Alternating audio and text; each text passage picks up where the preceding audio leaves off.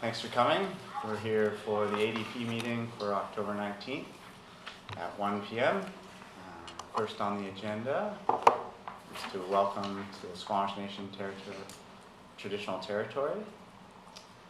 And secondly, we should probably introduce a bunch of new members.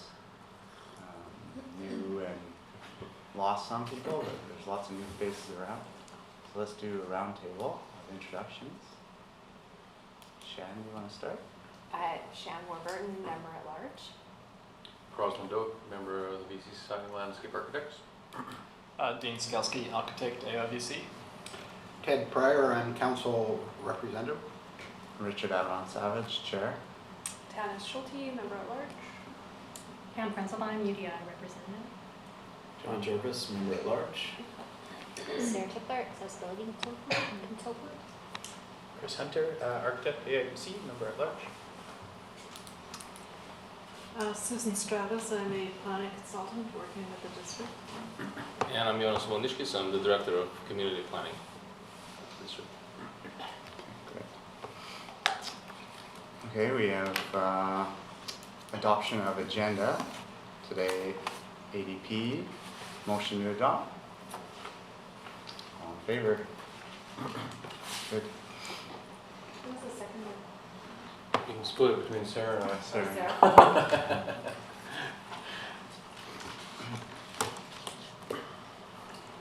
Minutes of meeting. August 24th was the last time we met. Has everyone reviewed it? Does it looks okay? Look good to me. Motion to, any changes? No? Okay. Motion to adopt the agenda, or minutes, sorry. Chris? Seconded Sarah. Motion carried. Appointment of vice chair. Jonas, you want to mention that? Well, we need to appoint a vice chair. Okay. So normally unless there is a volunteer, is there, I guess, first question is there a volunteer to be for a vice chair? I threw my name into the hat on an email, but I think I didn't get to everybody. Maybe I don't qualify because I didn't actually see item 4 on the agenda. Thanks, Chris. Trying to dump it on you pretty I was trying to do it from my phone. I'd throw my name in the ring, but Awesome. contenders. That sounds great. Yeah. All in Nominated favor? Richard's here all the time anyway. So Yeah. it's an easy job. by, yeah. Fantastic. Great, Crossland. Okay, thanks. Motion to take on Crossland as vice chair. Great. Sarah seconded. Chris seconded. Sarah. Thank you. Thanks. Jonas, you want to mention, just because there's new people, Yes. what ADP means and what we do? And Yeah, just maybe a really quick overview about the role of the ADP. We have a few new members. I think there's 3 new members today, but there's one more that's missing. Some of the new members have been on ADP before, so you're probably aware of the role. It's pretty wide. It's outlined in the Advise and Design Panel bylaw that hopefully you've all gotten by now. And it really depends on the application or a policy that's being brought to the panel to comment on. So the role of the panel is, it can relate to policy, specifically policy that dictates design guidelines, site layout. It could be with a rezoning application where, the scope is still pretty wide.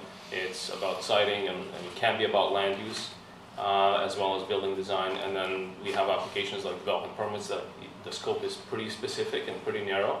And it mainly relates to the form and character of the building, accessibility, kind of site design features. All of that has to be looked through the scope of the development permit area guidelines. In some circumstances, there is more flexibility. Some applications have variances, so then we look at that as well.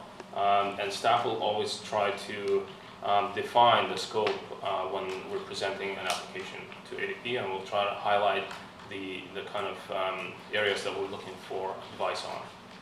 So in general terms, the role of this panel is to advise staff and council on policy and development projects, mainly as it relates to site design and formal character of the building form. Just one more thing I will mention, actually today is a great meeting because we have all three. We have policy, we have a rezoning application that's fairly substantial, and then we have a development permit application, so the scope is all over the place. One thing I will mention, because we have three fairly large pieces, two of which are developments, there will be instances where there may be a conflict of interest for any of the members. And that's the same for any of the committees and same for council. And that's when you own an interest in land that is adjacent to a development proposal. So in those cases, because the role of this committee is supposed to be impartial and objective, that we would ask the committee members or the panel members to identify that they have a conflict of interest, and in those cases abstain from the discussion on that development proposal. And that means they can be in the room and just Absolutely. sit down in the audience Yeah. off the table. It's not just if you own property though, it's also if you're working on the project.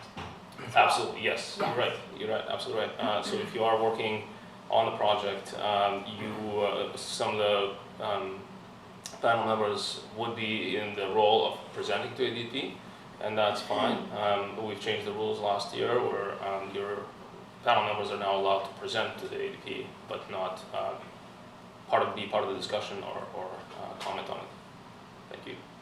But we probably still need you to come. We've had challenges with reaching quorums, so if you have one project on the list of 3 or 2, still appreciate you coming to meeting to help the other project that's on the schedule, but you sit back in that back room and not be part of the conversation. And the voting, obviously. Okay, that's it. Okay, well, we've got 3 big ones on the menu, so starting at the business is the first one, Garibaldi Springs rezoning OCP at 2100 Newport Ridge Drive. Susan is here to present. Yes, Okay. I'm just going to do a very brief overview from the planning department point of view and turn it over to the applicants who are here to give you more detail. Okay. So the project that we're looking at is a rezoning and OCP amendment application for the Garibaldi Springs golf course site, which has been closed since 2010. Just over 48 hectares of land, just east of Tantalus Road. Dowd Drive is the north boundary, the Sky Ridge neighborhood, and Newport Ridge Drive is the southern boundary. The hotel, Executive Suites Hotel, is here, which was part of the original rezoning for that site. The process so far began in 2016. The applicants held some early meetings in the neighborhood and came to council before they submitted to get some feedback. The OCP amendment application came in July of 2016. The environmental assessment came in August, and that was followed by the more detailed zoning application in November of 2016. So through late 2016 till May of this year, the district has been reviewing those submissions. A number of amendments were made, and the project came to Council Committee of the Whole in May for an update.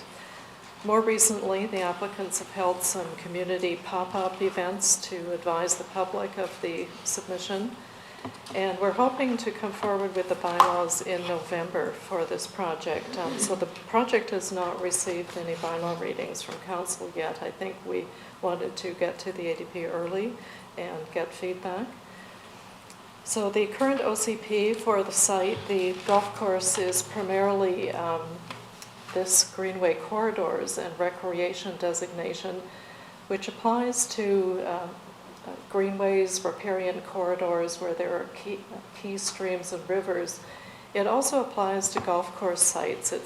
Was a handy designation the district put in the OCP to cover off golf course sites. It is surrounded by a residential neighborhood designation, and the very top northern corner of the site we're looking at is actually already designated residential neighborhood. The current zoning covers, the purple here covers the golf course site and some additional lands that are all zoned CD12 along Tantalus Road. When the golf course site was rezoned as CD12, it included a number of properties on Tantalus Road that are multifamily and commercial use. So there is kind of a mix of current zoning. The surrounding areas are mainly residential. So I won't spend too much time looking at what's proposed. The applicants will do this, but just to summarize it, there are 4 main areas of proposed residential use on the golf course site, 392 units total that cover 28% of the site. The remainder is meant to stay as in ecological reserve. The densities, it's ground-oriented townhomes and some other housing forms. The densities range from 8 units to the acre to just over 16 units to the acre further down. I did want to mention the environmental values of this site. Obviously, this is an extremely important environmental site with a lot of fish-bearing streams and other habitats. There was a detailed bioinventory report submitted, and the district did engage a third-party qualified professional to do a peer review of that environmental submission and the proposed habitat balance to be confident in our recommendations. So the habitat balance does indicate a net gain in habitat, both in the riparian habitat and the aquatic habitat, which is a requirement both under federal and provincial legislation and under the district's riparian area regulations. So the planning review internally, the planning staff have supported this application, primarily because it is consistent with the OCP environmental protection policies. The submitted environmental report does meet the OCP policies. It provides an improvement to the ecological functioning of the site, it provides a significant green network, and restores important habitat and wetland areas which currently are not functioning well on the golf course site. And it does expand the total habitat. The environmentally sensitive areas are proposed to be transferred to public ownership, which is a key OCP policy.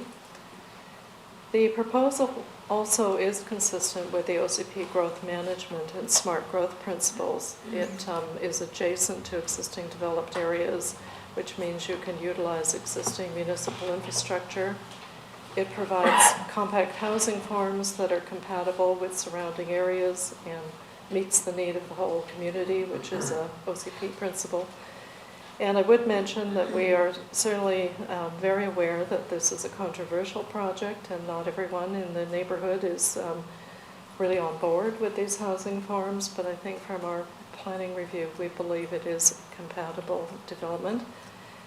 And the proposed development is within the urban containment boundary of the current OCP, and just looking both at the current and proposed, the draft OCP map, the red line shows the urban containment boundary of where Squamish expects to focus its growth. These yellow areas are future residential, but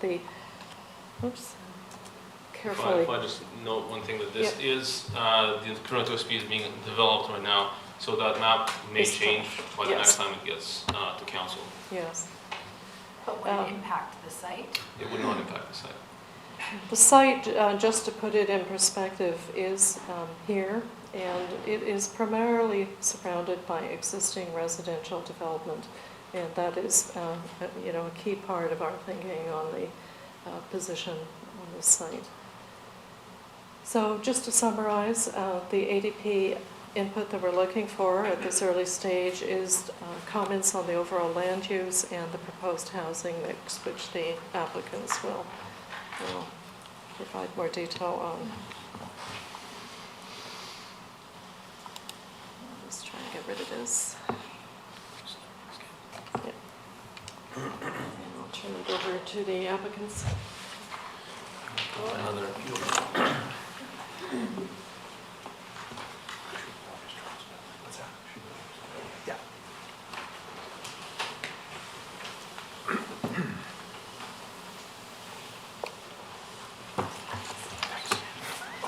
If you can try and keep your presentation to about 20 minutes, that'd be good. I hope it's not going to take that long. Okay, Yeah. perfect. My name's Kevin Shoemaker. I'm with Polygon Homes, and I've been managing this application. And as Susan mentioned, we've been looking to this for probably about a year and a half now, in Squamish. And with me, I've got Kirsty Banno with Cascade Environmental, and Bruce Hemstock, who's the landscape architect. Ray Leckerman's the overall master plan architect, but he's out of the country, so I'm putting on my architect hat / owner cap, and I'll try and speak to some of the things that Ray would have spoken to.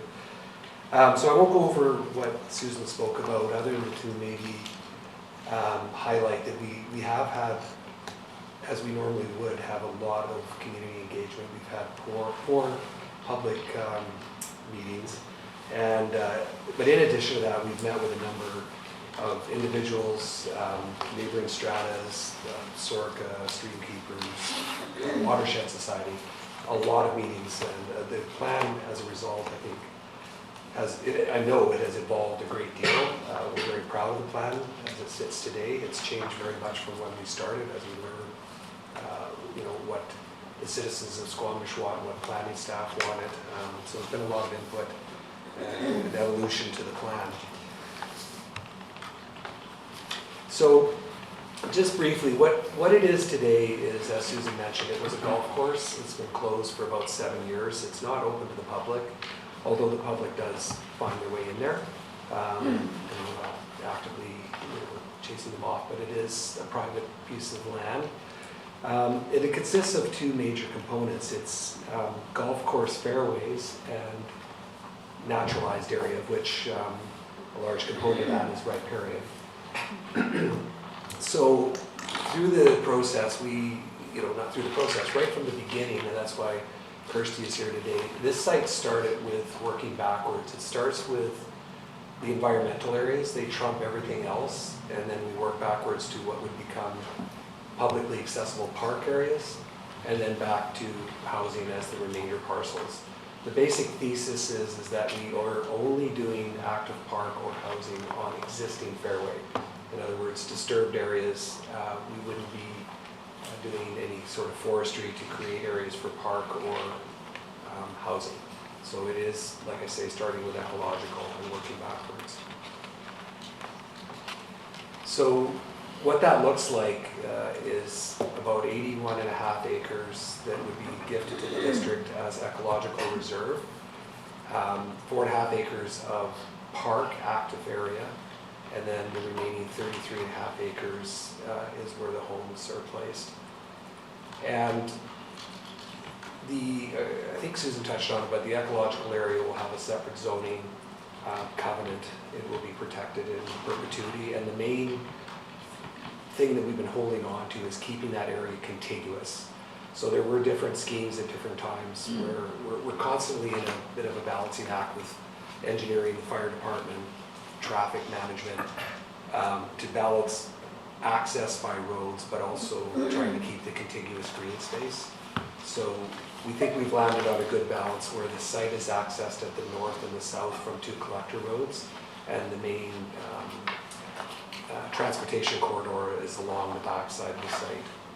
So we access it here and here, and then the roads follow along the back side.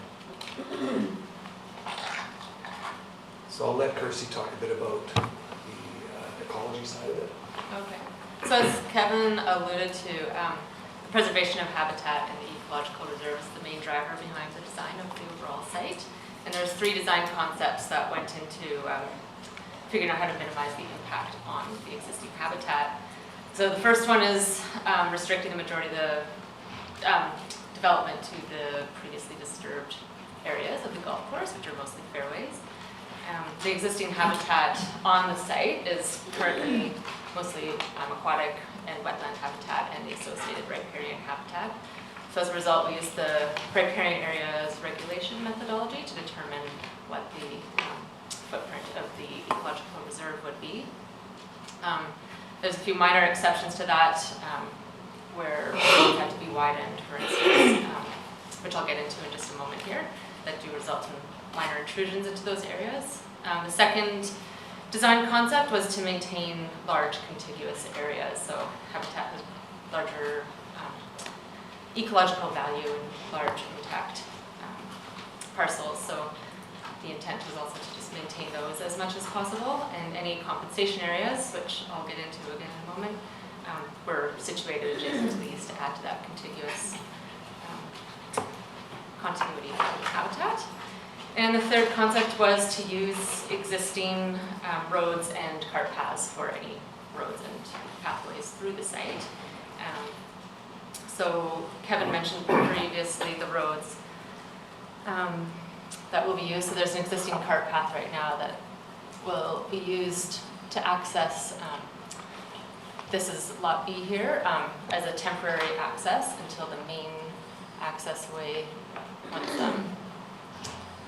Lot C is developed, then this will become the main access up to Lot B at that time, and this will be deactivated as a road and just become a walkway. I should clarify that will never be a road, it'll only be an emergency access. Emergency access. And possibly construction access, but it'll never be a public road. And then further to that, the widths of all the roads will be minimized as much as possible. So, using vertical walls to instead of sloped walls to reduce the width. And further to the decision to use the location of this roadway here, there are other cart paths that cut through the middle, but we wanted to maintain that contiguous habitat and not have the road running through the middle of that where there's the greatest ecological value. So the result is an addition of 11.5 acres of ecological reserve for a total of 81.5 acres. And this is to consist of the existing habitat as well as the addition of wetland complexes and riparian plantings. So in places where there's currently existing fairways, these will be transformed into wetland habitat and riparian habitat. And the ratios for these, the overall gains for these, Susan alluded to before, where there's going to be a net gain of 1.5 hectares of riparian habitat and half a hectare of aquatic habitat. And all the compensation works will be completed in the first phase of development, and we want to maintain by the first 5 years, at which point we hand it over to the district. That's it for me. Excellent. Great. So I'm happy to be here to talk about parks and open space, because this is a unique project for us in that we're able to kind of tag along with the ecological preserve and the environmental consultants. And we don't do that very often in the sense of creating open space. So this is unique to us, and I think probably unique to Squamish as well, in that that's what's going to happen in this particular spot. It gives us an opportunity to take this land that sort of people go and use and actually make it available to them in a way that's public and invite them to use it. And that's what's really critical. So the 4.5 acres of land that's going to be gifted back and the half acre of public accessible land goes back to the public. Where it starts is the community park, and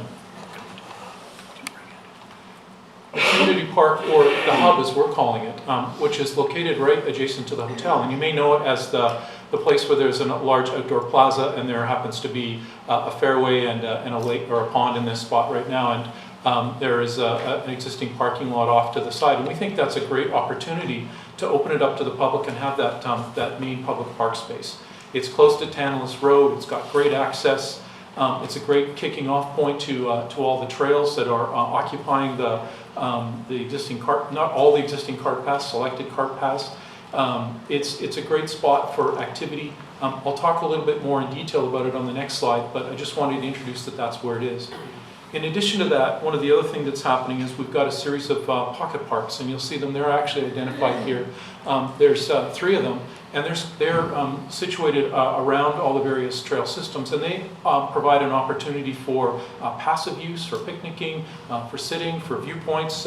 These 2 places in particular are absolutely outstanding viewpoints. They were old tee boxes, and so we're just really repurposing and bringing it into a really popular spot and allowing people to see and be seen. The other thing that we're doing, which is really interesting and unique, and Polygon has pushed this forward, is instead of taking each individual little townhome parcel, and what normally would be done is it'd be a little top lot or a little play area in the parcel that would be private. We said, what if we take that and we actually open that up to the public, and we create 2 main sort of spaces in addition to the open space within 2 parcels, so down here on the bottom south end and up on the top, that are additional play areas, additional activity areas, additional gathering spaces that can be used by the residents who live in those parcels, but at the same time are open to the public and they're on the public trail system. So that's a unique kind of a way to approach this. Talked a little bit about trails. The most important thing for us is that there is a fully accessible 3.5 meter wide multi-use pathway loop trail that starts at the hub, takes you out through the environmental protected zones, out past the ponds, over the creeks, and really allows everybody of all ages and all abilities to experience this. And we think that that's a really unique and positive thing for Squamish and for this neighborhood, because it gives everyone a chance to experience this. You don't have to be a crazy mountain biker or a crazy hiker to enjoy this place. You can actually come out with your family or your young kids, or and you can enjoy it on the loop trail. While we're on this plan, I also wanted to talk a little bit about some of the improvements that are happening just to the west of Tantalus Road. Currently, the bike lane is on Tantalus Road, and it'll be shifted off to a separate multi-use pathway off-road, and it'll connect up at the top to Wonderland, which obviously which will connect back up to Brackendale, and so from Squamish you'll be able to go all the way up to Brackendale. So that's one of the other things that Polygon is paying for as part of this development. So if we go to the next slide, thank you. Just talk a little bit about the hub park, or the main community park. And I think what's exciting for us on this is that it's, again, providing that opportunity for the public to come in and use this space. In its sort of raw state right now, it's already been used as a kick-off point for a bike race. You can see the slide in the middle of the bike race. We see that as something that can happen in the future, and one of the key components of the hub park. It will have a very large adventure playground. It'll be situated around the existing pond. There'll be lots of open lawn grassed areas for gathering and events. And that's key, because we want to make sure that events that draw the public and get people into the park happen there. There's a very large open structure that provides rain cover and sun cover. There are washrooms, and in addition to that, there's a bike maintenance and bike wash station that's directly adjacent to a parking area, and the parking area that it's a 40-stall parking lot. So we're quite excited by the fact that that's happening, and that's going to happen in phase 1 along with the ecological work. I talked a little bit about parking. I just add too that in addition to the 40 spaces that are connected to the hub, there's another 15 spaces that happen down at the old golf course works yard off Newport, and 115 spaces along Tantalus Road as part of that improvement, taking the bike lane off. It gets replaced with parking. Parking is one of the things that we kept on hearing over and over again at the open houses. Where am I going to park? Where will people park? I don't want people parking in my townhome development. So the 165 parking spaces that are added as part of this development, I think will answer that and really allow people to come in and use this open space. Okay, we're bumping up against 10 minutes, so I'll try to be brief. Susan covered a lot of this already. This ADP is for the overall master plan. There's 4 townhome communities, so we'll be back to this group 4 more times to get into the detail on each of them. But overall, we'll start at the top with Lot A, which is in the most established and completely surrounded by development, and work our way south. There's a total in the current plan of 390 plus units. Townhome form, but we're doing within that everything that we can think of in terms of townhomes that may have a walk-on suite. We're going to be doing very small, affordable units. We're doing 5% of the townhomes will be adhering to the district's affordability requirements. So that's about 20 homes, and they'll be in the first 2 phases because the district directed that they'd like to get them early, but we're going to be sprinkling them around those areas. So it won't be one area, will be sprinkled throughout. The townhomes are going to be built to Built Green Gold standard. And as Bruce mentioned, within each community, we're going to have, we have quite a bit of experience with these master plan communities from other areas, and we've learned how to create publicly accessible paths through private property. So we'll be road agreements and everything that's involved with that. So these will be very permeable, traversable communities intended that the public would be invited to come in and go through and work their way around the whole community. This is, quite a bit of time has been spent on Lot A, which is at the very northern portion. So that plan has actually been developed a bit more. And as you can see, Bruce mentioned, this is an example of one of those play areas that's on private property, but it would be public. It would feel public and be publicly accessible. This path goes down and connects to Dowhead. We actually own this house here and can make those connections as well as service connections. But you can see there's a combination of single detached townhomes, duplexes that are grade level, and some 3-story townhomes in the middle. We've been very sensitive to 2-story form, increased setbacks, and landscaping that is kept down when we are adjacent to existing single family. So we've listened to concerns and tried to incorporate as much of that into our planning as we could. So I won't get into too much detail on the 3 subsequent plans other than to say the road network is based on existing cart paths. The topography dictates a bit of the form. This is a very steeply sloping area of the site, so we've gone to duplex, smaller blocks that are going to be able to follow the contour as much as possible. The whole site is intended to follow contour. There are no big excavation, sort of blasting riprap walls required. We are going to be following contour throughout. So this is an existing cart path that is the main road that goes down through. This is Lot B. And then we get further south to Lot C, same idea, the paths going through. There are existing water features, forested area. The light green trees are an example of areas that we're going to renaturalize that are currently fairway. So that happens throughout the site. There's a large portion of it here, so that is a consistent theme throughout. And the townhomes are situated respecting riparian setback, respecting waterways, contour, so they're very much following the natural existing conditions in those areas. And then the last community is down at the very southern tip. Same idea, there's an existing natural spring-fed water feature which centers it, and then we're working on existing fairways and holding back from the existing forested area. So this is where I need some direction from Jonas, but we've got a model. The challenge is that for us to have this properly recorded, we can go look at the model and come back with questions, or I don't know how you want to handle that. Yeah, we will need to recess and then restart up and give us a chance to look at it. Okay. If we have any questions about the model, we'll need to come back to the table and start the meeting again. So we'll start up the meeting again. We have one conflict regarding this project. So. Yeah, I'm owning Skyridge, so I'm not going to speak to this project. Okay.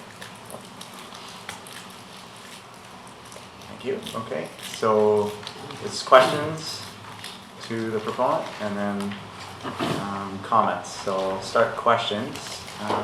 Chris, do you want to start? Sure. Thanks. Thanks for the presentation. It's clear, for me at least. Was there ever any considerations for any commercial zoning within residential neighborhoods on a corner lot or even small scale commercial? Good, it's answered correctly. Yeah. Okay. Yeah. Okay. Yeah, there was early on suggestions of that. It was, decided by staff and ourselves that this is probably not the most appropriate location for commercial. Not having good road exposure, the conflict potentially with the rural nature of the residential, but it was definitely vetted as an idea. The other question is, was there ever any exploration of some of that parking up at Dowwood Drive at the northeast corner? Because what I find in other neighborhoods around Squamish, when we increase residential and trail access, not everyone bikes or walks to those trails, and you get a really heavy conflict, and that's a pretty key connection to Up some. here? Yeah, and there's a lot going on there right now, I know, but yeah, just curious if there's any. Most of the parking seems to be focused on the southern end of the site. So Mike, I guess my response would be that what we've committed to is exceeding the visitor parking requirement on each of these, exceeding the district bylaw requirement for visitor parking. Each of these townhomes, well, I shouldn't say each, the vast majority of them are side-by-side parking arrangements, so more likely cars will be in. And then the other thing is the road, the Strata Road, it goes from a city road, right at the right here, to a Strata Road, and that will have lay-by parking on it. I just might add too, just to talk about location. One of the key things was don't disturb land if you don't have to. So the parking that we're proposing sits on an existing parking lot. The 40-car parking lot exists as part of the hotel parking. The 15-car lot is on the golf course works yard. So both disturbed areas, both areas. So they're not the prime locations, but they kind of fit into that overall principle of the environmental and ecological protection first, developing only on disturbed land. And so, yeah, I wouldn't disagree with you that it'd be great to distribute it all over, but that would kind of fly in the face of that principle. So we tried to stay pretty true to that and really respect that.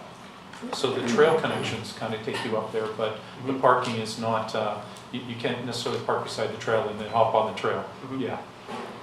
And then for housing typologies, am I right, they're all, you said ground oriented, but are there ever any stacked housing, i.e. single flat, more accessible units or for seniors, or are they all townhome, party wall kind of condition housing? Okay, they're all townhome, but there is the potential for access at the main level and living at the main level. Yeah. So there are those type of townhomes in here. Stacked is kind of a loaded word because it means different things to different people, but in terms of being able to convert a unit if someone needed to live on one level, there's that ability to do that with some of these homes. The thing that we should consider, or I didn't mention I should say, is that when you're in the floodplain, the garage area is in the floodplain. The entries to the homes are in the floodplain or the lower levels. So there's areas of the site where we're out of the floodplain, and those are the areas where that can occur more naturally. So this whole site is within FCL? I thought east of the highway is not FCL. Not the whole site, but the lower areas are. No? Okay. And maybe last question, to give everyone else a chance. Is there any thought that major play park, which I think is a great location, just what age appropriateness it is going to be, the adventure playground? There's some great precedents even in Vancouver that are really great. Right. I think some of the images I thought were more on the younger side. Yeah, and I think that's a great question. And as we evolve and develop the design of that park, part of it will be through a public process, through Squamish staff, and through ourselves. So that'll be developing the program and age levels, and I wouldn't disagree, making sure that it's as inclusive to all ages as possible would be great. That's it for me. Okay. Sarah? I don't have any questions actually. Just comment. John? I'm curious to know if further mixed use has sort of been discussed or envisioned at each center. So there's a lot of sort of similar type of housing in the clusters. Is there a possibility for other forms of mixed use, just to allow for varying, what's the word for it? Mixing of affluent and affordable housing components together to be more truly mixed use? So I think that that's the problem with the stage that we're at as it relates to that question, is that we're going to be coming back 4 more times with the detailed plans. What we're trying to get at now is setback, height, density, adjacencies. And Lot A is the one that we've started to dig in a bit more into what would actually happen there. So I think we've got a good mix of things that can happen, and that's showing up on Lot A. As you get to the other sites, which I have to be honest, haven't been as finely developed, they're seeming a little more monotonous, but that's more to get at, you know, the zoning requirements, like those basic site coverage, density. So yes, to answer your question, as we evolve the plan, we know that's an important thing in Squamish. There's no doubt we're going to be, you know, trying to include as many forms of, just about every form of a town home that we can think of, because we know we're not doing single family or apartment as directed from the previous iterations that we had. So. Yeah, if I may add to that, there was apartments previously in the plan, and it's changed since then, partly because of the, you know, the feedback we've gotten from the public, and also I think there's an interesting mix of densities here, because we are talking about a variety of sizes of townhouses. We will be looking for lock-off suites in some of the townhouses, and then there will be those affordable units mixed in throughout the development. So it's trying to strike the balance where it's tolerable by the neighborhood and also achieves the district's objectives for diversity. Yeah. My thought is around both ends of the spectrum. On single family, not necessarily massive single family lots, but even as small as amble path style, as well as Chris's question around commercial being included in some of those areas for a true mixed day and night sort of thing happening. So. Yeah, so on the commercial side, if I may add to it, is the reason why we didn't pursue commercial on the side is because there's quite a bit of it on Tantalus Road, and it's some of it is fairly unutilized. And I think Kevin made that point that it is kind of off the beaten track. We do have a hotel, luckily, you know, which does have the restaurant and the pub use, which will be a great addition to the mix. But we, as staff level, we didn't pursue it because of the saturation on Tantalus Road and access. I should also mention we've looked at and incorporated the ability for daycare, like in-house cottage businesses. So that's been part of the planning as well. Like areas that can happen, make sure that there are places that it could happen. So. And we've got the school potentially coming on Darwin Drive, the new Montessori school site. So that would also add to the overall mix of the area. Thank you. Pam? Just 2 quick questions. One, for the townhome garages, I understand most of them will have garages, right? And will they be accessed, I guess, what's kind of your, where are you planning on placing them? Will they be on the main, or like north-south arterial? Are those going to have garage entrances, or? It's a bit site specific, but I mean, the garage is fronting the lane, and then in some cases, there's a lane behind, and the front of the townhome's got a road in front of it. So it varies. There's no, just because of the restrictions with the environmental aspects, where the existing roads are and so on, it's hard to always have a rear lane and a fronting townhome. So like I say, it'll be a combination of the two. And the road versus the lane, the road width is approximately? We'll be doing the road to whatever the district minimum is. So no street parking?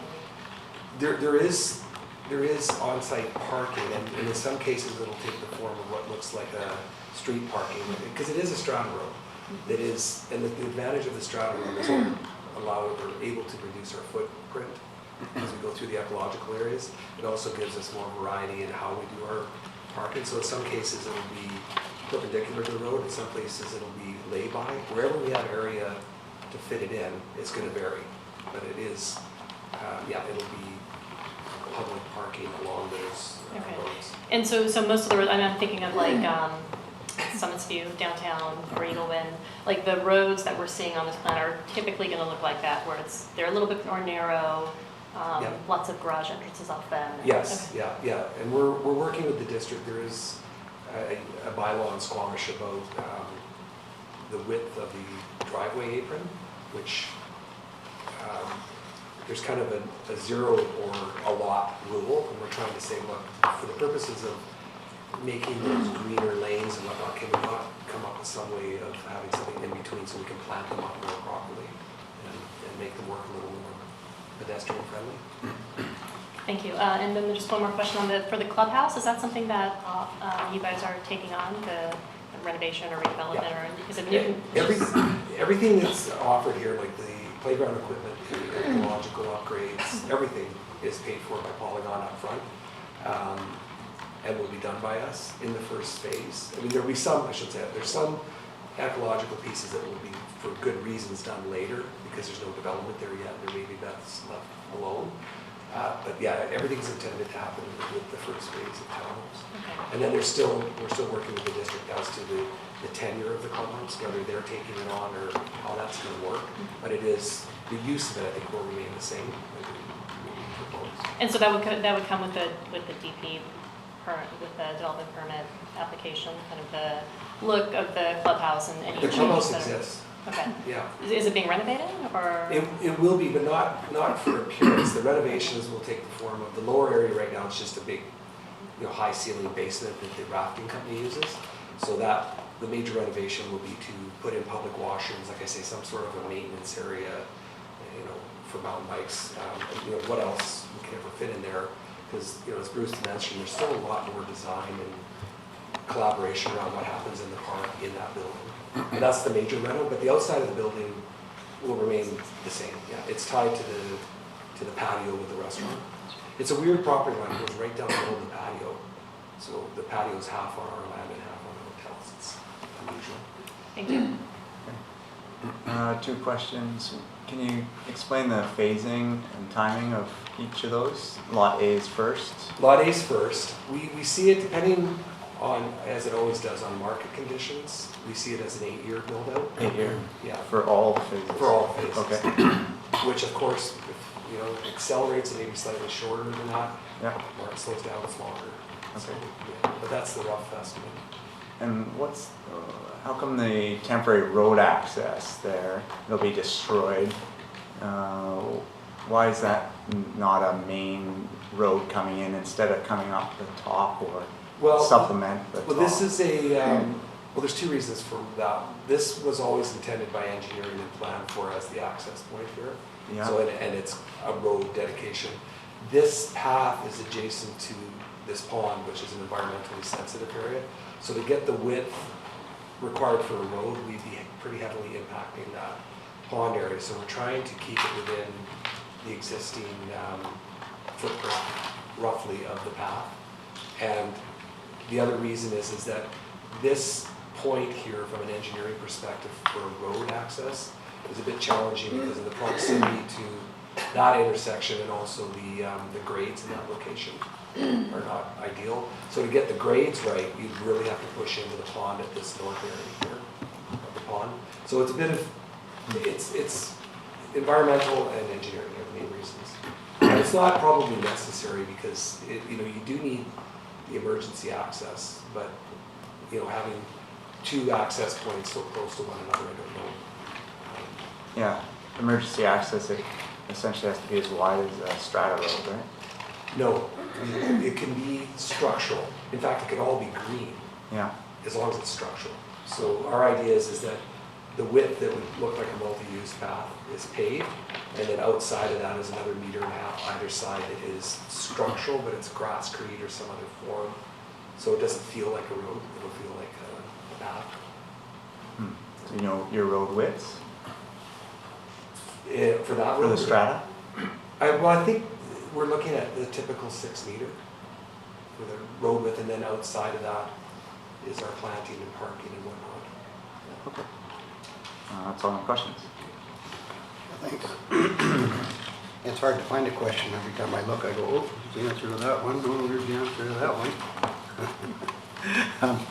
The only thing I don't see is community gardens for all us vegetable growers. And with all that space you have in there, you could probably really do a good job, even have some greenhouses.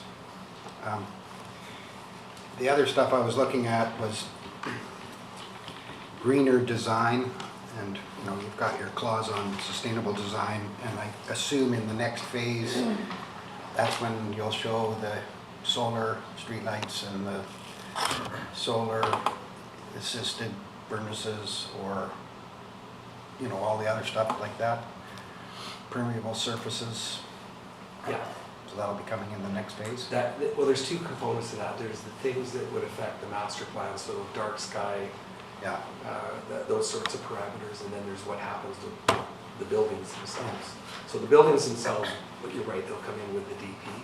So it's, you know, built green, likely, there's a whole menu of things. Yeah. And you're picking, you know, you may not be able to do solar because maybe there's not enough days here that it works, so you pick something else to get you there, so it's, but yeah, they'll be. And that's, and the step code, you guys are all right up on Yeah. that step code. Yeah. Okay. Thank you. But the community gardens is honestly, we've done them in a number of communities, we just haven't got it on here yet, but we will. Yeah. Well, I'd move there maybe if you had it. Yeah, yeah. My first question is about retaining walls. You mentioned before that there was a preference to go for more vertical construction. I don't know if you're meaning concrete. Is that right? So for the road width? For retaining in general, because there's quite a bit of grade change there, especially site A and B as well. So is there some sort of, there was a mention before about trying to stick to vertical construction between lots.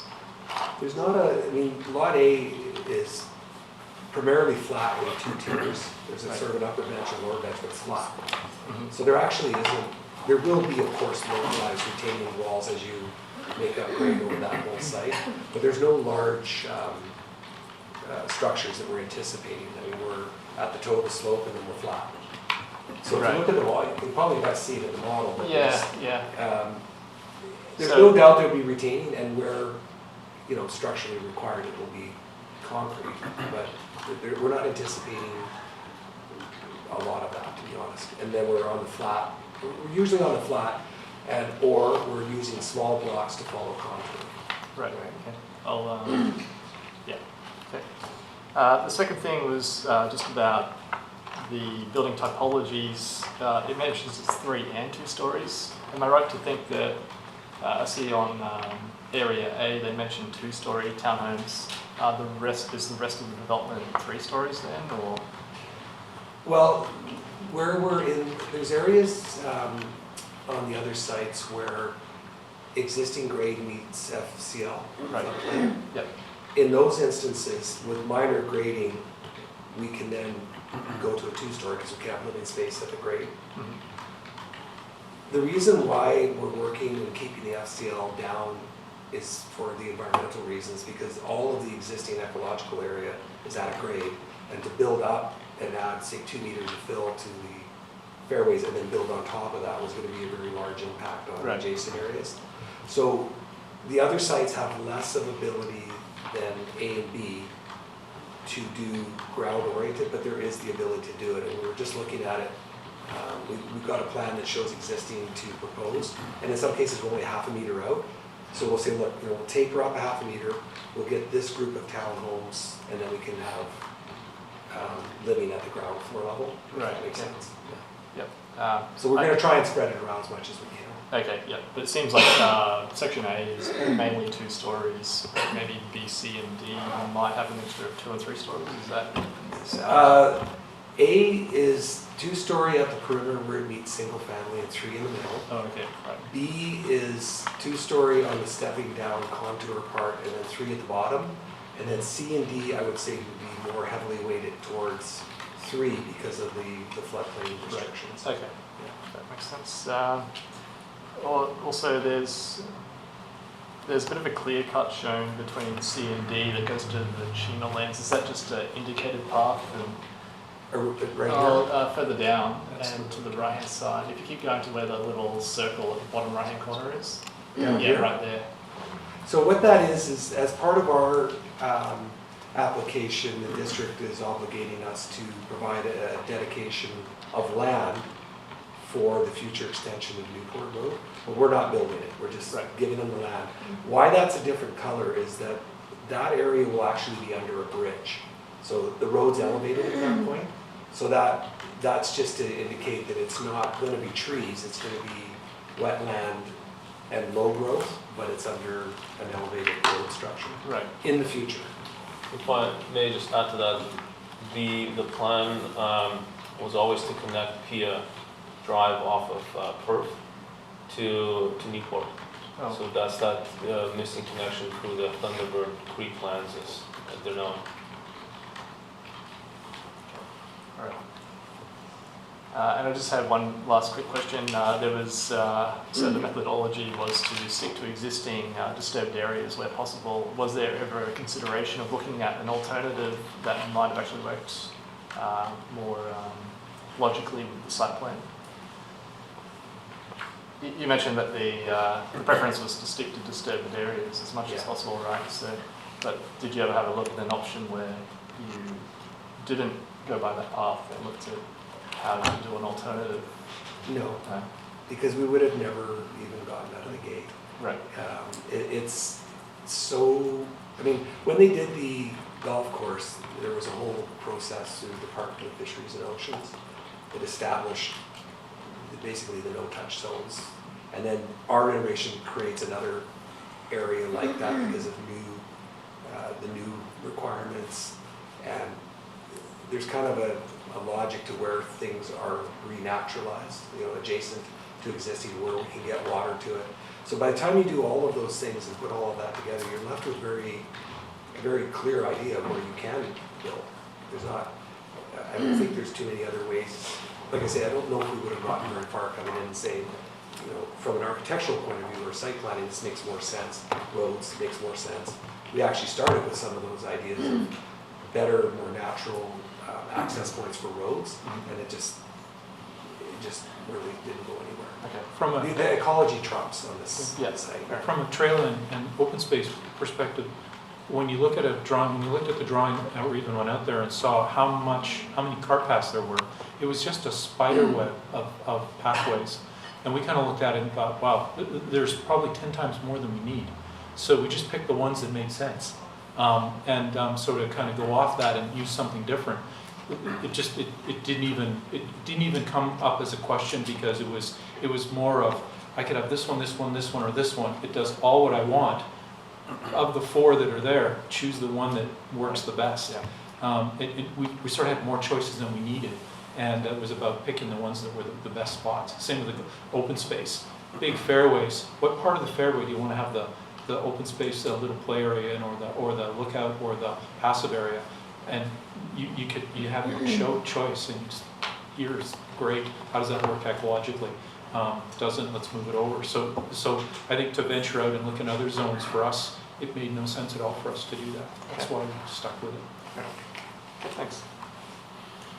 What leaves me with a number of questions is, I think what's missing, which is, I appreciate the environmental approach to the project, but what's missing is the old-fashioned road network and the hierarchy of roads. Cart paths are 3 meters, but you're going to have roads of 6 plus shoulders of parking. So what actual size of road right away are you thinking? Is it a 15-meter right away? So because they're all strata roads, the whole thing is strata roads except for the 2 points. There's no right of way, there's just the cross section. like the design cross-section. So the booklet, we don't have the There's a slide. right-of-way in Estrada Road? Pardon me? Usually there's a right-of-way in Estrada. Oh, sorry, I'm sorry, Colin, you're right. There will be a public right-of-way over top of it, but it's not a dedicated road, sorry. Okay. So yeah, it'll be a public right-of-way over it. So we have more flexibility. So in the ecological areas, right down to the minimum, right down to, you know, how we deal with the curves is kind of like the demonstration road out at UBC where it's very minimal. As we get into the communities, and we've been talking to staff about that, we want a hierarchy between the main road that is connecting north and south and the other strata roads. We haven't gotten to that fine grain of detail yet, and maybe, you know, as part of this exercise we need to, but there will be a hierarchy. There is an understanding that we need to distinguish what is the through road and what is the private access. Okay. And that's not showing up in this plan. Okay, good, that'd be useful. Yeah. Just to clarify, you said the connection between B and C will not be long-term, that's emergency road only? Or So, yeah, this public is- trail? No, it's a bit confusing. When we build these first two townhome communities, we're not touching anything down here, right? So when we build A and B, we've got the entry point here, and we need a secondary means of egress from these two sites. Fair enough. The moment that we make this connection down to Newport, this road well, I guess it always is emergency access. Yeah. It doesn't change. It's just not necessary as an emergency access anymore. But the road between B and C is a permanent Yes, open road? Okay. yeah. So, okay, I misunderstood that in the Yeah, presentation. when we build C. Okay, fair enough. And you alluded when you're looking at the model that you explored other entrance points and those were dismissed. Why were they dismissed? Okay, so there was two, the first plan had an access point coming in here to the north of Greenside Estates. Yep. You know, the pinch point here and the proximity to this intersection and some very upset homeowners here were the main reasons that that didn't really work. And once we sort of landed on the idea that, okay, well, we can repurpose this cart path as emergency, because we were looking at two roads, but there's just not enough room in there. There's an existing beaver lodge. This is a very sensitive area right here. So that's what happened to that one.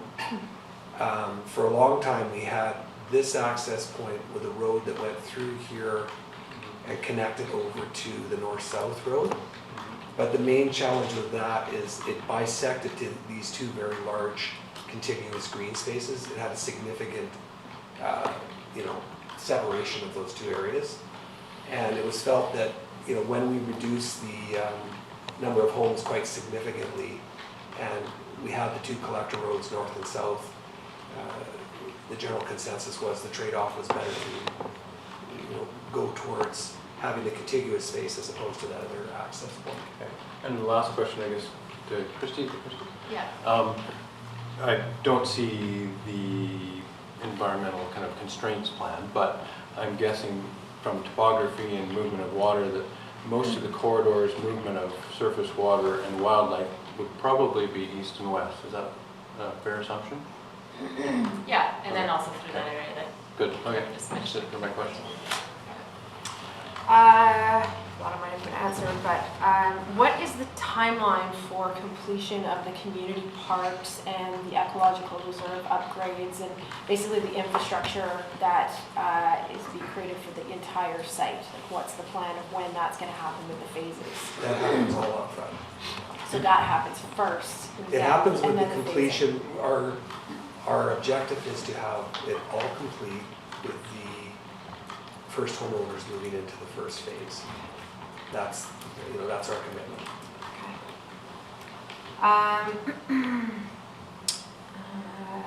What about, so with the roads access, because I understand with the access that goes up to Dowwood now for northbound traffic, just thinking about the vast increase with both Skyridge and this development of access going in there too. But as it is right currently, if anyone is southbound, which we have a lot of Whistler commuters especially, is that is all going to have to get filtered through that Garibaldi Way, Highway, Tantalus Road intersection. I guess this is as much as a planning department question as anything. What's being done to mitigate that? Because that's already like a gong show a lot of the time, Yes. especially at rush hour. Yeah, so Polygon is part of the formula that we will have to deal with to figure out how the traffic flows, especially south from this side. It's not just Polygon though, you know, it's the Chima lands, it's the Thunderbird Creek lands, and if that connection over to the Highlands ever happens, that problem will get, will just quadruple.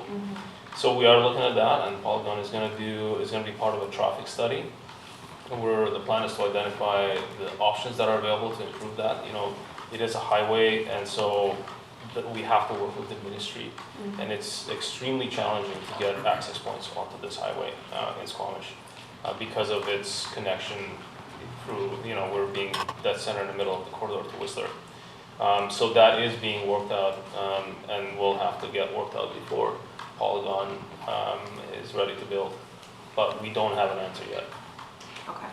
And just to clarify with the handoff of the ecological reserve, is that just the ecological reserve and then the community parks that stays as part of Polygon? Or is No, it all, both components get handed over. and that's at 5 years? No, right at the front end. At the front end, Yeah. okay. So Yeah, then, so it goes over, the way, what the 5 years, because as this has evolved, it started with, we're giving the district the land. Okay, great. And then it was, who's improving it? Okay, we'll improve the land. And then it was, who's maintaining it? So now, that is a big question. I mean, it is, you know, a smaller community with challenges. If you get all this stuff, who's gonna pay for it? So what we're saying is at the front end, we build it, we gift it all to the district. Just by not only our obligations to DFO, we're gonna be on site, we're gonna maintain it for the first 5 years. Then the strategy is, we've got a combination of ways of doing it, but the simplest way to do it is that the townhome owners that front that area will have, one way we can do it is a separate tax on those homes that contributes money to the district to pay for the maintenance of the ecological areas. So when you buy a townhome there, you'll look, it'll be clear in the disclosure, you are paying for the maintenance of this area. You can choose not to live there, that's up to you. And, you know, we've done some initial math on it, and it's very, you know, spread over that many homes, it's a very small component. Because the ecological areas don't actually, we have to deal with invasives, garbage, you know, maintenance of fences, but there's actually not that much to it, you know, as much as one would think, so. and what about liability too? Just all the That's the liability district's. fallbacks on the district? Yeah, because they're the owners, so that, Okay. and that will drive the maintenance, so if there's any issues with, you know, look-off points with off the property, the fence has been broken, right? So that falls back to the district. Okay. And another question more for planning, I suppose, too, is given that this land was proposed to be gifted to the district before and it was rejected, what is it about this that makes this acceptable for the district to take on the maintenance and liability of this, like in a nutshell? Yeah, so the liability part of it is it would become like a district park. And the district has municipal insurance with the municipal insurance agency that covers off these kinds of situations, the ownership. Because we own land, you know, throughout the district that probably has some form of liability on it. In terms of what's different about this proposal than the one that was done years ago, I think that rather than reject that proposal, never went forward at a certain point. And in this proposal, we have a park and ecological reserve that is going to be improved and handed over to public ownership for public access. It has affordable housing in it. The other thing that I don't think was mentioned was, in addition to the affordable housing units, there will be an affordable housing cash contribution that the Polygon is going to be making to the district into our affordable housing fund. There are improvements along the Temples Road for trail connections for the corridor trail. So the overall package and the fact that majority of these properties becomes under public ownership is really what is the reason why it's in line with our official community plan policies, and the reason why, you know, it's likely that staff will be supporting the first reading. Okay, thank you. That's all. Okay, that wraps up our questions, unless we've Anyone else thought of any others? Okay, we're at time, so let's make our comments Efficient comments? brief. I think it's a real shortfall that for the majority, it's all townhouse typologies. I think there has to be some apartments, even if they're 3 stories or less, but it gives just a way different diversity of communities rather than all families or people moving into a 3-bedroom unit.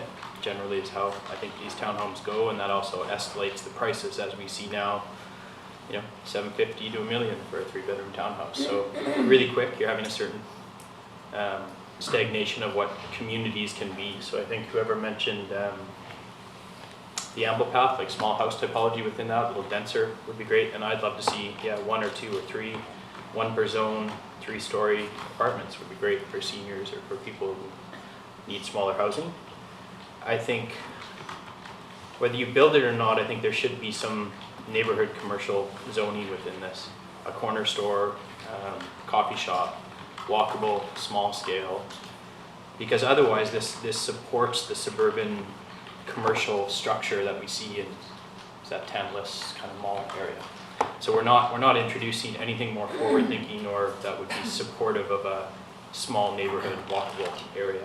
And I think the more public people going in here, they're going to want to go to the park with their kid and walk and get a coffee or pick up some groceries. So I think if you don't build it, fine, but I know even up by like Perth, you know, it'd be great if there's 1 corner in that whole development that could handle a little bistro or something. I think the street width is crucial long-term because around Squamish everywhere we see, originally they were designed not to handle street parking. Then the neighborhoods get denser, people have 2 cars, people have suites, and people start parking on the street, and it's too narrow to get 2 cars to pass. People have boats, people have RVs.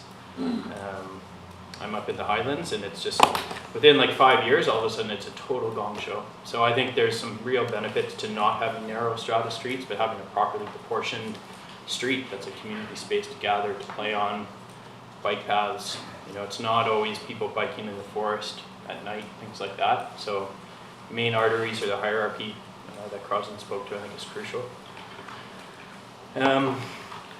Those trail access points like Dower Drive, I just see that long-term being something worth planning for. It might not be on, I think that's maybe district should have some input on that when we see like Perth, where roller coaster comes out there is again just a massive problem.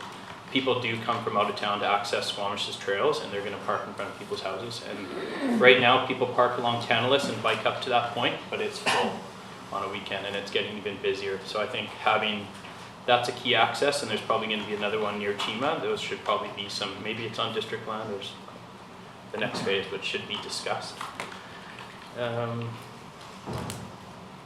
love to see a parcel be gifted to the district and not be turned into park, but be left for an affordable housing project in this area.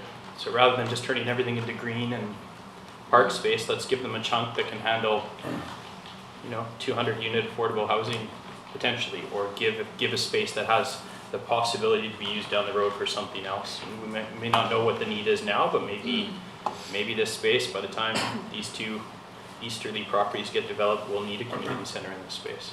So rather than just default to park, I don't know if there's a way to allow different uses on some of that vacant land. Otherwise, for the most part, I think I don't mind the density and the kind of, using the disturbed land for housing. It's a great asset to have a park this size implemented that's publicly accessible. We have trails you can run in that's on district-owned land. I don't know if we really have that in the district anywhere else. It's always on private land, i.e. Chima, and other conflicts that come up when development comes. So I think we really have to be appreciative of that bonus the community is getting. But there's some key components in there that'll change this to a community that makes sense in 50 years versus one that's suburban and makes sense for the booming growth we have now. I think it could be more forward-thinking for density. That's it. Okay, I just want to commend you guys on the amount of work that's gone into this. It was finished dramatically and looks great. My comments again are around similar to Chris, is that I think that having some single level accessible or potentially adaptable or accessible suites would be really valuable. And in considering the townhouses that will have maybe a lockout suite in the bottom, again, those should be built so that they can be adapted if need be.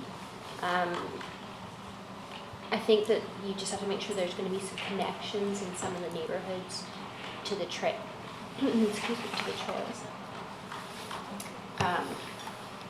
More readily, so that you don't have to sort of go down the middle of the street to go that far to get to trails, so that see?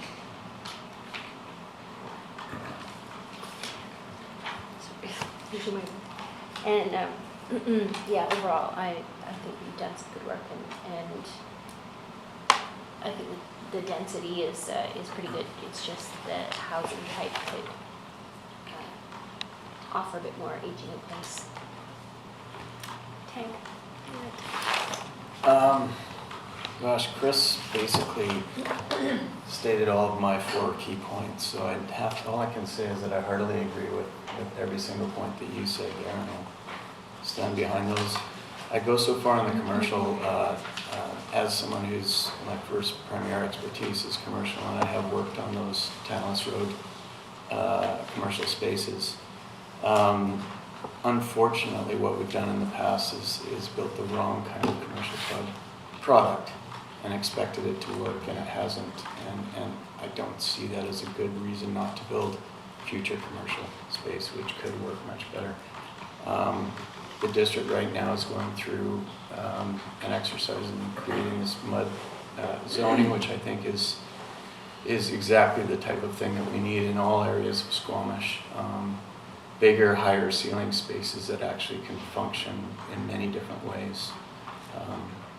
If anyone knows those little tiny spaces on Tantalus Road that are called commercial, they're not useful for much, and probably should be converted back to residential just to save a headache. But at any rate, my suggestion would be to have a look at the possibility of some mud type use down on the flatlands, because we will have a shortage in this town of commercial and especially light production type space. And if you can picture even a brewery fitting in down there or something like that in a nice location, it's these things that make our communities interesting and cause people to kind of venture out and go to different spots. So anyway, that's my comment. Pam? Yeah, just a couple of comments. Overall, I think it's a really thoughtfully planned development. A lot of thought's gone into it. My main concern is really with just the overall circulation. It might just be because you haven't gotten to the more detailed transportation study. But Crossland's point about just the hierarchy of roads and getting a better understanding for that, because looking at the plans as they are now, it's a little bit hard to picture how the different users will get around the site, whether by vehicle or how pedestrians will use it, how children will play on the roads, and just what that interactions will be. But I'm sure as you kind of dig into the transportation piece a little bit more, you'll have answers to that. I would like to see some more, I guess, clearer connections, just, to Jeff and Chris's point about commercial, if the Tantalus Road commercial is supposed to kind of be the commercial for this neighborhood, if there's not going to be commercial within the neighborhood, there needs to be good access to that. Right now, the pathways that I see on the trail plan don't necessarily point out a really clear, direct way to get to that Tantalus Road commercial. So that would be helpful to see as well. That's about it. Other than that, I think it's good. I like the density and housing diversity seems appropriate. So that's it for me. My comment would be related to the road network. The fire access is going to be a 6-meter wide road, which is equal to a straddle road. So I would like to say that the road through that fire access, through Lot B, I believe, could be the main access point. And possibly that Lot A, that becomes the fire access or the secondary access. The road here, I'm not sure, this photo here, it seems you're fitting a cart path on a looks like a 6 meter wide road plus maybe a 3 meter multi-path, all in the same photo, it looks misleading. I don't know what your dimensions are here, but this isn't gonna fit here and look like it. This will be all asphalt, this photo. So don't know, where is this road between lot B and C? Can I respond at this point? So, Yeah. So that is correct to dimension, and one thing I neglected to mention is that shows when you first leave Lot C going into the wooded area to the north of Lot C. So what happens on a lot of areas on this site is the pedestrian path separates from the road. Right. So that is the width of a 6 meter road that goes through the ecological area. The Yeah. path where we can, before we get into the forest area, is beside it. But then there's another cart path that goes off to the side where the pedestrian path separates. Okay. So we do have, I believe, we've got the right dimensions there. Yeah. It's just possibly, without the explanation, you're right. If you had to pound that sidewalk and road right through the forest, it would be wider all the way through, but they do separate. Yeah. And I just want to make a clarification on the emergency access. It's not 6 meters wide, it's a 4 meter wide. It's the width, the minimum width required for a single fire truck to go down there. And then we'll reduce that even further as to permeable surface. So it's not a 6 meter wide road. Okay, It's well, not two-way though? It's not two-way, it's one way only. It's only emergency access, Yeah. one way in. oh, check that. Yeah. That's all I'll say. Sorry, just before moving on to clarify, sorry, I thought when I asked the question, between B and C, you said that's, It is is. it a one-way We're road? talking about two different things. I'm referring to this road up here. Oh, This okay, emergency yeah. access Okay, only yeah, is 4 fine, meters, okay. yeah.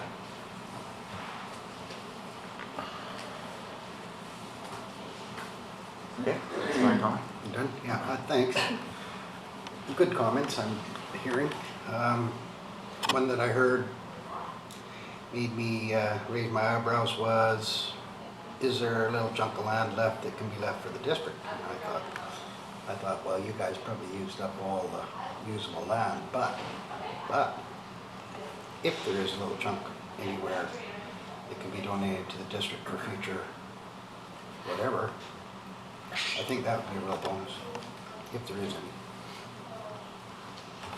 Thanks. I've only got two main comments. First one is just about retaining walls and what's appropriate for the neighbourhood. I think that both the development and the district should have a good handle on how they're dealing with grading there. I don't know if concrete retaining walls over a certain height are necessarily appropriate, or it needs to consider how you actually deal with that. You probably will see it from the highway. And the second thing is just about typology as well, just sort of echoing what other people have said, and I think that maybe some further thought into something apart from just townhomes on the site might actually be appropriate given the scale of the development.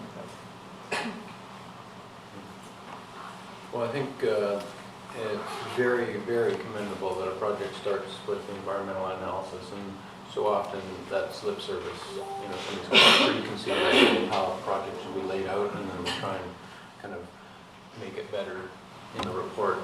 So I commend you on that approach. I would have liked to seen the constraints plan. I'm sure that's in somebody's package, but that would give us a better sense of what was on the table, what was off the table. And the fact that you're repurposing a golf course that was never very viable, and then it's such a limited use of land for very few people, I think this is really commendable too. So I think this is a really good move forward, and maybe more golf courses should go this way. The big thing for me is circulation, and I think that's where the plan needs to get real. I think you need to really show real road right-of-ways, and then that'll show you where you will have some conflicts, and existing 3-meter cart paths will become 15-meter right-of-ways with 6 meters of asphalt, where you have two-way traffic and lay-by parking, which is what you're proposing. When I give the project a squint test, I kind of see 4 areas And I think it's working too hard to try and connect those north-south when the environmental veins run east and west. And so I would encourage maybe to reduce impact on existing neighborhoods and improve the east-west flow of surface water and habitat. I would encourage the project to plug in to the main road at 4 points instead of trying to thread something all the way north-south. And I think a really good candidate would be to connect Area C through the clubhouse area. Maybe that clubhouse becomes the little neighborhood commercial or public bike kind of thing, because that's what a lot of people are doing in the neighborhood. And take some of the load off the existing neighborhoods. Certainly the hard right into Lot A off of that road up there seems forced.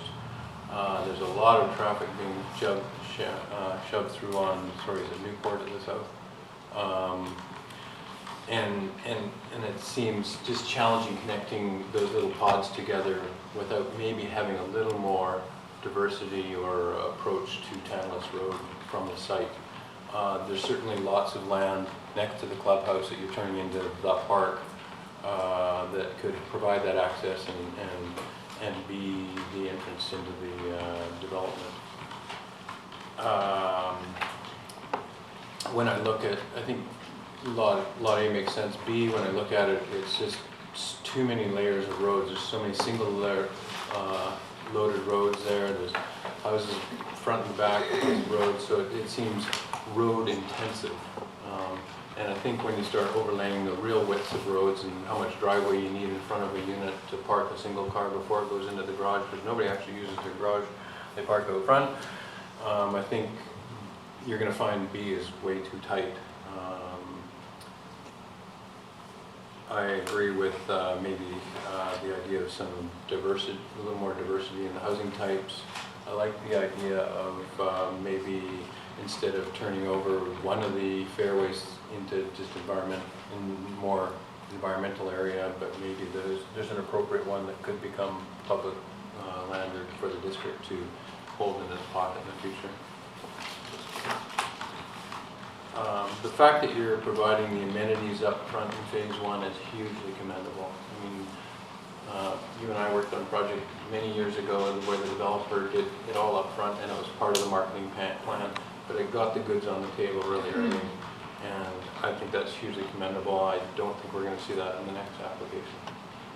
That's That was what I was going to lead with too, was the fact that that's going to be, I actually wasn't expecting that answer too. That was a happy surprise to hear that that is going to be done up front for the whole community. Also, I like that it's the use of the previously disturbed lands. I think overall the plan of how this is being used and how this is being left and what is being brought back to its natural state is also really commendable, and the public access, so that this isn't just for the people that are actually living there, that this is something that all of Squamish can consider as an amenity and hopefully kind of a destination for recreation.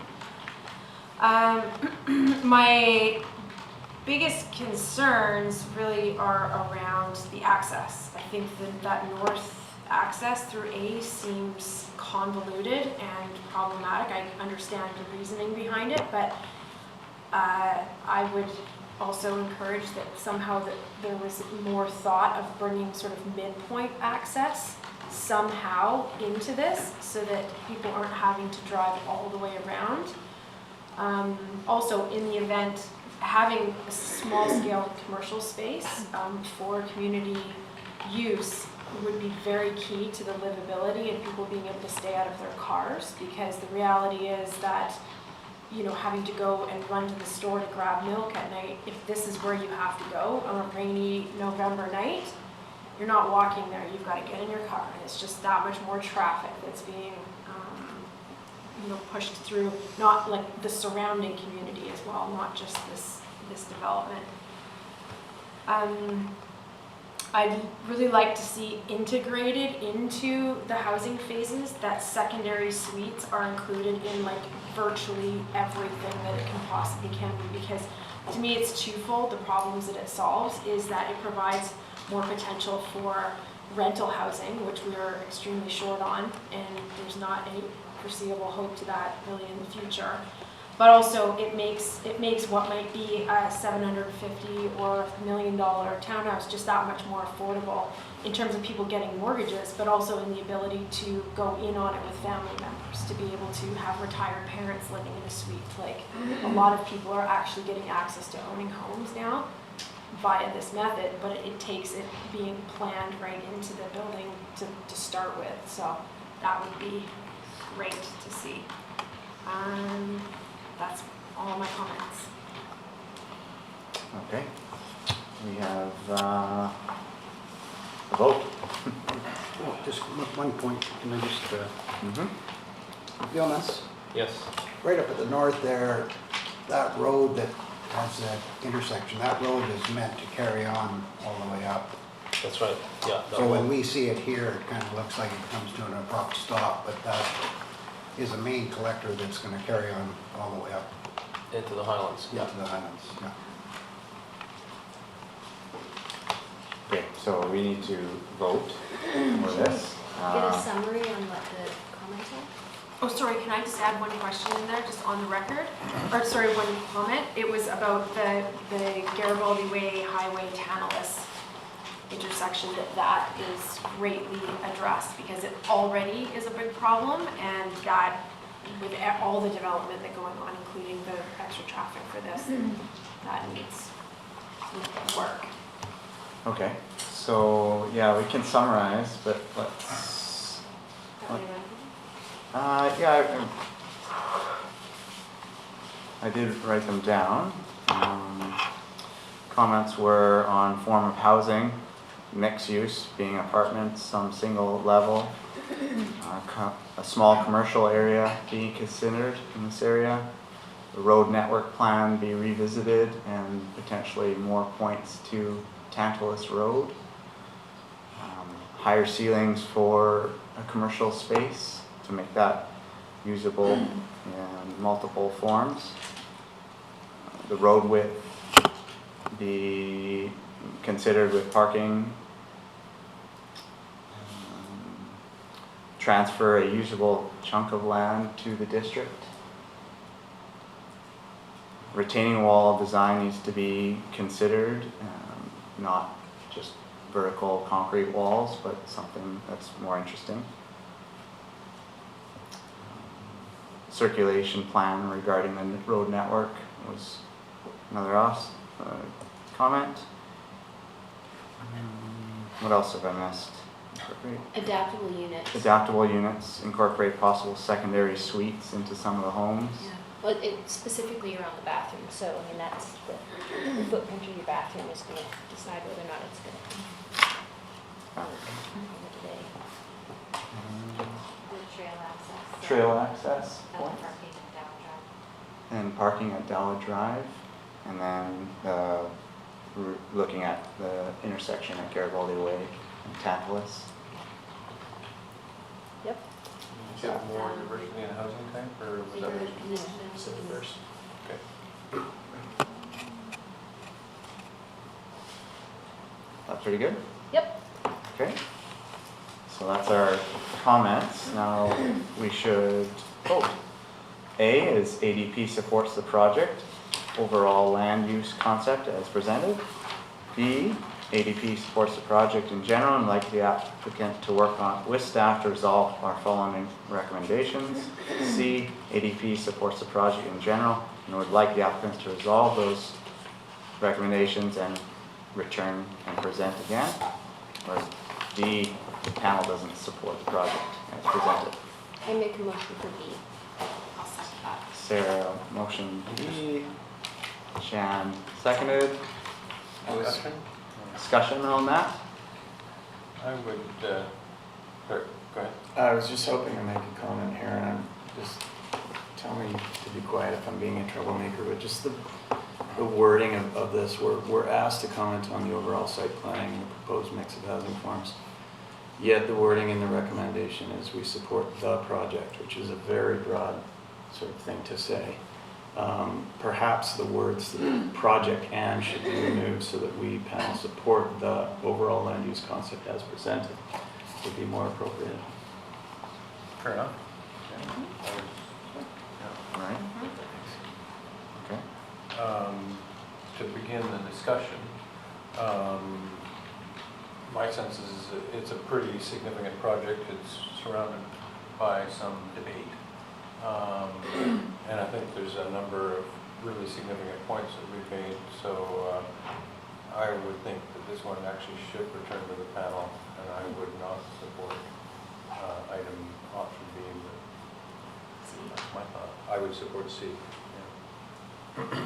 We haven't heard any of what came out of any of the public meetings. We haven't heard any of the discussions or how you've addressed the concerns of the community. That wasn't part of the presentation. I don't know why. But, so It's hard because I think some of them have been addressed public concern. You know, I Yeah. just know from hearing throughout the community, the road access, the heights and things, so it's this tricky balance between our comments, which are focused a little more on certain things, and the public's, the neighbors more specifically.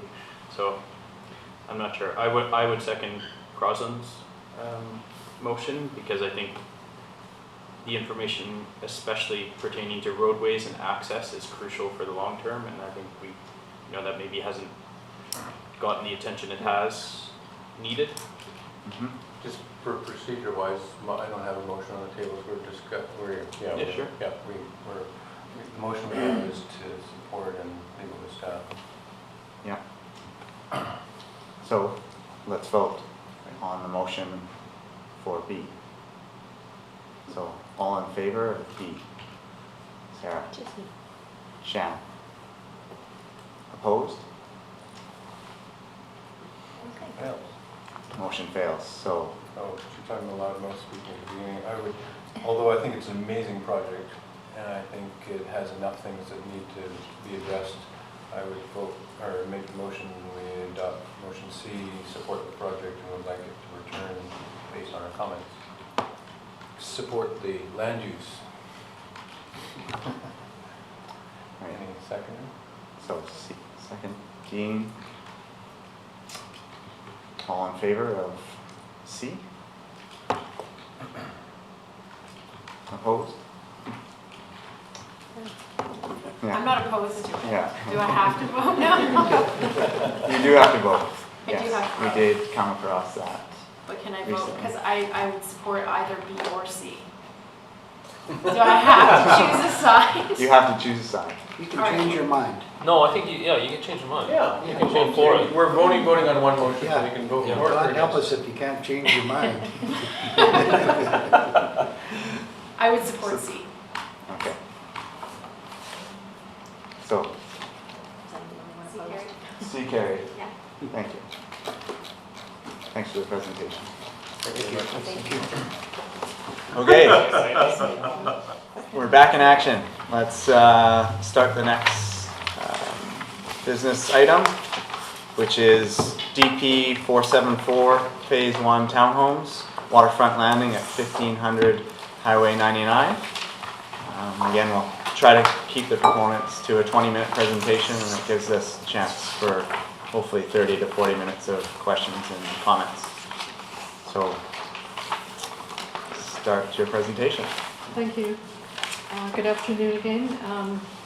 I'm just going to give a 5-minute run-through of the new application and where we're at with this. So the application is a DP application for 88 townhouse units for the Phase 1 of development of Waterfront Landing. And as well, we have new members on the ADP, so everyone may not know, the property is a large waterfront site across from the downtown, bounded by Laurelwood Drive, just east of Highway 99, and across from Loggers Lane and adjacent to the Mount Combine Channel. The zoning mysteriously doesn't show up, but it is a CD40 zone. And just looking at the aerial photo, the site is currently an old industrial site that is currently in the process of being reclaimed. There is a site alteration permit issued for the property, and the applicants are following the environmental assessment in reclaiming. There's a lot of contaminated soils on site and riparian work that is being done. So that work is underway. And just a quick background, the project came in as a rezoning OCP amendment application in August of 2016. And through to April of 2017, there was a technical review, agency referrals, and a number of council committee meetings. Starting in May of 2016, the bylaws were given first reading, and this project did come to the ADP on May 4th, 2017. And then the project underwent a number of revisions and was given further bylaw readings to public hearings, and the bylaws, which were the OCP, which is the new sub-area plan, and the zoning bylaw were adopted on September 5th. And on September 19th, a temporary use permit was issued for the sales center for the site. And just a quick look at that. It's located on a future apartment site adjacent to Laurelwood, just over 300 square meters of building, and among the conditions for that, the building is to be reused in the future. So I wanted to mention briefly, when the project came to the ADP last May, those of you who were on the ADP at that time, it was not well received. There were quite a few comments. And after that meeting, the applicants kind of went back to the drawing board. They also received input from council on a number of fronts, and there were a number of changes made to the project following that meeting. The pedestrian bridge crossing from this site to the downtown was brought forward to phase 2. It used to be in phase 4. The extent of commercial uses have been expanded both along the waterfront and along Laurelwood. The previous application, or when it first came forward, had an upper limit of 50,000 square feet of commercial. That's now been expressed in the zoning bylaw as a minimum, and also in the land development agreement that was put in place for this project. The residential build-out has increased. It was at 850, and now it is estimated overall for the site at 950 to 1100. And the component of apartments has increased to be a minimum 50%. Previously, the development was weighed toward townhouses. The affordable housing, the non-market units that are to be secured in perpetuity have increased from 50 to 55, and an additional 50 market rental apartments have been added. In addition, lock-off suites are proposed, and the applicants can talk to you about that.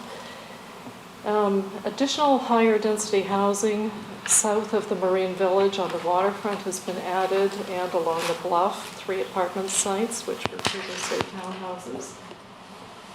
The zoning bylaw was also revised to allow for townhouse or apartments outright within the mixed density residential, which is basically the townhouse zone. So we're encouraging even further of these properties to be used for apartments if without going through an amendment to the sub-area plan. The amenity timing was also changed, and daycare has been added in the first mixed-use building, and 2 car share vehicles, or the cash equivalent, are required with the issuance of the first DP.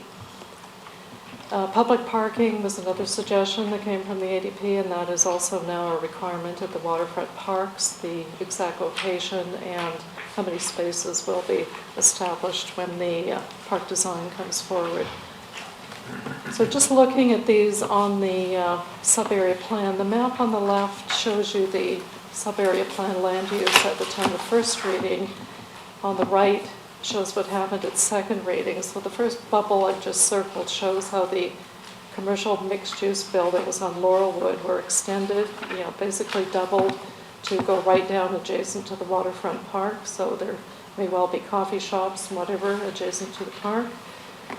Within what's called the Marine Village, the amount of commercial has been expanded on the right-hand side, which is east of the road there. There's also a strip that is allocated in the zoning bylaw, and the legal agreement requires the main floor of those buildings to be used for flex commercial space, kind of a live work, I think we've described it as.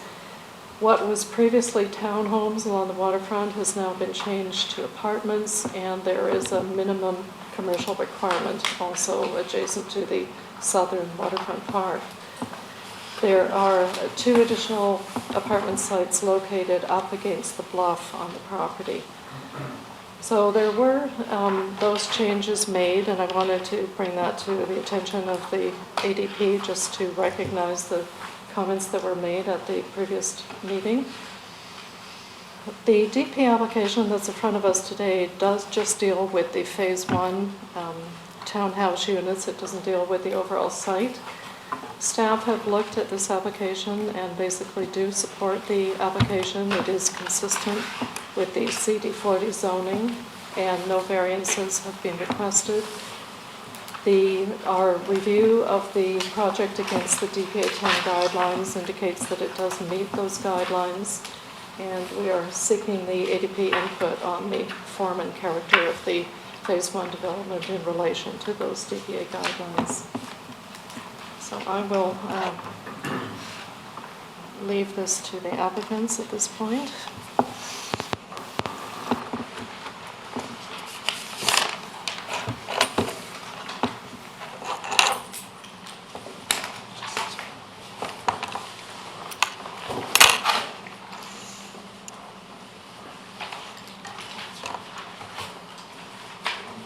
Richard, can I request we dim the lights so we can see better? Oh, yeah. Not sure how to request. Yeah, see if we get a, yeah, all right, thanks, Dave. Yeah. All right, thanks. Good afternoon. So I'm Ben Duffel with Boza Properties, and we've got our team who are presented here today, and they'll do the presentation.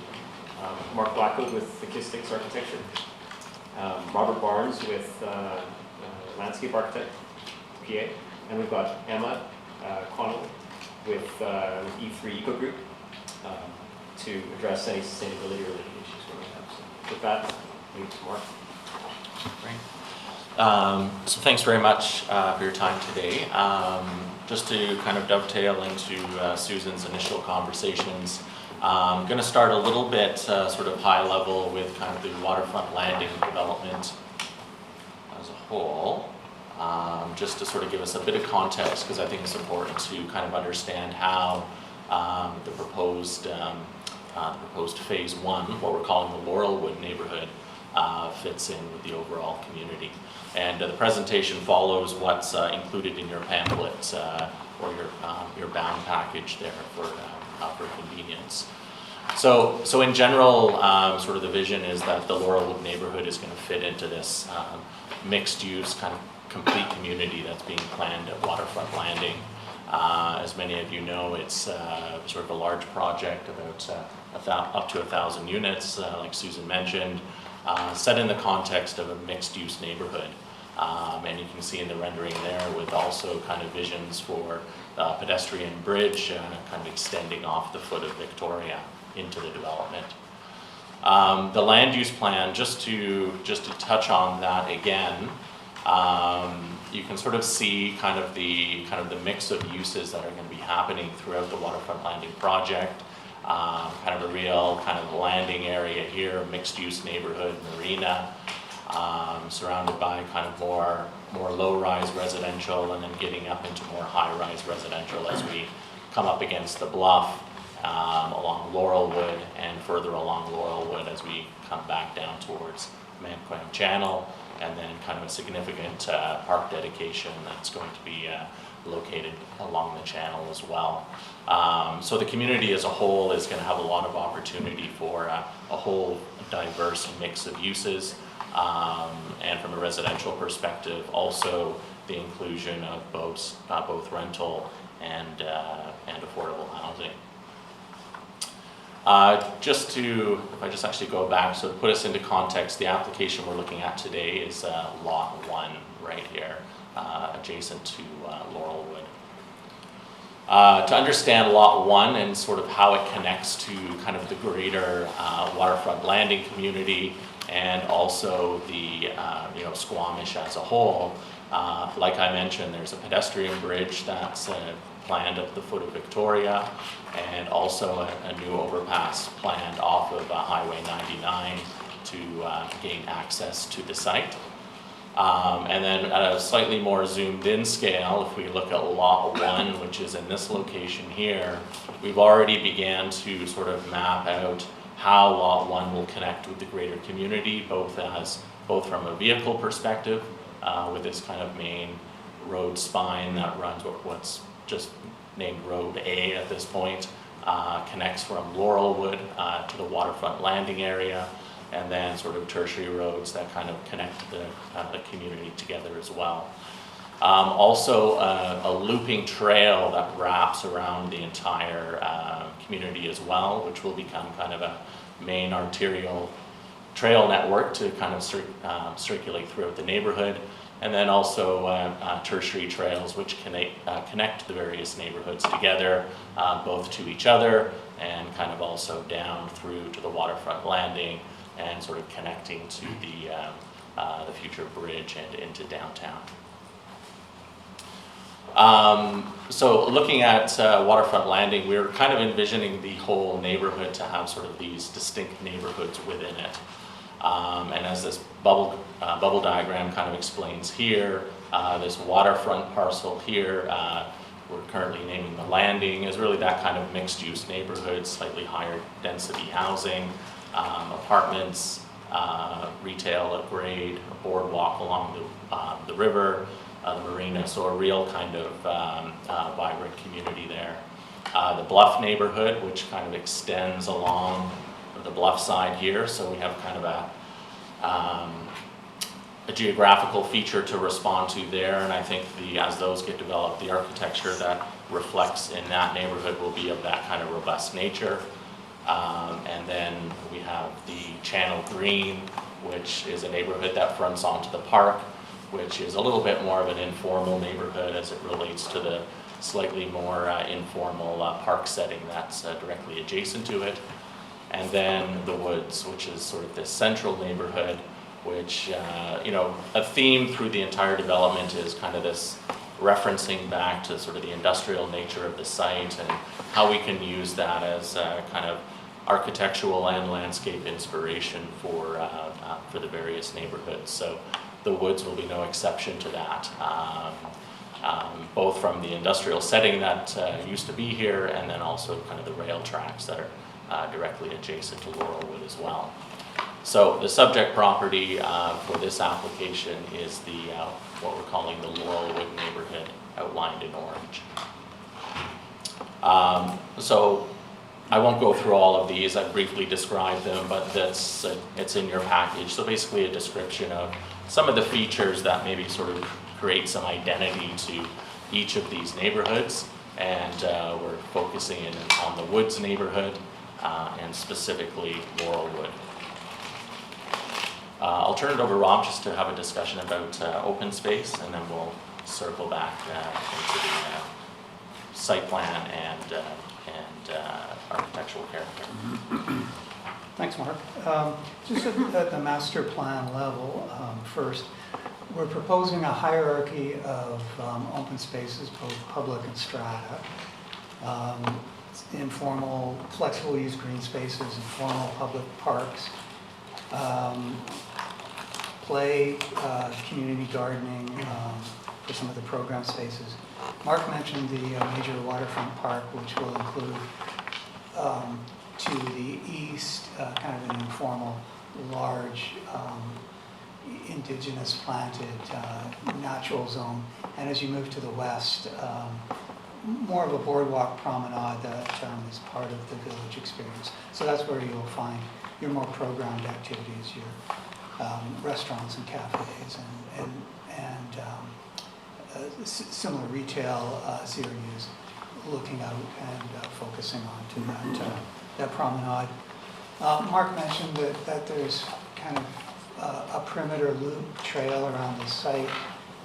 Also within the site, there's a number of sub-loops and linear green space connections. One of the features of the open space was that for each of these neighborhoods, and I believe there's like 7 we identified, each one would have kind of a green heart, and that heart would be the center of each of those neighborhoods, and it would be connected with many linear trails to adjacent neighborhoods and to the larger community as a whole.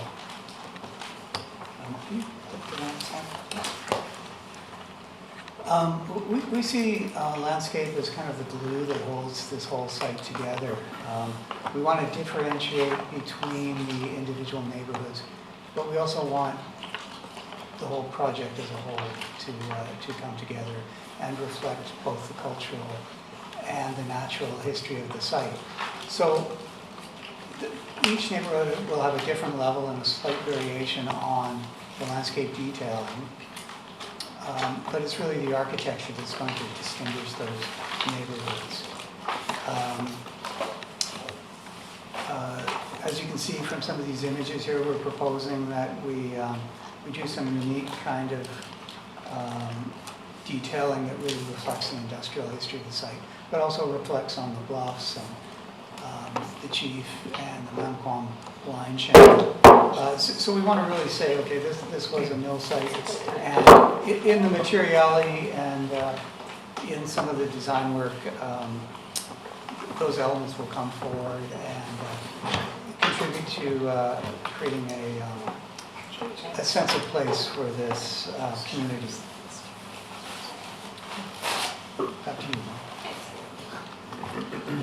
So the Laurelwood neighborhood, I guess sort of starting off with kind of where we arrived at kind of our architectural character, it sort of began with this kind of inspiration that we drew from kind of the industrial waterfront setting that was there and is in the process of being cleaned up. And, an architectural character that both responded in form to some of those industrial waterfront buildings that you would find both here in Squamish and elsewhere up the coast, and using that form, so in this case sort of the predominant kind of gable end form, and the materiality that goes along with those buildings as well, so both metal and wood and kind of durable materials that would be an appropriate fit to sort of respond to the site and to also create kind of an architectural language that we felt was appropriate. Just as a starting image, this is a view along the multi-use trail that would run through the Laurelwood neighborhood. It's this one's a 3.5 meter trail that would kind of bisect right through the neighborhood. So, as you can see from this initial image, we're proposing kind of quite a playful arrangement of building forms, and both in terms of roof lines and bump outs and sort of ample glazing to make sure the homes both take advantage of the views and also promote kind of natural light within the units. And you can also begin to see some of the kind of the public realm elements in terms of the custom bollards and things like that we're proposing that Rob can get into more detail on. So in the Laurelwood neighborhood, we're primarily proposing two major building types. One we call the gable homes, gable home A, and those are generally speaking homes that are more fronting Road A and Laurelwood and part of Road B. And these are generally smaller homes, 2 bedrooms, and they feature kind of that gable architectural form that we were talking about, and have kind of a very playful use of color as well that we'll see in a moment. And then the shingle homes B are sort of the more internal units, and those are sort of more focused on the sort of the community amenity areas, i.e. the park inside the development, and sort of have a contrast, which is more of a monochromatic tone-on-tone relationship of the material palette. And we have a material board with us that we can circulate. So the gable home A, as you can see here, a very kind of varied roof form with the gable roofs kind of being the sort of the feature element. And within those gable facades, we'd be using corrugated metal, both reds, grays, and blues. So a very playful use of materials to create a lot of variety within the site. That was one comment that staff kind of, we worked with staff on to achieve a lot of variation throughout the site. So there was both identity for the individual homes, but also identity between building block to building block. So, for example, one building block may have a gray and red gable, others may a gray and blue gable. So there's both form distinctions and also color distinctions, as we'll see. The other thing we were looking at is creating variety both in the windows as well. So in some feature areas, the windows are highly divided with black windows and kind of a rich texture of mullions.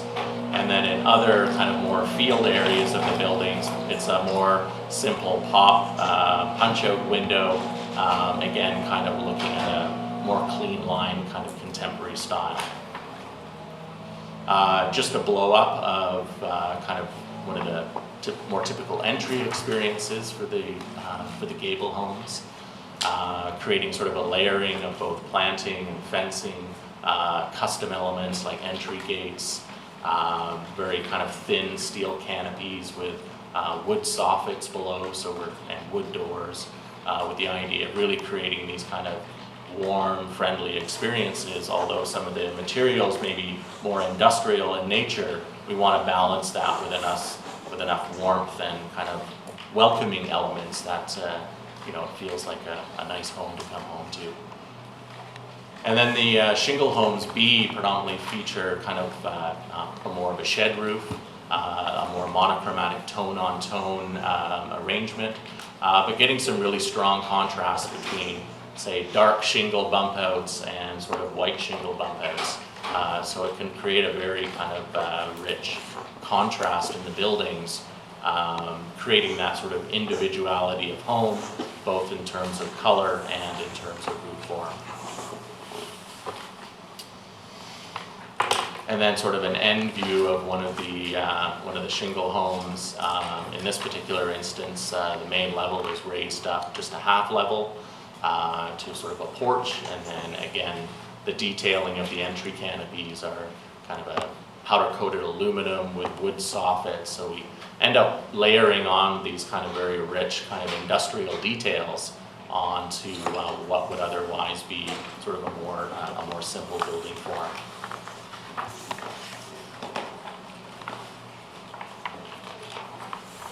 I'll hand it over to Rob to talk more specifically about the neighborhood space within the Laurelwood development itself. Right, so what you see on the screen is a blow-up of this particular neighborhood heart.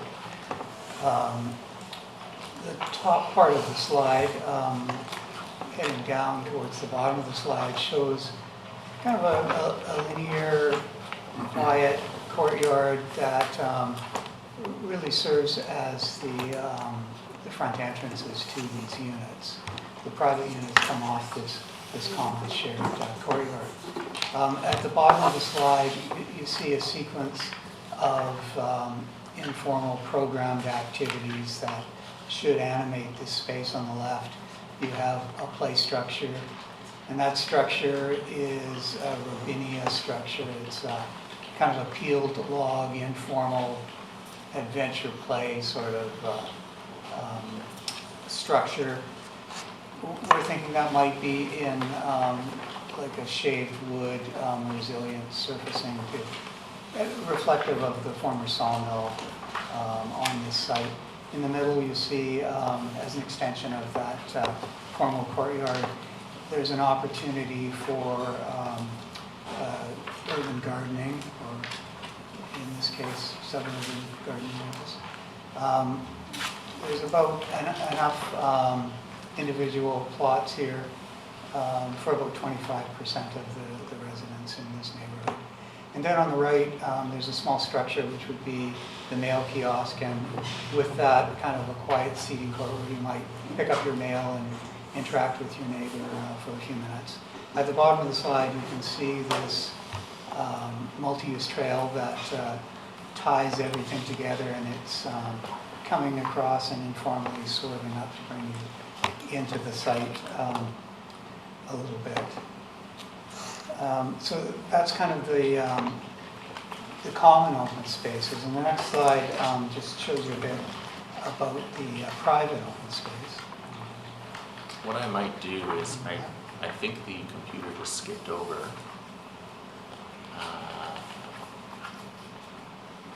There, because it was lagging, so it skipped over one. Just to give some overall context of the overall site plan. So the area Rob was speaking of is sort of the central park area right here. As we were mentioning, sort of the shingle homes in the middle, the gable homes around the perimeter in kind of the more pinky tone. This pathway coming through is a section of the multi-use trail, which does the entire loop around the entire waterfront landing. And from the park here, this is the beginning of the connection to one of those kind of trails that run through the stratas towards the landing neighborhood. So down at the water where the commercial area is, and the marina and the bridge going into downtown. So we kind of missed this context. This slide got skipped over. And I might just add to that there's allowance for, on all of the streets, at least one multi-use trail. And on the main boulevard, which is on the left-hand side, it has multi-use trails on both sides of the right-of-way. Another thing to note is that parking pockets will be tucked in a little bit and just continuous to get some more green space lining those street right-of-ways. So the overall site plan, 88 units, as Susan mentioned. With that, we have 16 visitor parking stalls, 6 of which are accessible stalls, and those are, the visitor parking in general is kind of quite evenly distributed around the site for ease of kind of visiting folks. And there's a pocket of parking here adjacent to the park and mail kiosk, another pocket over here, and then parking which is kind of situated in between units and at the ends of strata roads where space permits. I just want to mention as well on the overall site plan, we have the 2 building types, but within that there's sort of about 5 major unit types as well, ranging from 1,200 to 1,800 square feet, 2 and 3 bedroom units. 6 of those units will be ground level lock-off suites as well, so a nice small rental unit on the ground floor. 2 of them will be located directly off of the multi-use trail, 3 located off of Laurelwood, sort of accessed off the sidewalk, and then another one located off of this little corner pocket park. So just a little bit more context of the overall site. We'll jump back into the private outdoor space. So what we're trying to do is create a design that really encourages neighbors to speak across the fence. Each unit has its own private entry.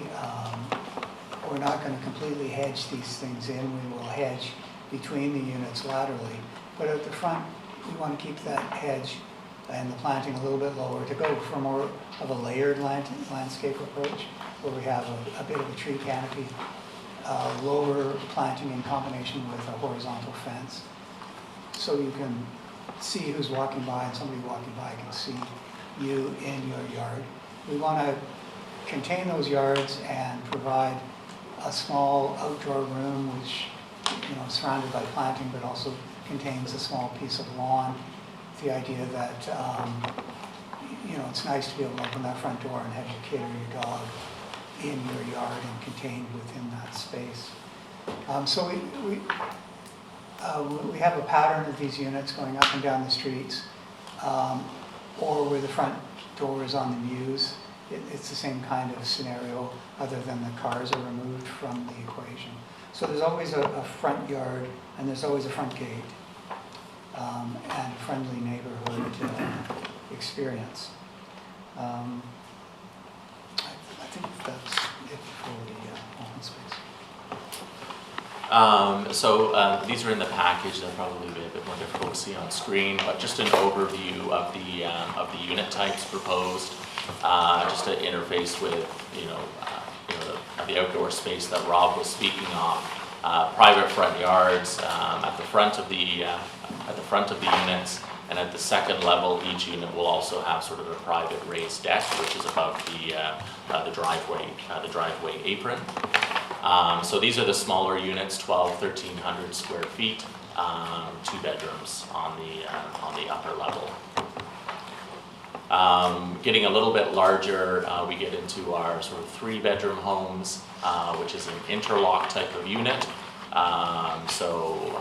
Single parking, interior parking on the ground floor with 1 stall on the apron, kitchen, living, dining on the main, and then the 3rd floor of these units kind of interlock, creating the opportunities for 3 bedrooms on the upper floors.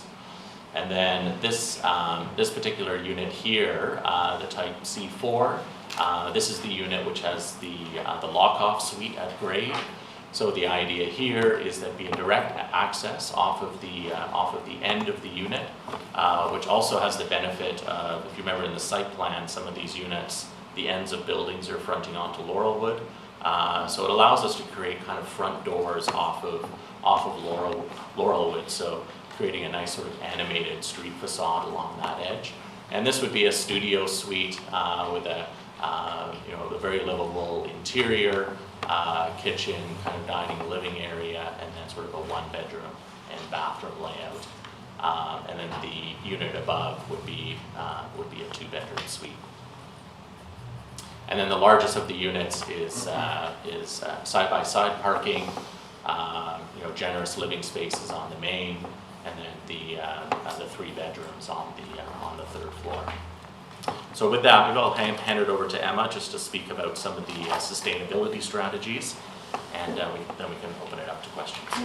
So E3 has been working with consultants, considering the site location, considering the project goals, and we have determined the best path forward would be to pursue certification on the 2017 Built Green checklist. So I'm not sure what everyone's background is here, but Built Green is a Canadian green rating system built by builders for builders who are looking to build beyond code and be recognized for that. So the pros to Built Green would be that it's a more flexible system than some of the other ones out there. You won't be penalized in a black and white way if you can't prescriptively comply with Built Green. My experience, you can usually find points elsewhere. There's more flexibility. The second thing that it prioritizes is energy performance. So each home requires an energy model. So every unit type and every unit will be visited by E3 via energy model and air leakage testing. And then the third item is accessibility. So going beyond code minimum, Built Green believes that every person should have accessibility to affordable, green, sustainable homes. So there's 7 different categories in Built Green that we will consider. The first is energy envelope. This is where the energy model comes into play. So when we get closer to IFC plans, we'd be looking at increased insulation, Energy Star windows, low energy lighting, Energy Star appliances, and high performance mechanical systems.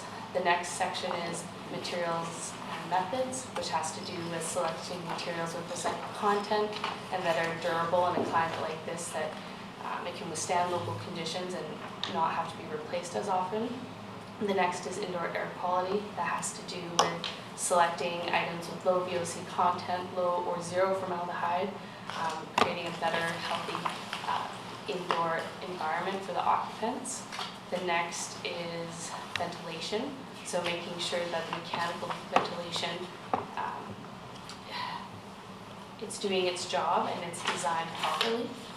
The next section is water conservation, so low flow toilets, low flow faucets, reducing irrigation loads where possible. Waste management, so we would like to see 50% waste diversion through the construction process. And then the final section would be business practices, so selecting items that are manufactured within 800 kilometers and supporting businesses that have clear environmental policies. So that's just a quick summary of Philip Green. So if you have any questions about that, let me know. Great, thank you very much. Okay, thanks. So we'll do a round of questions. Shan, sorry to, or Cheryl, you joined us here. Are you partaking in this conversation? Sure. Okay. Do you have any, you want to start with questions? No questions. No questions, okay. I don't have questions. I have just No questions, okay. Question to staff. The road network was approved, the major road network is fixed and approved. Yes, the sub-area plan contains the major road network already determined at the rezoning stage. Okay.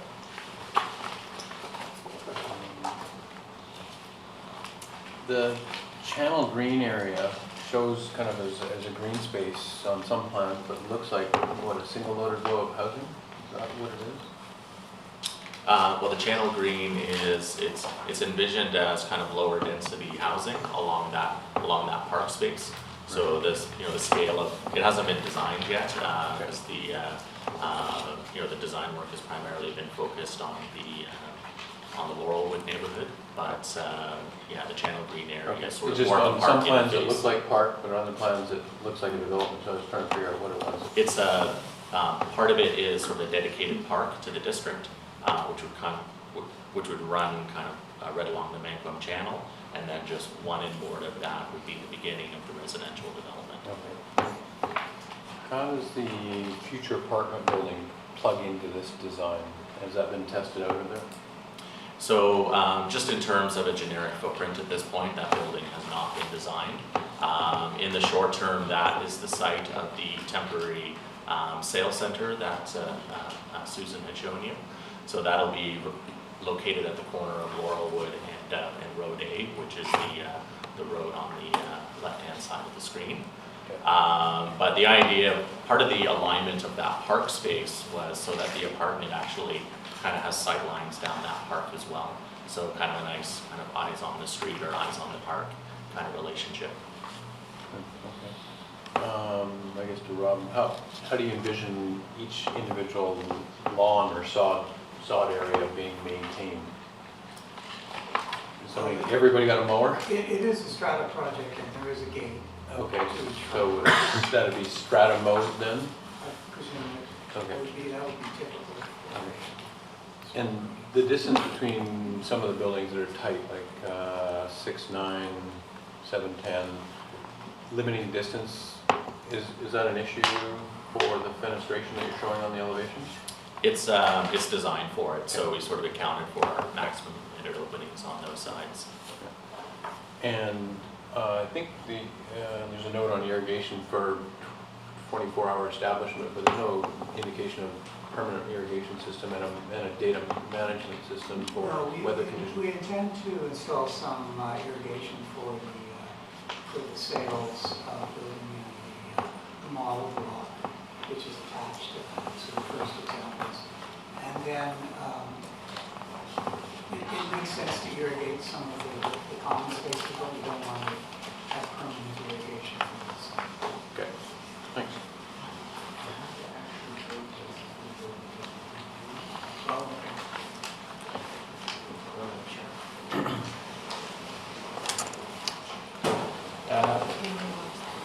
I had a question about the Lockhouse Suites. It looks like the car parking is on the backside. There's no garage, right, for that particular typology. Yeah, so in those units, that lock-off suite consumes the area of what would be that parking spot inside the unit. So for those particular units, both apron stalls are on the exterior at the rear.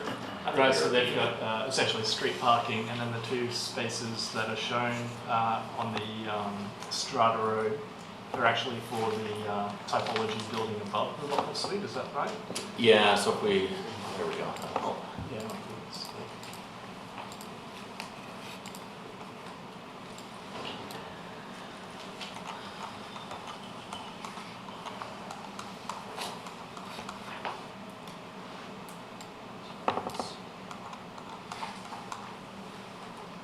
So for example here, this is one of the lock-off suites. So the parking for these units will be these two stalls on the apron. Okay, so is it one stall for lock-off and one stall for the two bed above? Yeah, so it would be the same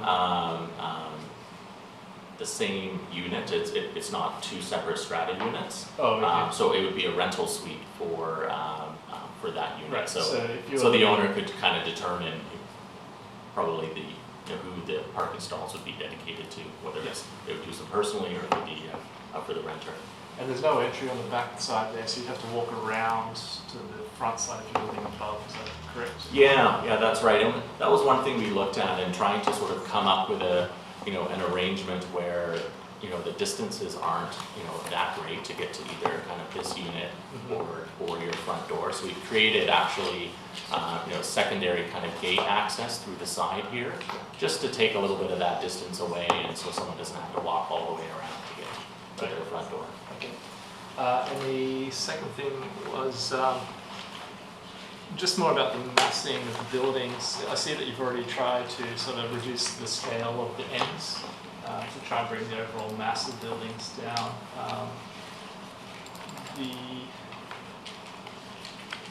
I guess my question to you is, was there an ability to try and further reduce that? Because it seems like on some of the typologies you have a bit of a pod that's sort of about half the width of the ends that has a roof height that goes up to the top of the main floor, as in the second floor.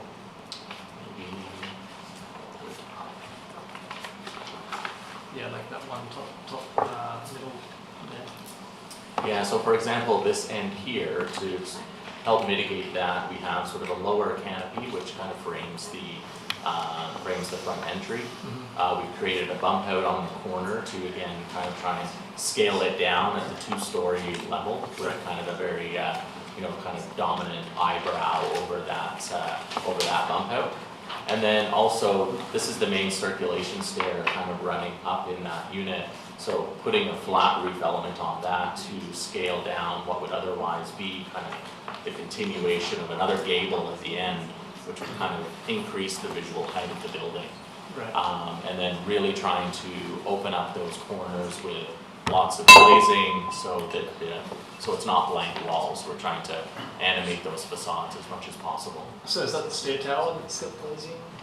That's right, yeah. Right. Okay. And that's all my questions for now. Thanks. Yeah, thanks. It's really nice to see the sustainability arm coming out. So you say build green, how does that relate to the new step code?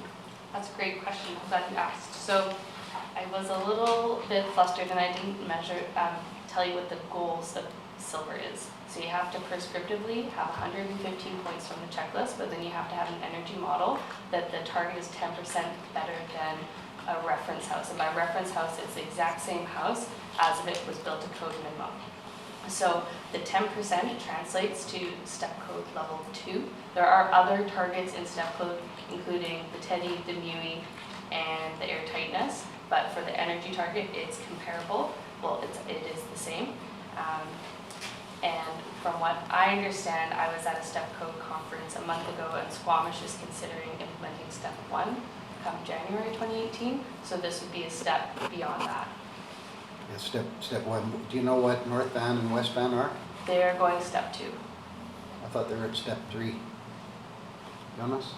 I'd point out that I don't think there's been a determination yet in terms of where Squamish is going to land.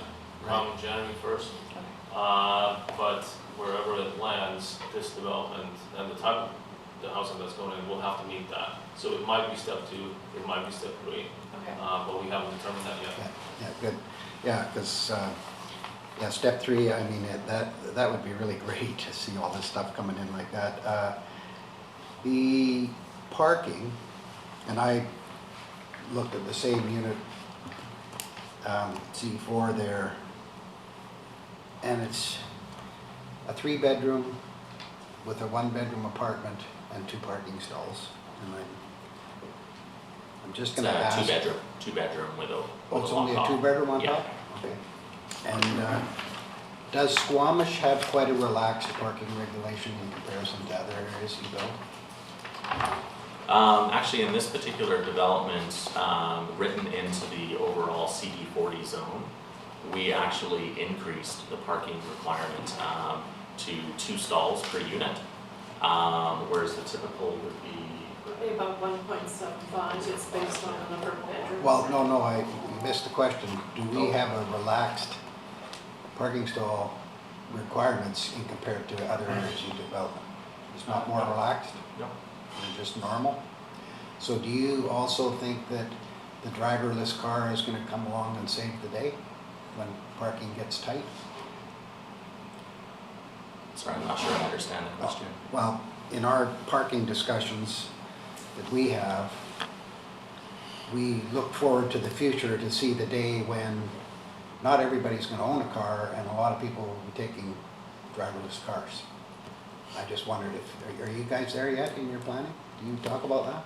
I guess, the driverless cars are kind of not at the forefront. I guess what we're seeing more of is, I guess part of what's tied to this development are kind of car share programs, things like that. Okay. So, Well, that's as Susan outlined, part of this development requires contribution to car share.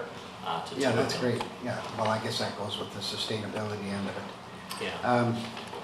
One of my fellow councillors wanted me to question the gardens, like as far as sustainable, the vegetable garden part, and how that ties into all the kids that are going to live in the neighborhood, and is it sustainable, and she doesn't think there's enough vegetable gardens. And she was hoping that this development would bring kind of a new level of, that into the development. And I'm not putting her question out the way she really probably wants it, but. If I may Yeah. try to add to that conversation, we are trying to connect with the Squamish Food Council Yeah. and see how their input can benefit this development application. Okay, did Karen email you as well? Yeah, Okay. we have that email. Okay, good. And then the last, and I guess I don't know if it's a question or a comment, in the end, the bridge is to be put in at the end of phase 2. Now, would there be a chance that phase 3 would start before the end of phase 2?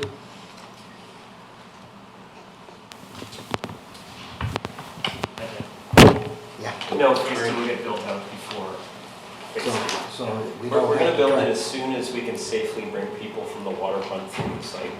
That's really the issue with the bridge, is we're having to work our way out from Laurelwood. Yeah. And we didn't want to have a connection through a construction site. So as soon as we can make that linkage and bring people safely through. Okay. Because you guys were here for the last development. Did you see the praise they got for bringing in all those amenities up front? Yeah, okay. Okay, was there any consideration for the Strata Road to come to Laurelwood adjacent to the apartment building? Was that thought of or considered when that apartment building gets going, and connection to Laurelwood in the between building 7? Connection through here? Yeah. Is It there wasn't. any restriction there? Well, it wasn't, sorry.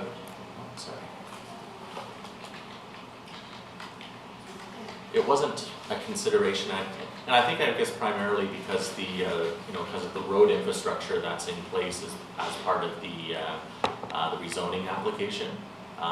We have kind of two significant city roads to draw from. And, you know, we've got access points for Road A on the left and Road B on the right. And, you know, to add sort of yet another, you know, curb let down an intersection at that point seemed to be sort of too many along Laurelwood. So that's why we've kind of kept it off of those secondary roads, I guess. The question would be, is there any restriction to that? Oh, any restrictions? Sure. If I could speak to that, Laurelwood is intended to be the truck route. It's going to be, once the bridge is built over the Manquin Blind Channel, Laurelwood's going to be carrying a lot of traffic. So you need to reduce the points of access to Laurelwood. Okay, yeah.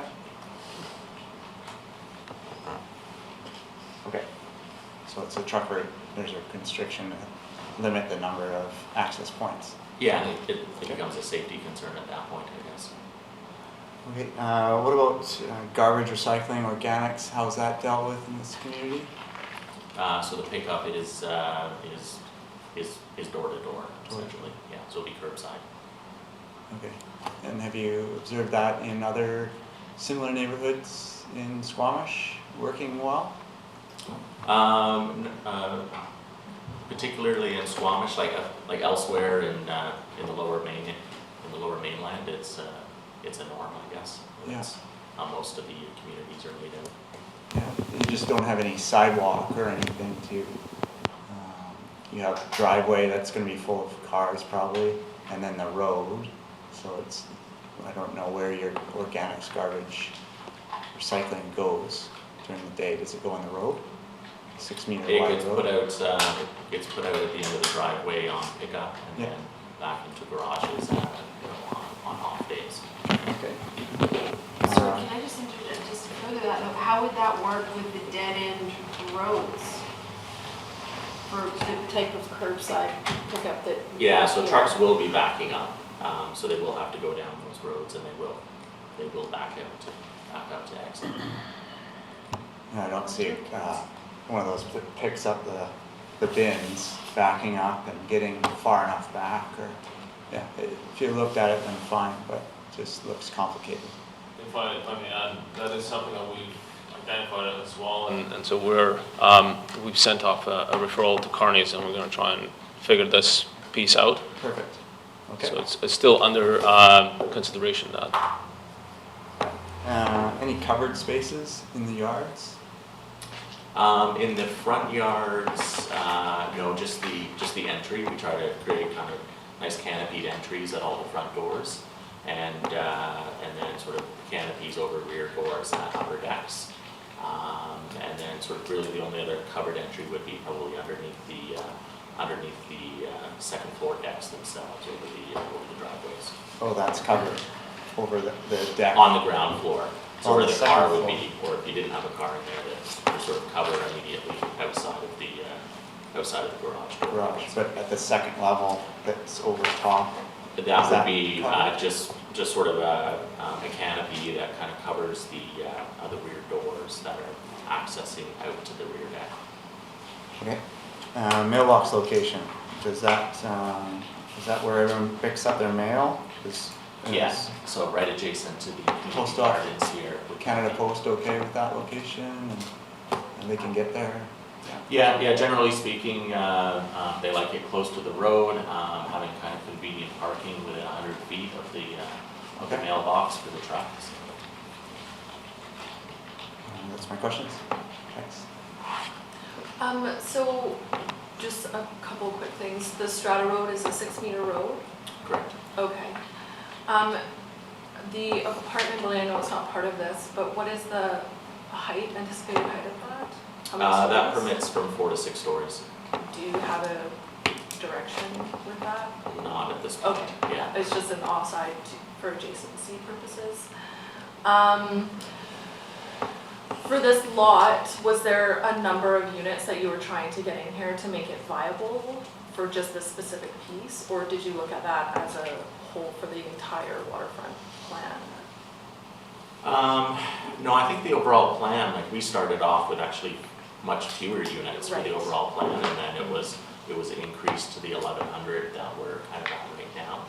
For this particular lot, it was laid out, and that's why we kind of went through a lot of the discussion about how this kind of connects to the other neighborhoods and down to Waterfront Landing. So that kind of generated the need for, okay, the location of the main park space that we have in the plan there where the community gardens are and the linear lawn that runs adjacent to it. And then the trail that kind of bisects left to right, those became kind of organizing principles for the site plan quite quickly. And so that allowed us to sort of structure the townhomes around those requirements for connectivity and kind of where green spaces made sense. Okay. So are you, like, could you reduce the units on this piece of property and still have a viable development, is my question. I'll defer that to you, Ben. Well, I think we've struck a good balance between green space and built space. Okay. And then back, is Mark, right? Yeah. Yeah, back to Mark. So did you ever look at another option of circulation and orientation of the units? There were many options of the overall master plan. I think for the reasons that I was kind of saying, kind of the linear spines that we have, it kind of naturally set up an orientation of the buildings that kind of worked well with these public outdoor spaces and the way the pathways were working. So it's, I think the site plan kind of fell into place as we sort of responded to those, greater site planning issues that we were working on.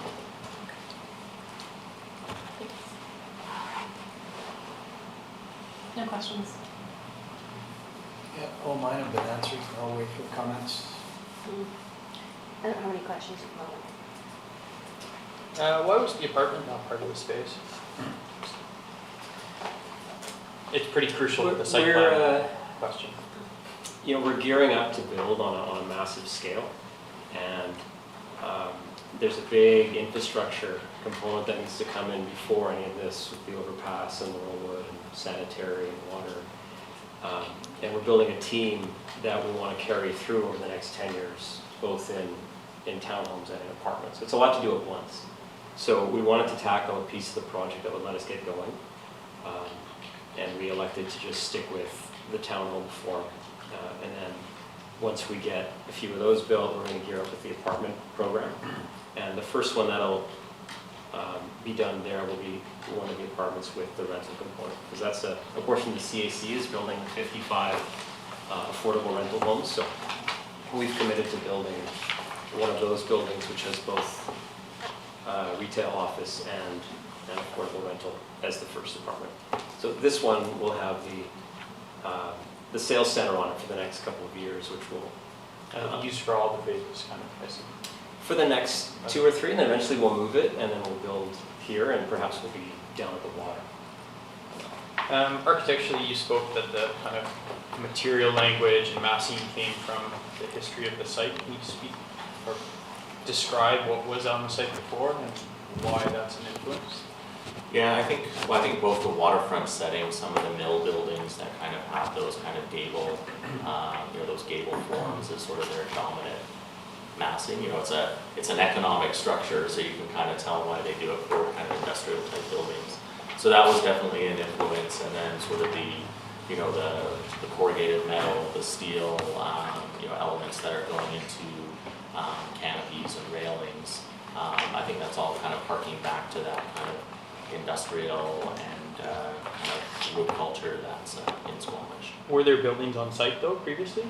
Or was There were a couple. There's one that's maybe being relocated, or I'm not sure where that's at. Yeah, it's no plans to move it this time. There's a barrel vaulted mill building, and there's a warehouse building on site.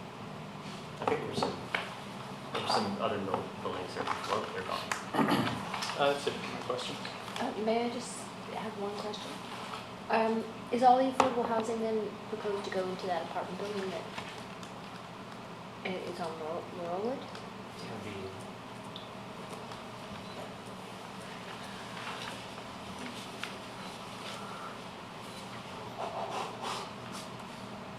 So currently, you know, the affordable and rental is proposed kind of in this red zone here, along Laurelwood, so it's right adjacent to our site.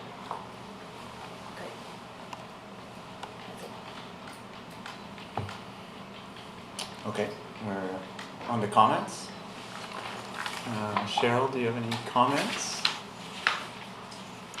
Sure, I think in terms of the public realm features, these lighting, I like this, it adds a nice touch to the development and could be what sets it apart.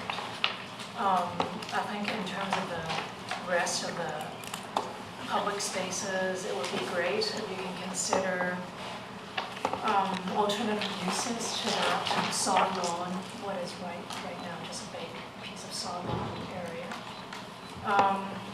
In terms of the architecture, I think your inspirational images here are great.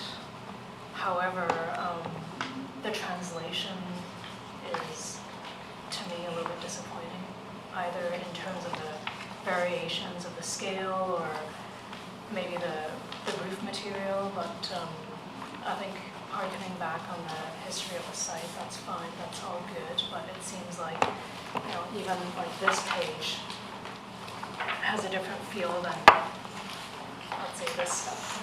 So I just find that a little bit disappointing and not quite true to what potentially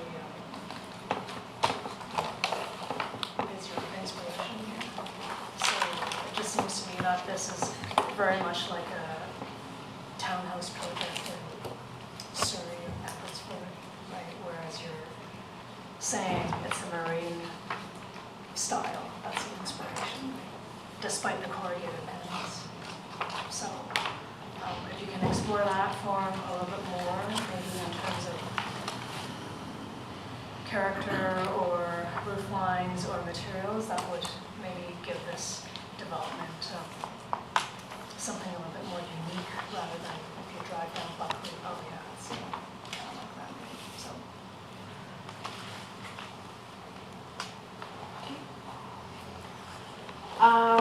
I think the color palette and the materials, I really like that inspiration coming from the industrial past.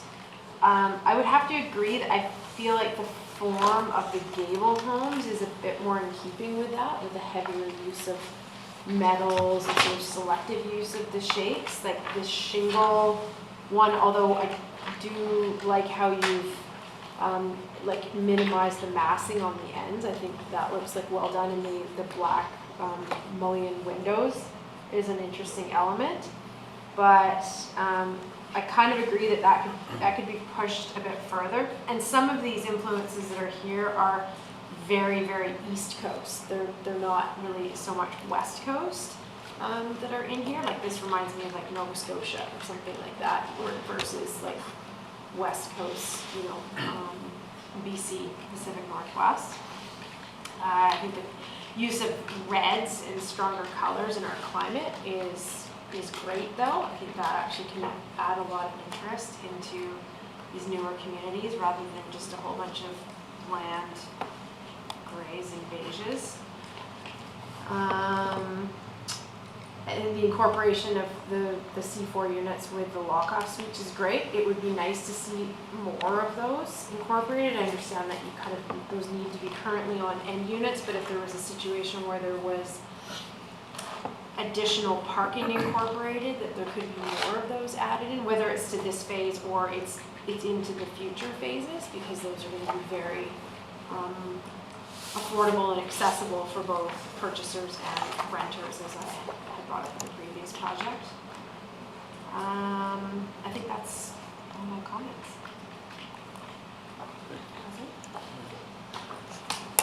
My question about the land use and the street layout was because I think the beauty of downtown is, and I mentioned this in the previous application or study of downtown, is downtown's on a 45 orthogonal, which allows all elevations of buildings to get solar aspect.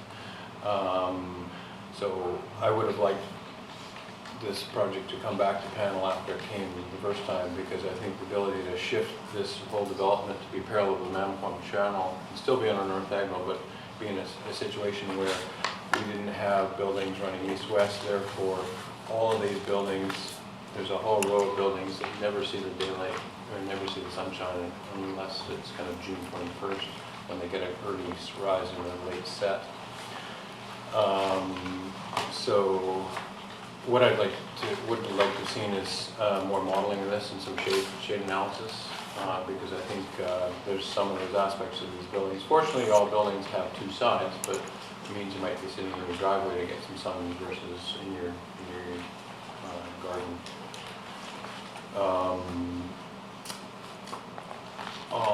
As far as circulation, I think there's some really nice patterns happening. I love the fact that you've got a front door and a back door. There's a pedestrian entrance. There's a vehicle entrance. So I think that's really quite successful. The multi-use trail that runs through the site, I'm hoping that as it crosses both roads A and B, that'll be a raised surface or something that really allow that to be continuous and not broken the way it happens to currently be rendered. The internal road, Strata Road and the apartment site, I'm hoping that if you look as it goes west, there's a nice rounded curve because that's how vehicles move, but going east and around the apartment building, you know, that it's square and you really need a turning radius that's going to work there, especially with that garbage truck that's got to back up. So I would have liked to seen the apartment building at least schematically designed in this package, whether you're going to build it now or in 5 years' time. I think that would be really benefit the overall plan. On the landscape plant material, I noticed that you've got Populus tremuloides for the main public space. It's a bit of a trashy tree for an urban space, you know, it causes problems with roots and lawns and things like that, and it's weak wooded. I love the tree in certain environments, but I don't think it's an urban landscape tree, and it's not long lived. On the architectural, I like the elevations. You see a lot of variety of materials, and but I think in plan I'd like to see a little more push-pull. The building looks very flat in plan.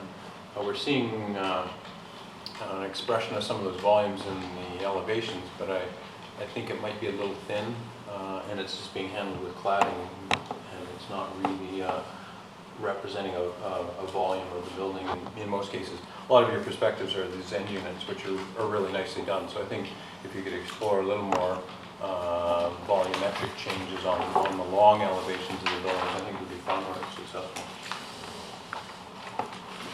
I like the idea of the front yard, the front gate, I think is really commendable.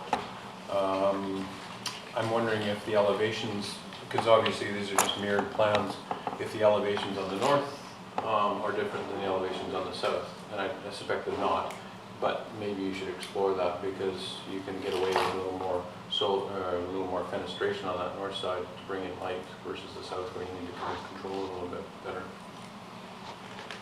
And I think the buildings could have a little better interior-exterior relationship. They're a bit flat, you're either in or you're out. The stoops are tight and small, they're very kind of urban, but maybe there's the ability for the building to just have a little bit more overlap as you kind of move from interior to exterior. I would encourage you maybe to explore a central recycling kiosk or kiosks and make the garbage pickup, because come garbage day, you know, I've been down some of these strata roads and it's, you know, a proliferation of containers and half of them getting knocked over, and it's very difficult to manage. So I don't know if there's a possibility here, or certainly in Whistler we do garbage mail kiosk combinations for our strata projects, and that seems to work quite well. And people don't have to store it for a long time in the garage or wherever. I think the overall architecture form, or the character, is really strong, and I encourage you to develop that. I love the fact that you're using some color. I think we ignore color too much on the West Coast, and maybe we should borrow a little East Coast pizzazz. I think although in the East Coast, they have very few overhangs, and I think these buildings would benefit from bigger overhangs too. They look a little thin in your building section, you know. But I think generally a pretty good project. Thank you. Can I just add one comment? I just forgot. The other concern too is that where all these dead-end roads that are here, with there not being any continuation past the parking stalls at the ends of these roads, I could see that becoming a big problem with turning around. And like, if all of those are occupied down there, either it can become annoying because people are trying to back up and turn around in the ends. I'm thinking more in terms of guests getting lost than actually people that are living there. But I know it seems really tight, but that just seems like a bit of a concern. I think most of the projects like this that multifamily projects we've seen before have kind of allowed for a bit more of a guest parking spot, turnaround space at the end of these dead-end roads, and especially with the garbage situation. I would think that given the number of projects that are like this, that are tighter and tighter in Squamish, the idea that Carney's could actually look into a different method, like whether it was something, what Roslyn was speaking of, what's going on in Whistler, but maybe it's smaller scale trucks, maybe that they have a different loading mechanism or something, because those current ones are really only suitable for wide open, double lane roads. Okay. My first comment was just, I think you should consider flipping the lock-off units potentially so that you at least have a front door when people are parking. Something to think about. Like, I just feel like there's a little bit of concern that you might have trouble selling them as well.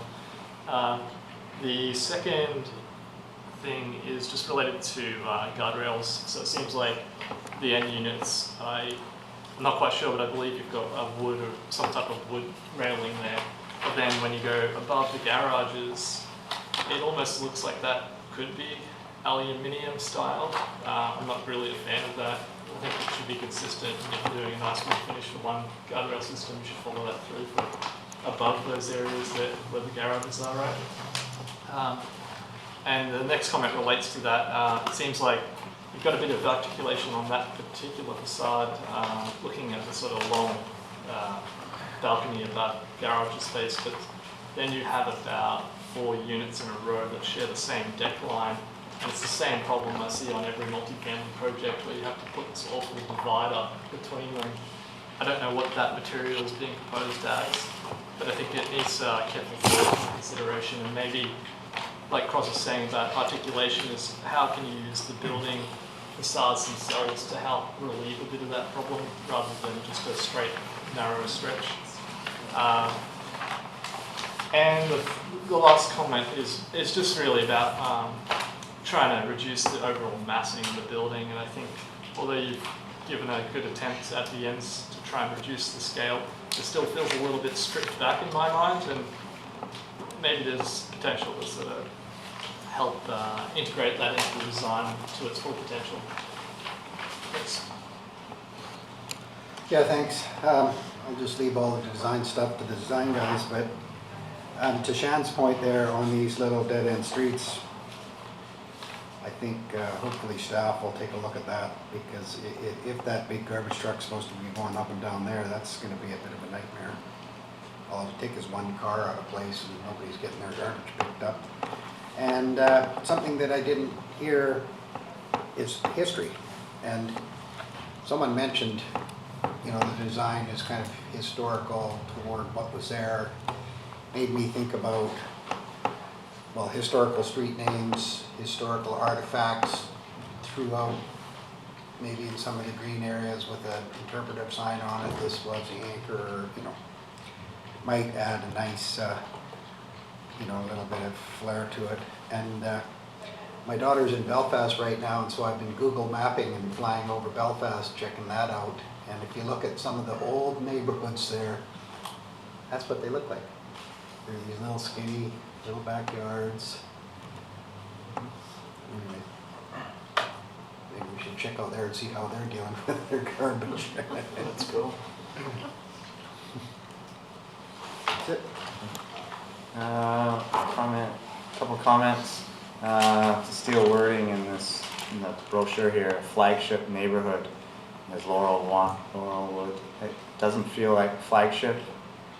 There's a great little space between building 3 and 4 in that park area, but there should be maybe some consideration on more play of building 1 and 2, as that's one of the major roads coming in. You don't, and possibly on Road B, if this is the main entrance into this building or into this development, there should be more play of those buildings. And we talked, some comments have been setting that back and playing on the push and pull. Potentially the corner at building 2 could look similar to the corner at building 11. It's quite a nice little corner at building 11. Maybe that could be mirrored. No sidewalks, I think is going to be a problem. Although you've got the nice sidewalk between units of 7 and 10 and 5 and 8 there, but on the road side it's going to be tricky. Some development in town, similar multi-phase strata, elected to not go with sidewalk, or did sidewalk, but they cheated on the apron, so that was a mistake too. So I get that you have a better apron in front of the unit, but there is no sidewalk, so that's going to be difficult for those units. Those are my comments. Okay, so I think the building 7 adjacent to the apartment, I don't think the people who are going to be living in building 7 are going to be excited about that adjacency, especially if it's a 6-story building. And to reiterate what Crosland said, I think the orientation is not working well for you here. I understand the layout of the roads and that circulation, but I feel like if you can somehow get even 1 or 2 of these blocks turned the other way, it might be a bit, it might help out a little bit. I feel like in this industry we use the term stack and pack, and I think that's happening here. If you can look at reducing even the number of units, that might help with that a little bit. I think some of these units are 13 feet wide. Is that correct? If they are, I don't think that's livable. I think a minimum of 15 feet. The orientation is just compounded as you move through the rest of the site. That problem, I feel, is compounded. I don't think a 2-car garage is working for you at the current dimension. You will not be able to get out of your car. You can't open a door with 2 cars in less than 20 feet of width.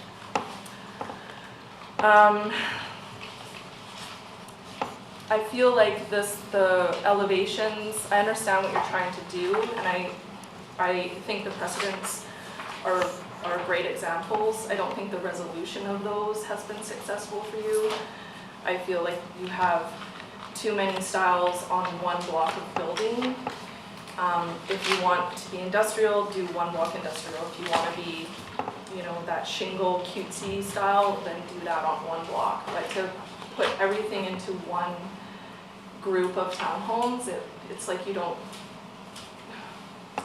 know what's, like you're not sticking with one thing and moving forward. I think if you did, just split them up into units instead of on one building, that would help the whole development. Do you mean, like, sorry, just to clarify, is it like that to stick with like a particular style per phase? And No, not like per a block of building 7, building 10, building. Oh, okay. Like I'm not designing the project. I'm not saying however you want to resolve that is, but I don't think doing, industrial with gable and shingle and then modern doors, modern windows with then traditional industrial paned windows, flat roof, gable roof, like there's so much happening here. Yeah, it's too much. I think maybe one roof line with some punches here or there would work, but not to have, you know, it's just way too much going on for me for it to be a successful, yeah, elevation.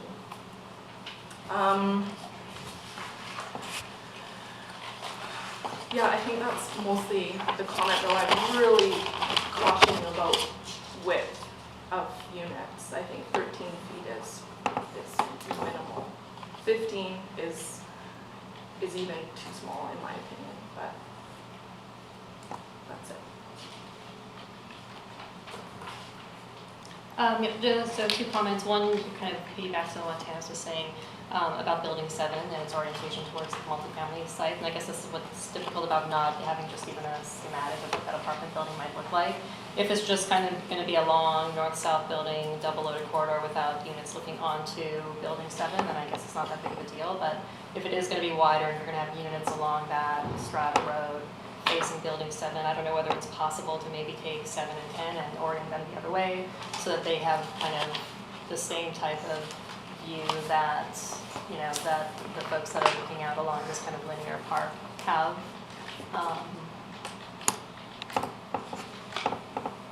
If that makes sense. The other comment is just kind of relating to what the counselor said about some theming. I mean, there's nothing on here just about wayfinding and tying the identity of this phase to future phases.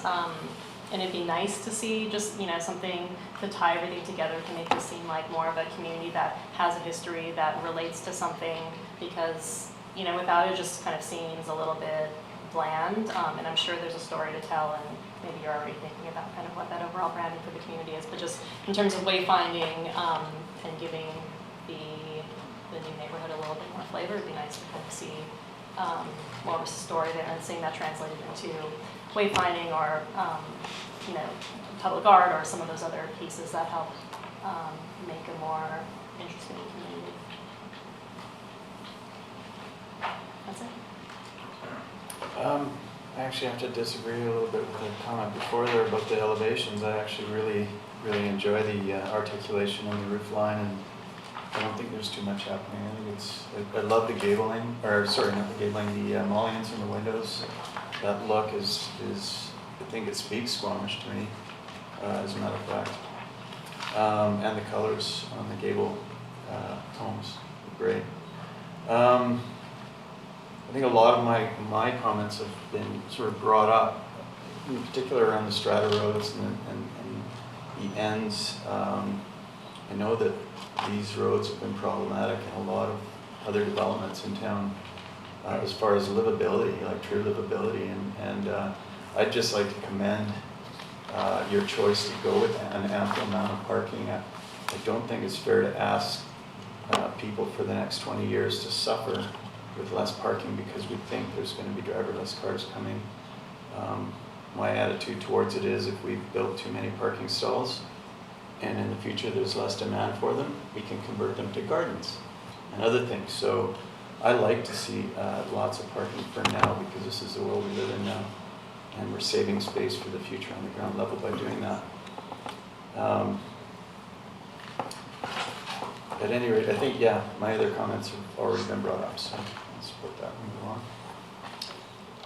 Okay, I would like to see some exploration on possibly reconfiguring the bathroom of Unit C of the lock-off units.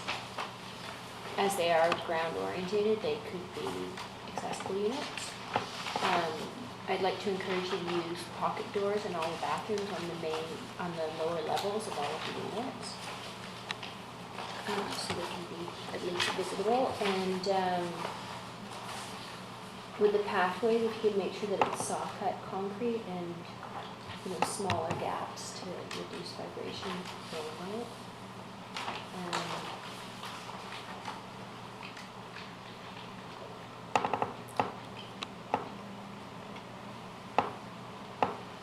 Sorry, in the built green points you spoke about accessibility. Is that just accessibility in terms of Yeah, sorry, I cost didn't and- mean to confuse that. I mean accessibility to beyond code-built homes. Because there's other programs out there, such as LEAD, that they put such a high cost not only on the design, but the actual certification, that not a lot of like homes like this go through the LEAD program because it increases the construction cost, not only from the materials going into it, but just the consultant fees and the certification fees. Yeah, right. But what I'm asking is whether there was any points that would be given for accessibility in terms of the sustainability. On the If people can age 2017 in place, does checklist, that count? on the 2017 checklist, we could potentially pursue that under, there's a new section for innovation. So if we had a design that was, you know, accessible and going beyond, you know, the minimum requirements, we potentially could apply to Build Green, arguing that our design is better than the regular new home. However, I do not believe off the top of my head that there's any prescriptive points that we could select for that. Thank you. What is the length of the parking as well? Like if somebody's got a van, you know, a big van or a long box truck, are they going to be able to park in that driveway? Yeah, so all the stalls in front of the units are the bylaw requirement. 6 meters, yeah. Okay. Right. Okay, Chris, all you. I think I'm still probably supposed to focus on this DP, but I think it stems from Susan's really helpful initial description, which I was excited to see some of the changes, quite big ones, from the first round of this through ADP, the commercial, the apartments, the density, the stuff on the waterfront. But I think none of that gets translated into the first phase, which, as Richard kind of pointed out, was supposed to be a flagship or really tell the story of this site. So I think the starting point for anything should be the narrative of the site. And if there is one, then that should kind of run through all the landscape, through the material choice, through the architecture. If there isn't one, I don't think there's value in being nostalgic about something that wasn't there. If there's not a maritime buildings of merit, like maybe Granville Island or some other communities that we could reference all day long, you know, is that really what we should be basing all of our architectural decisions on? I don't think so. I think there's probably an underlying history of this land that might be industrial, might be First Nations, might be geographical, that could be more inspiring as a starting point, as an alignment of the grid to landscape or something else that resonates. And right now, if you built this out and I came to this and I wasn't from Squamish, I don't think it would tell me anything about, you know, this amazing piece of property and things that surround it. So I'd encourage you, even if it's just a communication tool to the public and to planners and to ADP, that you really clarify that thesis. What is this land? What is its history? Why is it inspiring? Why are we taking care of it the way we're going to in implementing this project? I think that's just been, you know, Susan I think has communicated the most, and I'd like to hear it from, you know, the design team and the clients more so. I'm still challenged again that the first phase rolling out is townhomes, and I kind of pressed you to say, great, this rectangle is there, the opportunity to give people what they want in this neighborhood, mixed use, higher density, mixed typologies. It could be part, here's a mini version, first development of what the whole rollout's going to be, and you're just turning a blind eye to it and building townhomes that are, yeah, I think it's a lost opportunity, and it's really shortchanging an opportunity. That building could be your flagship building. That could be a passive house, rental, senior-oriented housing building with townhousing surrounding it. And, you know, then I feel much more supportive latching on to the schemes of the townhomes.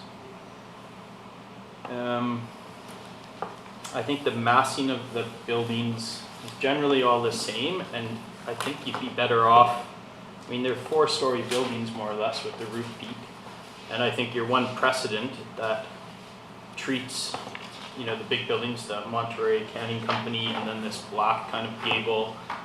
It's not trying to pretend that those buildings are 5 little individual buildings. They're one large building, and they architecturally are organized and cleanly detailed, and I think those are more successful than, I understand why these happen, and we see it in a ton of planning projects, but I think in the townhouse typology, and to Tanis's points, you end up throwing 5 materials at it to break up something that really isn't broken up. It's, you know, it's one quite large building, and I think you either have to go one way and articulate it with insets and more varied roof lines, or call it like it is and, you know, come up with an architectural solution that's really strong. And I still, you know, I'm sure you're capable of it, but I don't know why we're doing these nostalgic roof forms and styles. Like, we should be innovative about what this neighborhood could be. It could be, you look to the Netherlands or Europe about brownfield site development, and they are forward-thinking, new architectural forms, ideas, ways of living. And this feels like I've seen this in every suburban neighborhood, whether it's on a beautiful coastline or it's inland in Surrey or White Rock or Burnaby or suburban US. I think there just has to be way more inspiration in the way we're communicating the architectural ideas.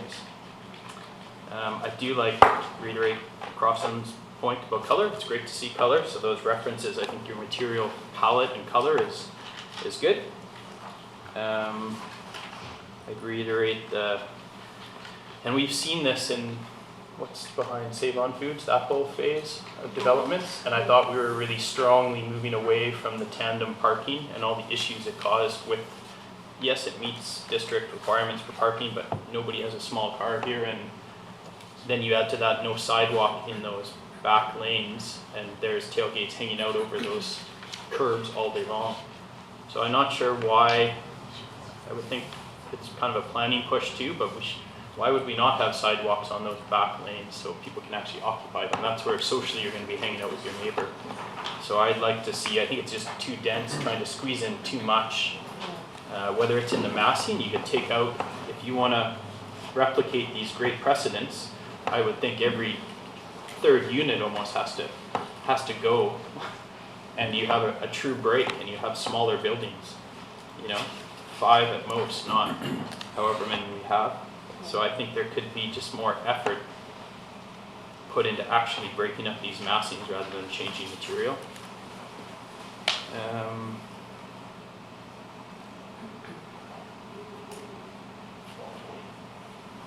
Yeah, I think that's it.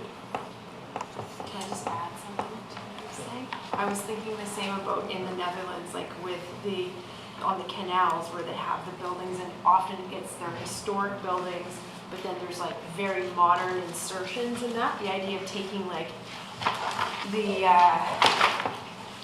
gable homes ones, like these gables that are here, and rather than just sort of piecing in these components that are pretty generic townhouses, of actually continuing those forms in there to make them look really interesting. Like if you wanted to do something that looked marine, it looked industrial, it had color, it had all those things like that. It could be something that is completely unique in Squamish and eye-catching from the highway, and like really is like the hallmark of it, of your project, rather than it looking, it's still being mixed in with other elements that look more similar to other townhouse developments that already exist here that are using those kinds of elements in them.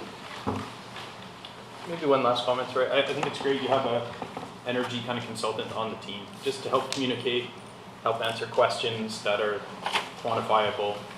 You know, I think that's a great commitment to see from our last conversation, where people were really wanting that sort of sustainable principles integrated. So I commend you on that. Okay, thank you.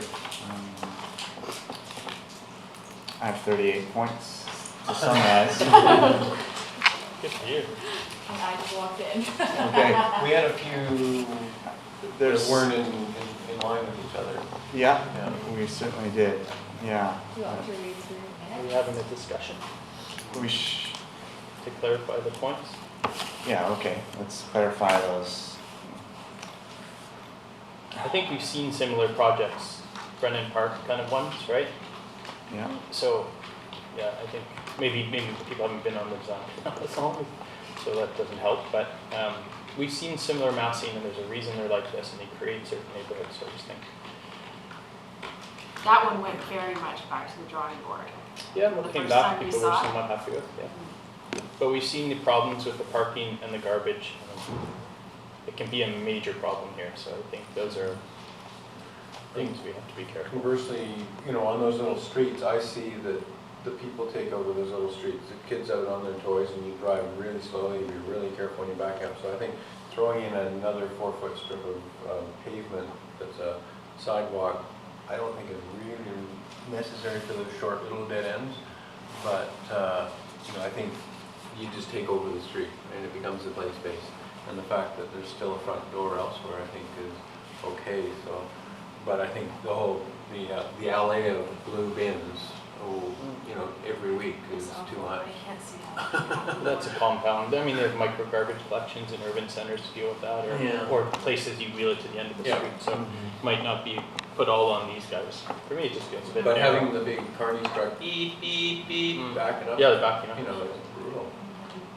I think like Eagle Wind is a good example of that because we discussed a lot about the aprons and the tandem parking and everything in there. And the last time I drove through there, it was like there was 2 trucks, like basically staggered like this, trucks with sleds on the back of them. And I had to do this to get through them. Like it's so tight in there. It's people aren't driving little Yaris's in Squamish. A lot of times people drive big vehicles, and so that becomes an issue of livability for the people that are there after the fact. Is this a longer apron than Eagle Wind or some of the other developments that we've I seen? believe it is. Yeah. Yeah, those ones are So quite it's short. an attempt to solve that problem. Mhm. I mean, and they meet the bylaws, right? So it's a challenge. So it's not a.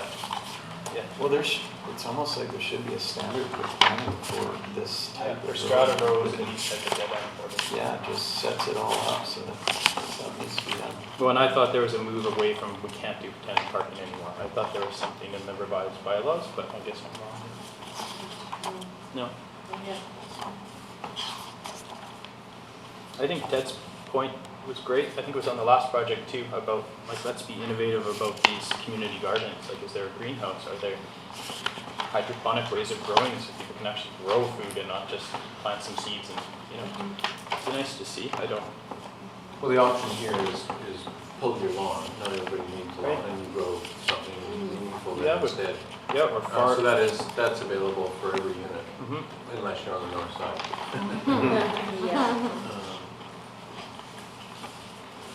So are there points that we really disagree about amongst ourselves? Well, the massing and articulation is a crucial one that seemed to have different points. Some people liked it, some people, style, some people didn't. Could we ask more of other phases? And are we asking perhaps too much of this first phase and maybe we I think can it's the achieve opposite. Yeah, I think it's the other way around? I think what you approve here sets precedent, and I think they know that as well. And And That's it's sort of my highly question. visible. Are we This is a setting gateway. precedent? Are we really setting precedent, or can we go about having other expectations of the other locations on the site? Because this to me speaks to this location on the site. It kind of makes sense. No, you're right. Just to me. Yeah, no, I think you could. I mean, especially waterfront, better value land. It is an entrance way More people though. walking to down near this. the waterfront too. What's the timeline for build out for all phases? You mentioned 10 years, I think. at some point. Yeah, market dependent. We'd like to start building on this phase next year, towards the end of next year. Sales go on. And then after this, we proceed to phase 2, and then we start looking at doing multifamily, 4 to 6 stories at the same time as townhomes. So it's really dependent on But they'll all be, there aren't gonna be concurrent phases, it'll all be kind of a linear phasing, so yeah, that's 2 it. to 3 years per phase, 5 to 6 phases. And the first apartment building isn't this site. This next door. Yeah. But it'd be kind of nice to just put this block to bed, right, and make sure it works. And then you get the variety that you were talking about, Chris. I feel too that this is gonna be so visible from the highway. This is the gateway into Squamish of a historic site.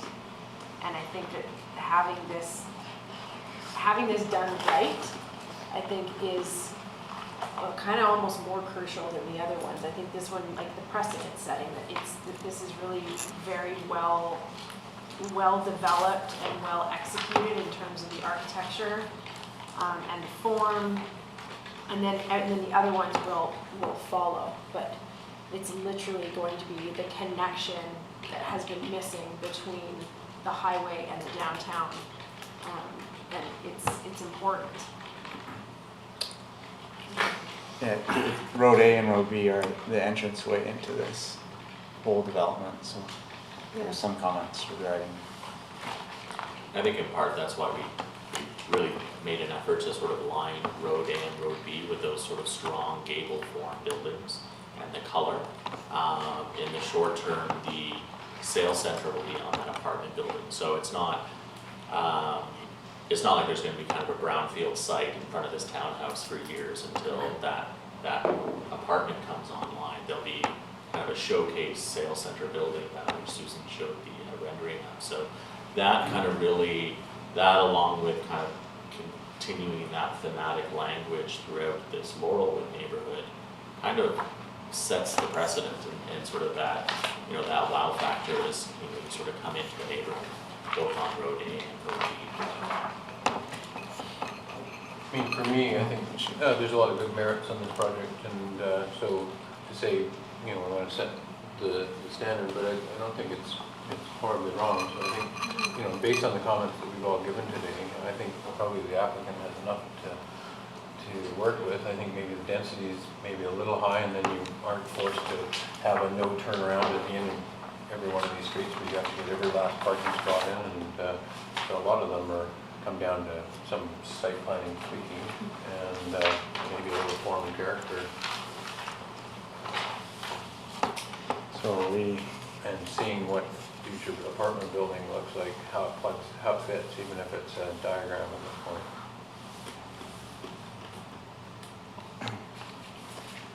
So let's vote. So we got a motion.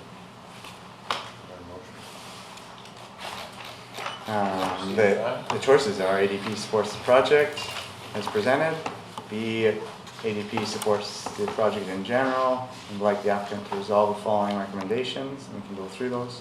C, ADP supports the project in general and would like to resolve the recommendations and return to ADP. And D, we don't support it. So, is there a motion? I have a motion for C.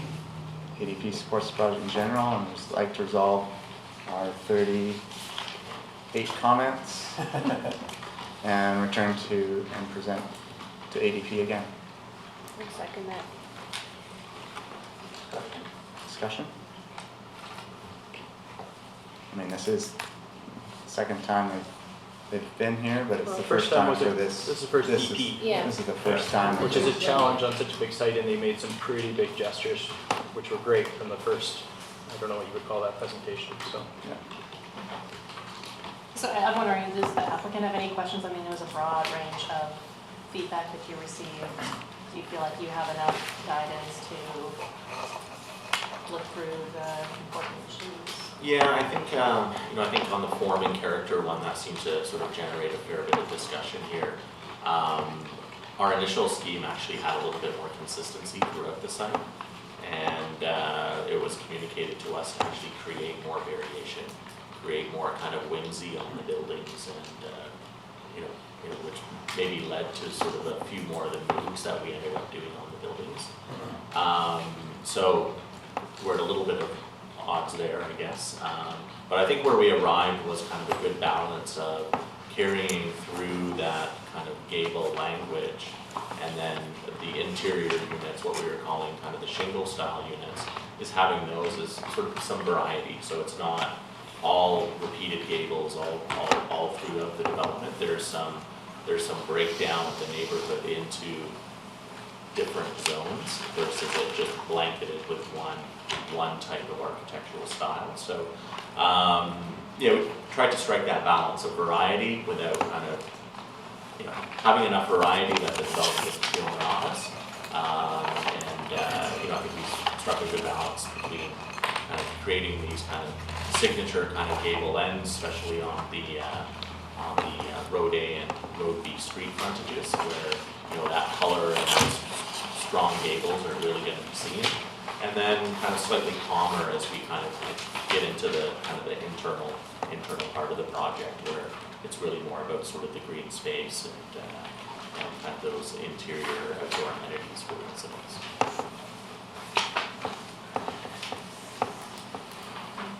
Okay. Okay. So Call the question. the motion is C. All in favor? Carried. Thank you. No opposed? No. One opposed. One to you. John. So let's reconvene here. Sarah and Matt. We're under overtime, of course, so who has to leave when, and does anyone? Leave at 5:30. 5:30? Okay. Does 5:30 work for everyone, or you can? I'll go a little bit longer if you can, please, guys. You can fade out as you need to, but yeah, kind of got a core for 5:30. That's great. Thank you so much. For those that I haven't,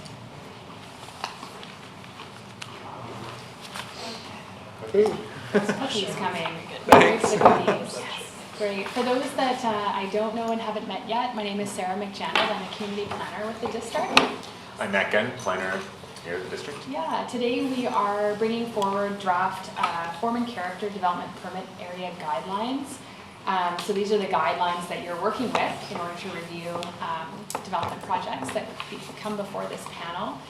So we're making continued progress on them and for their integration within the official community plan, which is being updated. And today what we wanted to do was highlight how they've been restructured, give you a bit of an overview, and then dive into some discussion to get your feedback on both a universal set of guidelines that we've framed up, as well as area-specific guidelines.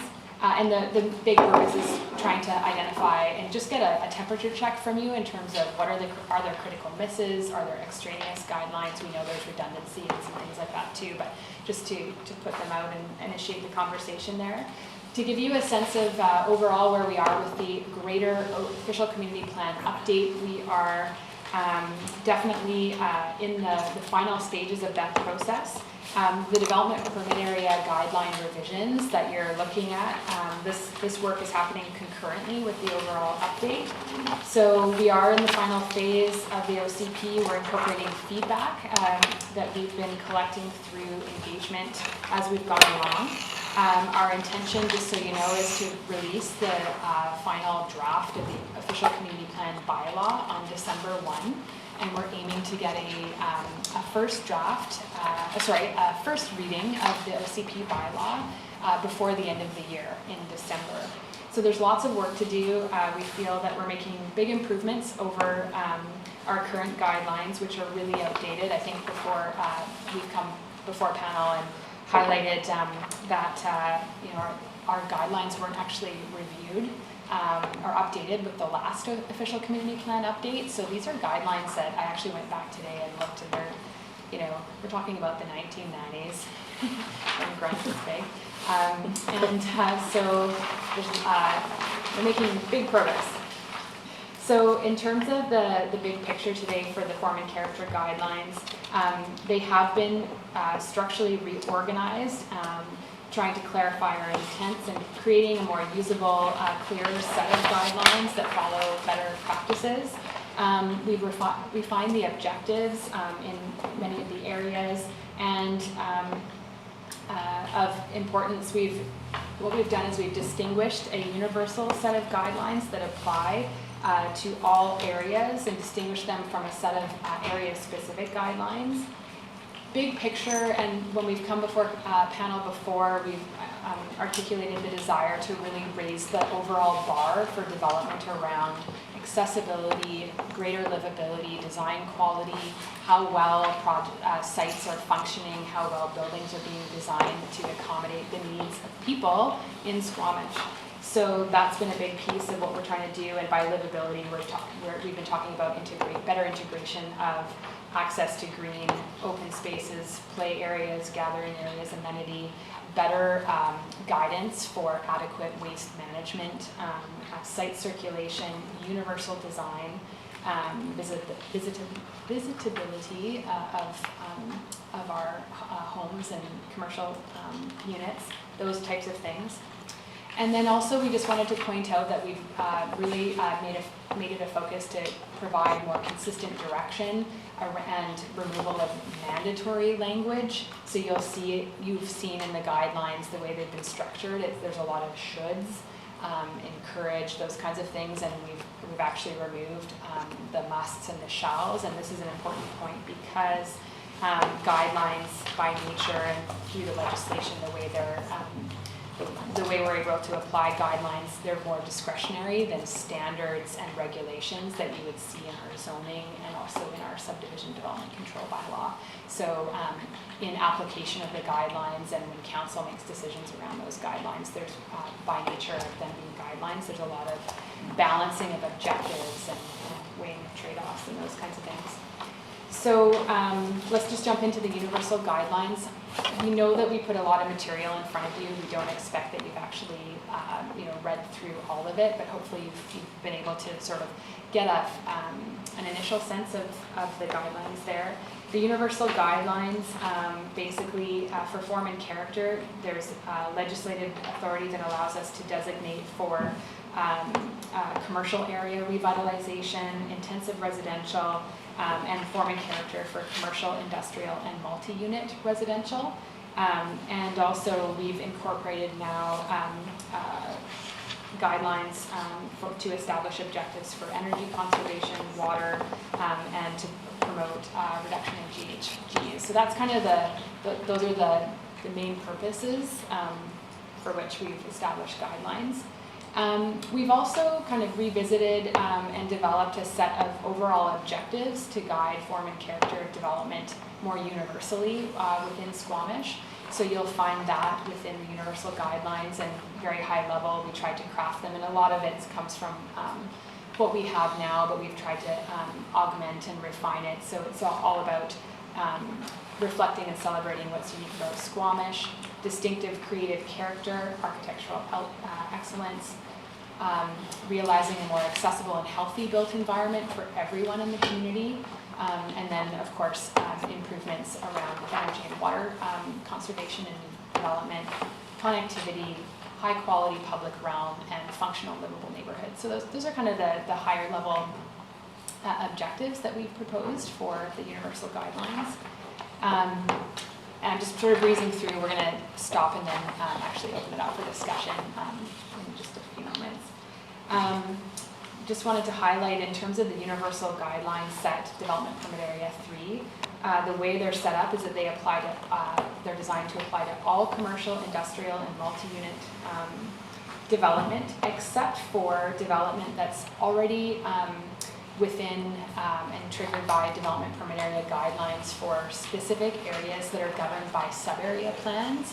So those key areas in the community are the university, the oceanfront, waterfront landing, so the set of guidelines that you were just considering for the project preceding our presentation. And in addition, these universal guidelines are not intended to apply to industrial employment, intensive and restrictive industrial. So for clarity, we've developed specific development permit areas for more of these intensive and restricted industrial areas, given that these are distinct areas with some distinct requirements. So we just separated those out, and hopefully that's a little bit more clear.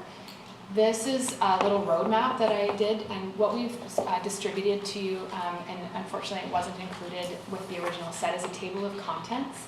So that hopefully will help you. Sometimes I find looking at a table of contents, it's good for a quick scan to figure out what's in there and what's not. But essentially, this graphic on this slide shows all of those general guidelines with the general guideline topic areas. And then in addition, for commercial and industrial businesses and for multi-residential guidelines, there are those additional sets of guidelines that would apply. We'll have a little bit more discussion around whether this structure is actually working and what you think about that, but I just wanted to highlight, essentially that's hopefully another way to show you what's going on there. And then Matt's going to talk a little bit about this. Yeah, so just off the top, though, I do want to say this is us kind of taking our first stab at how to structure these. So this is rough and early stages, and you know, if the feedback is that we need to change it to make it more friendly or more usable, we're open to that. But essentially, what we did is we came up with that universal set of guidelines, Area 3, so we don't have to repeat a lot of the stuff that we want to see all through the community over and over and over again. And then for the downtown area, we had the downtown neighborhood plan that had a bunch of guidelines in it that were area specific.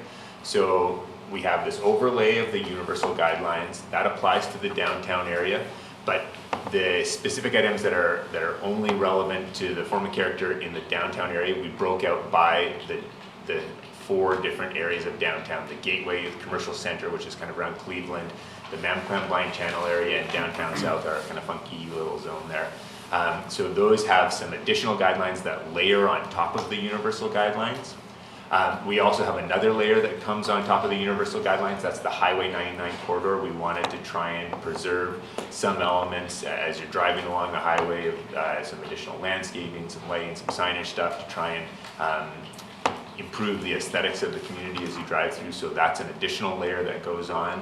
And then, as Sarah said, there's the sub-area plans are called out. We don't have these universal guidelines applying to the university, the waterfront, the oceanfront, so they have their own DPs, and they were unfortunately numbered in a way that it's kind of awkward in here. We'll fix that coming up. But 9, 10, and 12 are those sub-area DPs, and then the 2 industrial ones, industrial employment, which is 11, and intensive and restricted industrial, those 13.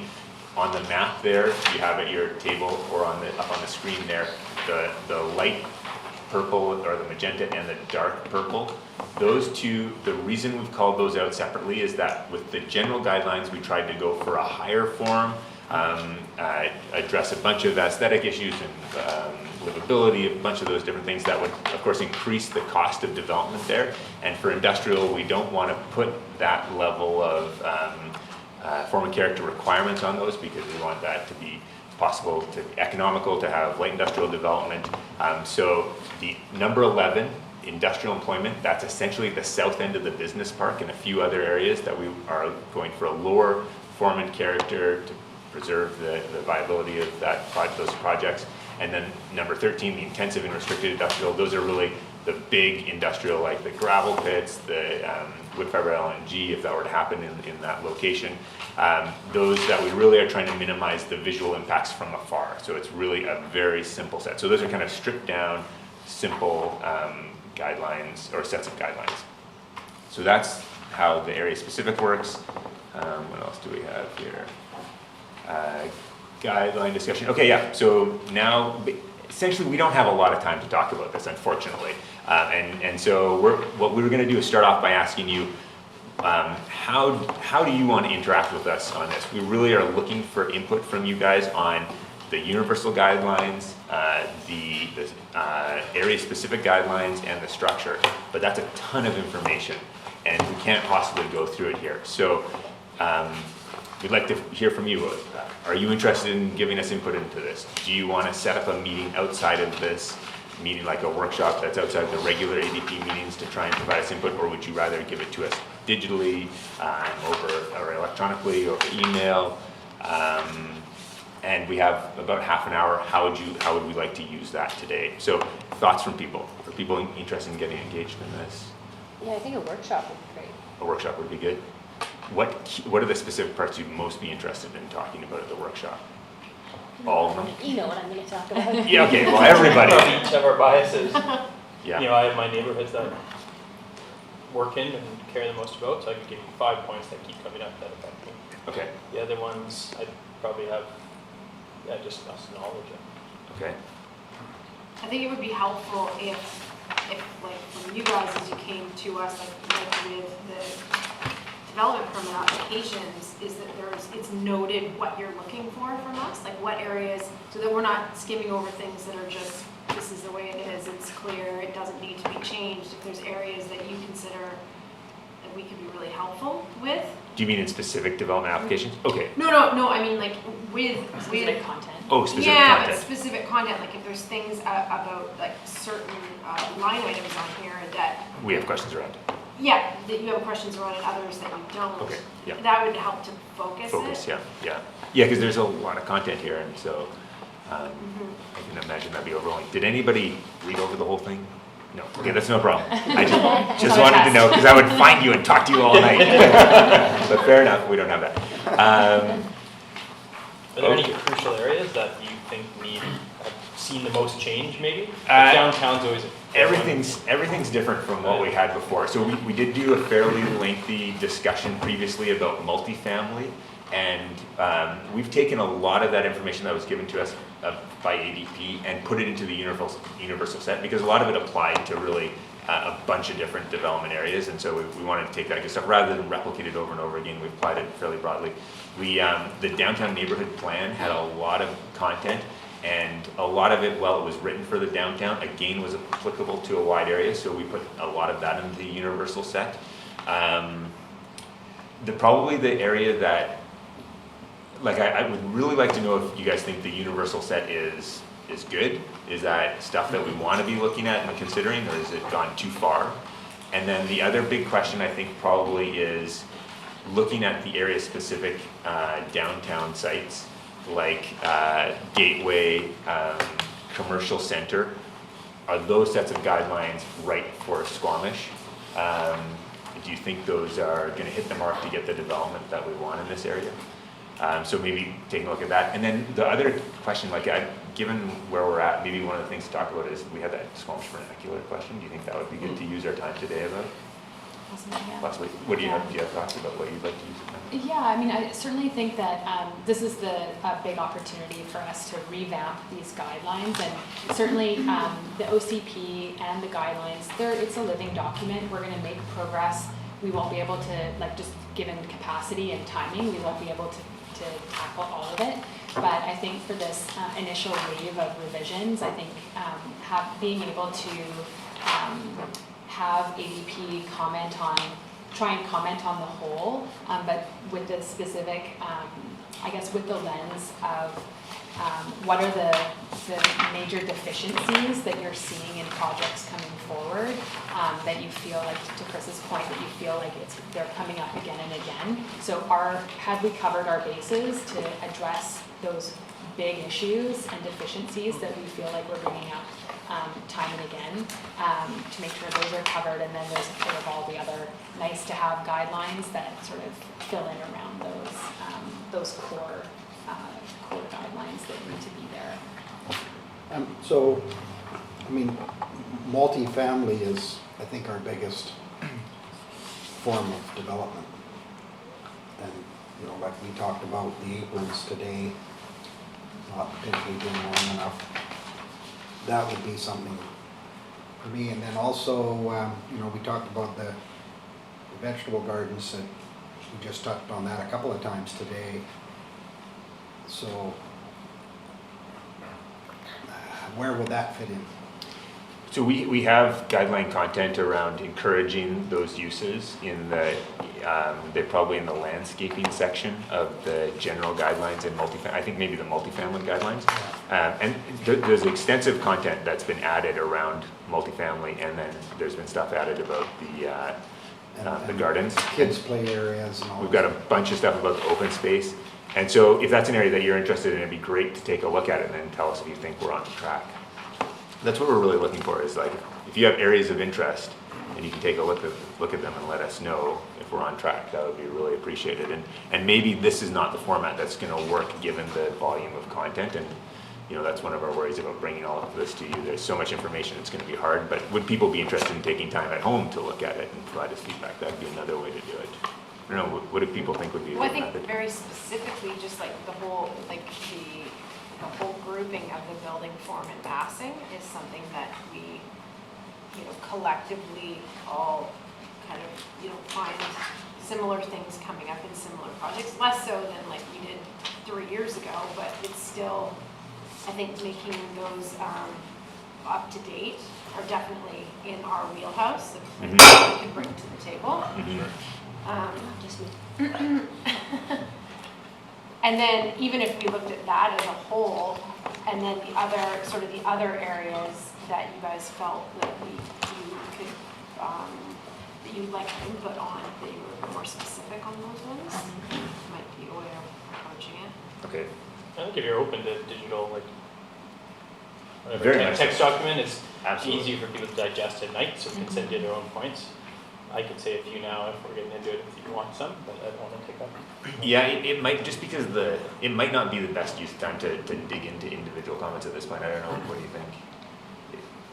We could maybe, I don't know if we want to just sort of do one round around the table, and if there's sort of like top 3 things that, Yeah, okay. that you might want to just flag for us right Yeah. now, that would be appreciated, and that will help us perhaps structure our workshop.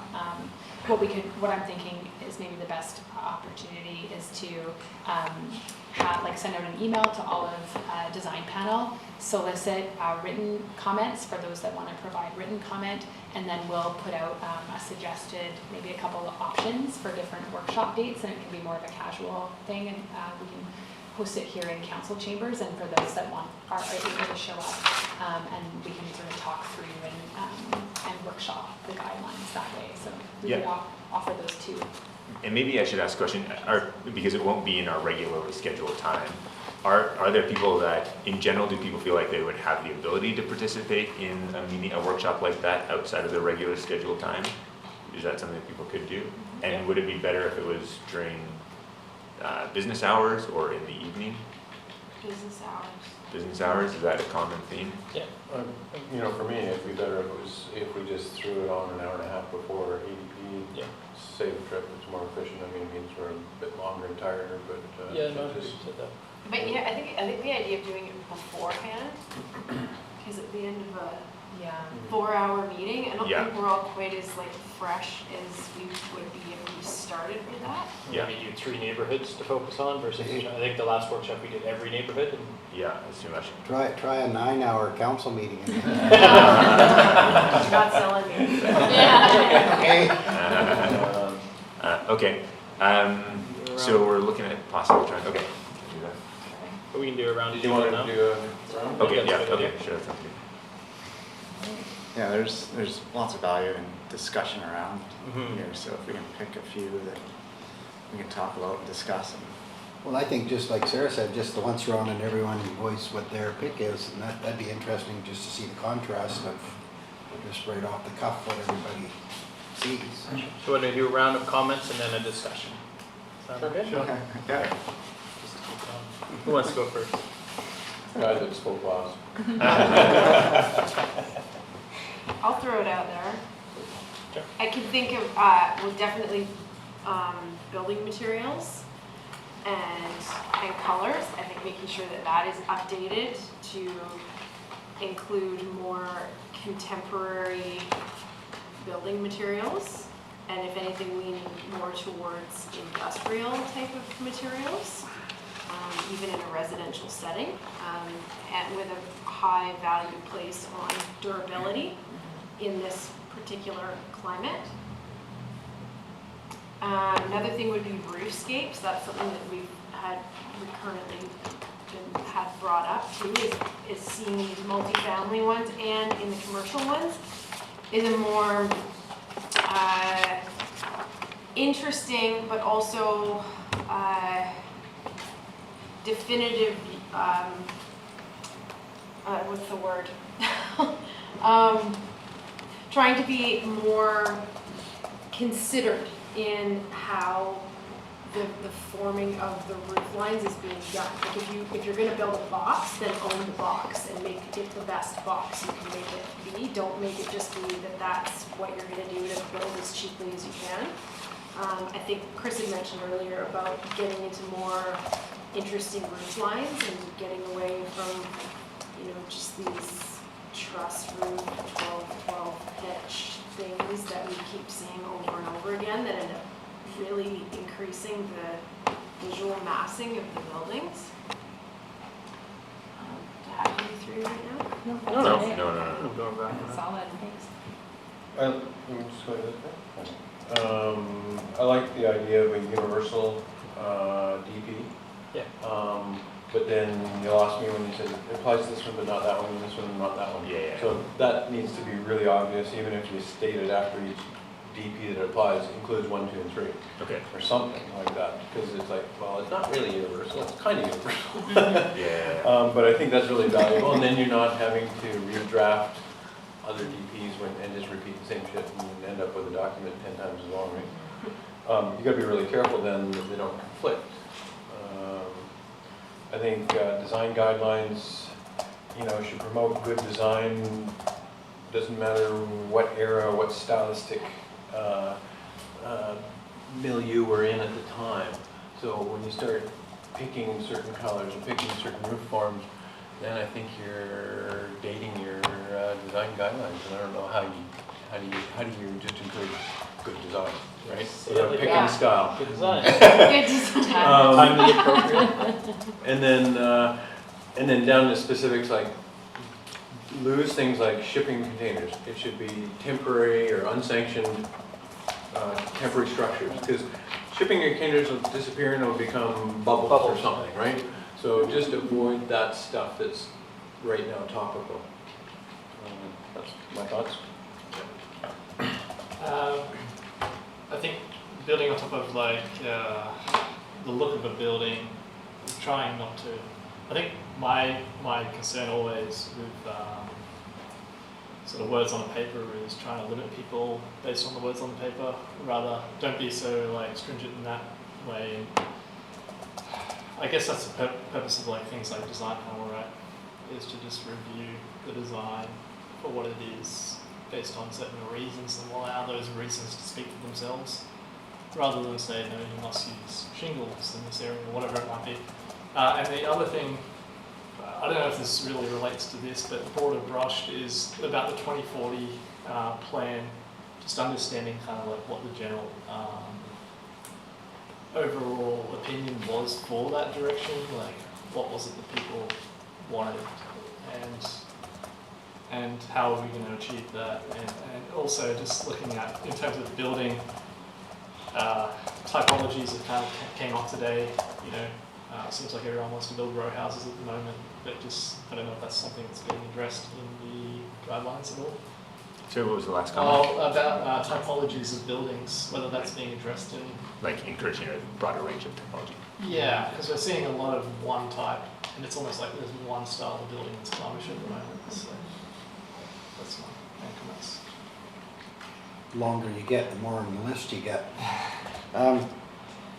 I'd like to see something around storage, so that when you design all these places, there's room for people to put their sleds and mountain bikes and all that kind of stuff.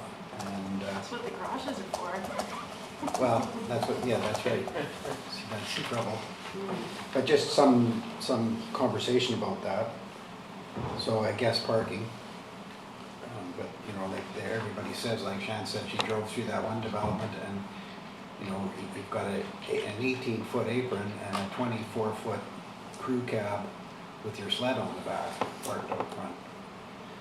And then back alleys, where there's back alleys, potentially room for enhancing and creating kind of a cool space. And then the last one have to leave room for creativity, so you don't want to squeeze everybody into a box, and if someone comes out with a real cool idea, you have to let them go with it, or at least have the opportunity to go with it. Thank you, Chad. I find it sometimes confusing when you have a universal guideline and then every other DP has the same table of contents. I find that really confusing. And where energy consumption or conservation plays into this, I don't know, like, it should be in a universal DP, and energy isn't necessarily different in other DP areas. And roads and circulation is very important. I don't know how that differs in different DP areas. My comments. Thank you.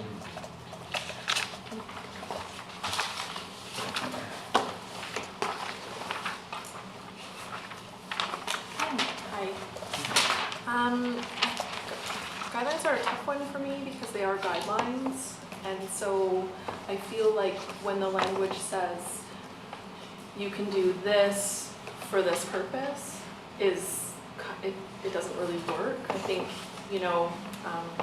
like as an example, you can use flat roofs, maybe used for green roof balcony or roof deck, but I don't think that that's helpful, because if somebody can justify their rationale and say, I'm doing a flat roof for X, Y, Z, but it's not, like, I think they're guidelines, they shouldn't be that specific.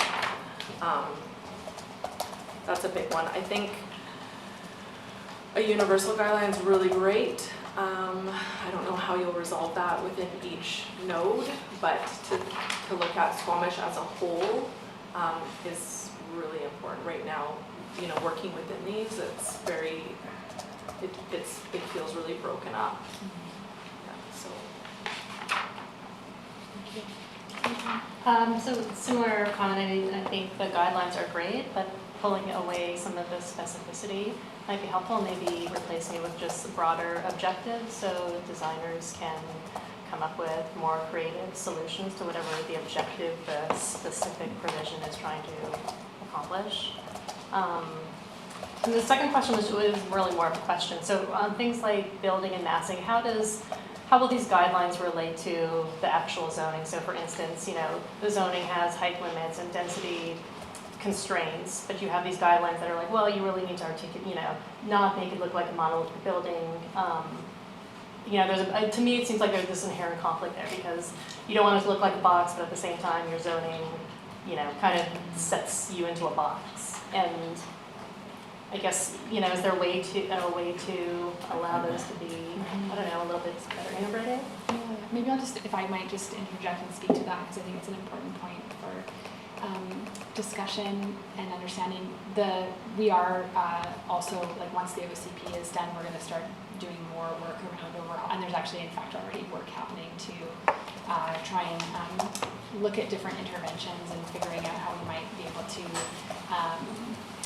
positively influence and change zoning, for example, in the downtown and even in our single unit zones, and create that greater diversity in building typology and form and things like that. But to your point, Pam, the way that we're thinking about the guidelines is that they absolutely have to work in concert with the zoning, and whereas the zoning is regulatory and that it has this, it's usually setting out the maximum buildables, how do they work well with the guidelines for the specific areas, and really it's kind of, we've used in some cases the word like boot and suspenders, or like, really trying to figure out how they can complement each other as opposed to being at odds. No. So that's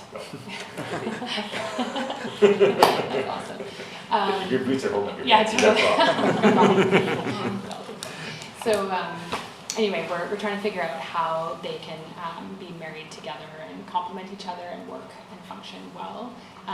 That is definitely a task in and of itself, but definitely when our minds are trying to figure out how that can best work.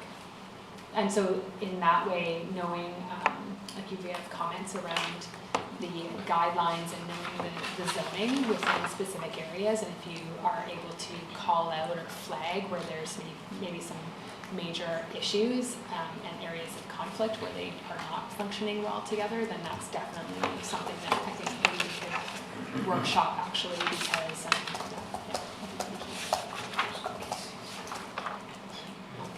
thank you. Did you have Yeah, no, others? that's it. Thanks. I'm actually excited to see a conversation develop around livability. I think it's something that hasn't really occurred in the past. And that's why we find these issues with these dead-end roads. And there's a lot of projects that have actually gone through recently, in Northwoods, for example, that I can see people are gonna hate living there after a while, because you can't have your friends over, you can't, you know, I don't know if you've ever gone into one of those developments, some of them are quite old, like Seasons or even Elements, where you get up to the end of a dead end, and then you gotta back out of there, and there's cars kind of out, and there's kids running in and around, and you're like hoping you don't run over someone. I mean, it's a safety issue too.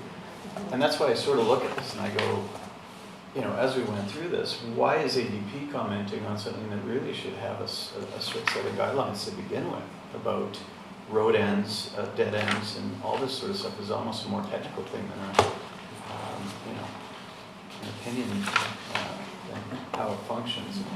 Yet, for years and years, we've been allowing these dead ends, and you know, developers don't care. 460-foot dead end. Yeah.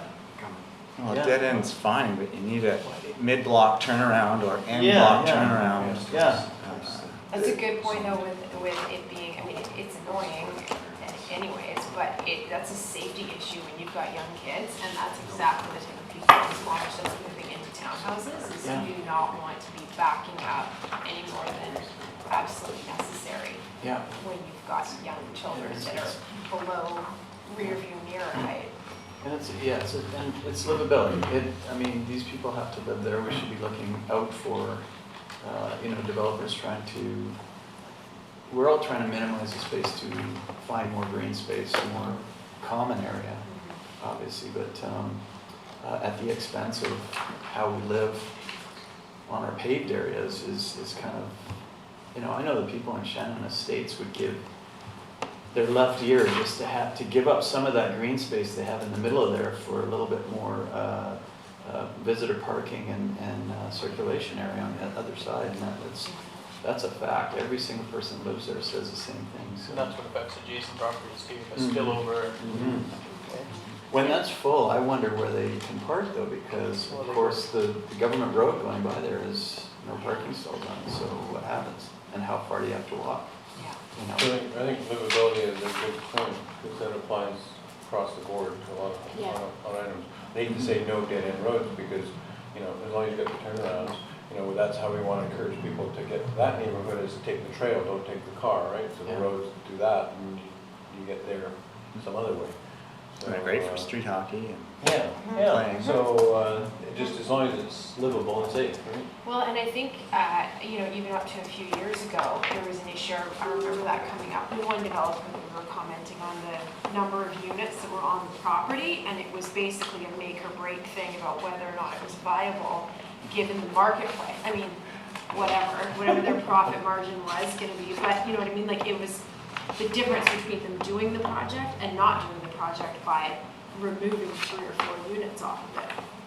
I don't think that's the case anymore. Like, I think the idea that you could take and remove some units out, it's still going to be a viable project for them. So rather than giving the developers the power to maximize their profits, I think there is a responsibility in the planning department and here and wherever else that has any council, has any power over it, to ensure that it is going to be something that people are going to want to use and live in comfortably for decades down the road, for the whole lifespan of the project. I like the comment about the 13-foot width being too narrow. That's, you know, where is there any regulation in there that says what's too narrow for livability, or is it left to market?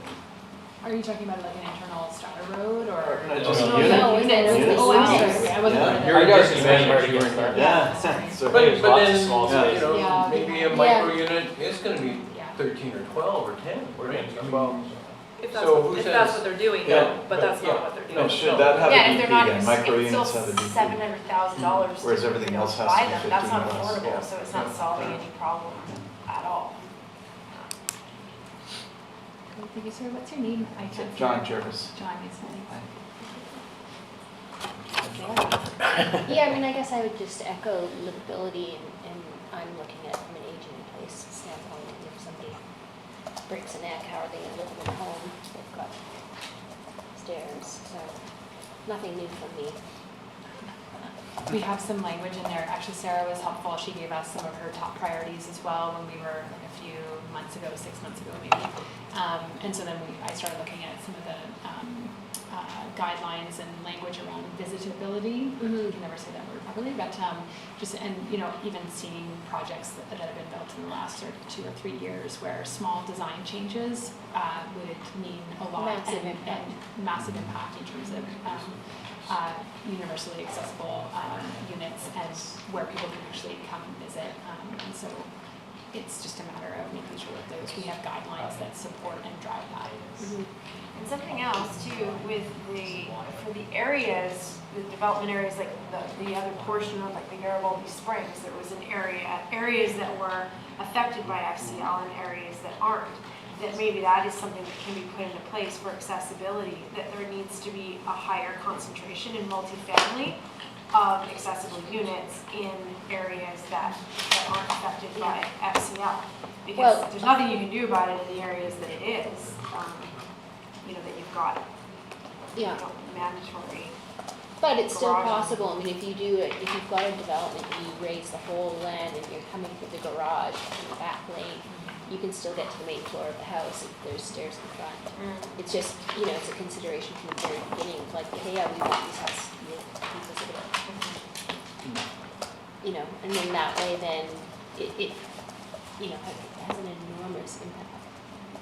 Because you get to the main floor. It's big. Yeah, it's big. Tech. Great work, guys. There's a lot of content. I think you've removed a lot of the prescriptive stuff. We all got stuck in ADP, but then there kind of creeps in some other ones, like 40% glazing, 60% should be this. And I think you just gotta be ruthless. I think the intent's good, and I get it, as I have to work within these. But I think then that restricts certain styles of architecture. So if you maximum, there's a note in there, maximum 60% glazing. Okay, we're not having a curtain wall building, you're having a punched opening window. Good for some things, bad for others. So just don't remove the old ones and replace them with new prescriptive ones. Maybe the flat roof comment's similar. I also think that if you're gonna have images in there, I have biases, but I see flags and ornamental windmills, and we get windmills in a DP because they're following what's there. So I'm a visual person. I would love to see really progressive projects from 2016 that are like world class, if you're going to put one in there.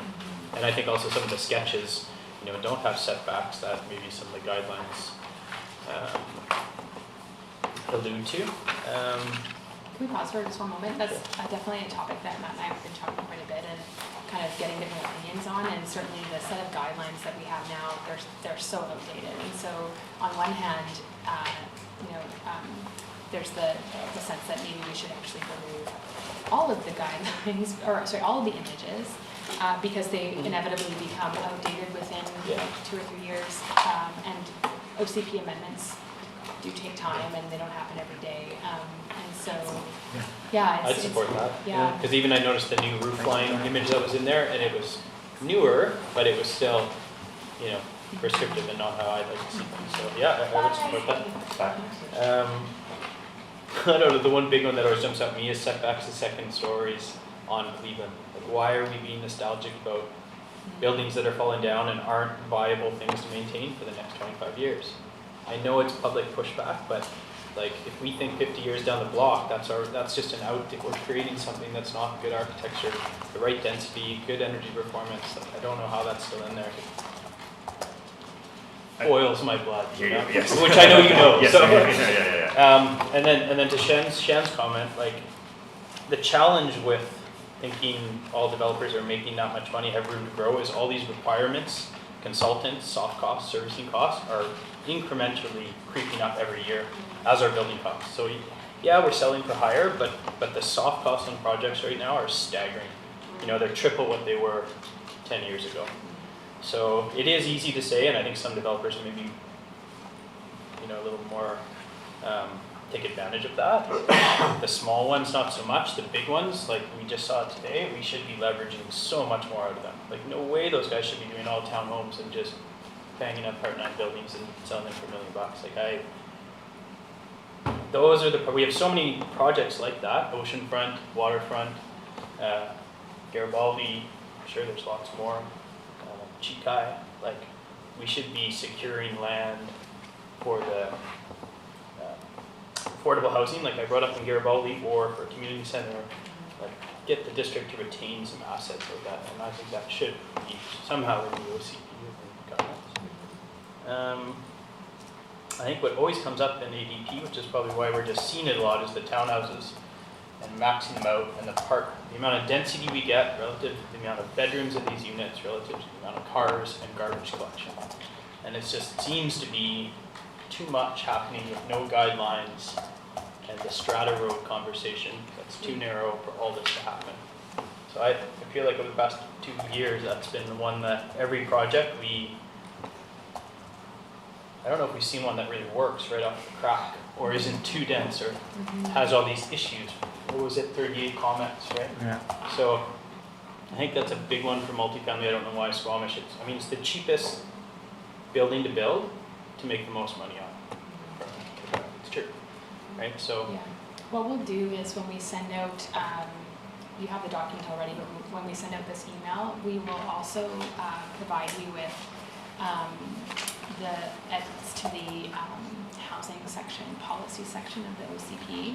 I think this is an important sort of policy piece to tie in, so you can see what kinds of directives are being established through policy around inclusionary housing, housing diversity, housing mix, some of the key policy things that are going to be driving the decisions around land use at the sort of rezoning stage that then will sort of trickle into what that will look like for housing when you see it at DP. So, yeah, that sounds great. so I can provide that to you. We've been working with, we took in all the recommendations from the Housing Task Force, and there's other work that's been happening around affordable housing and integrated housing solutions within Squamish. So it looks a lot different than what you've seen in what you see in our current OCP. So hopefully with those two pieces, you'll get a better sense of kind of what we're aiming for to try and address some of those things. So how does a performer work in all this?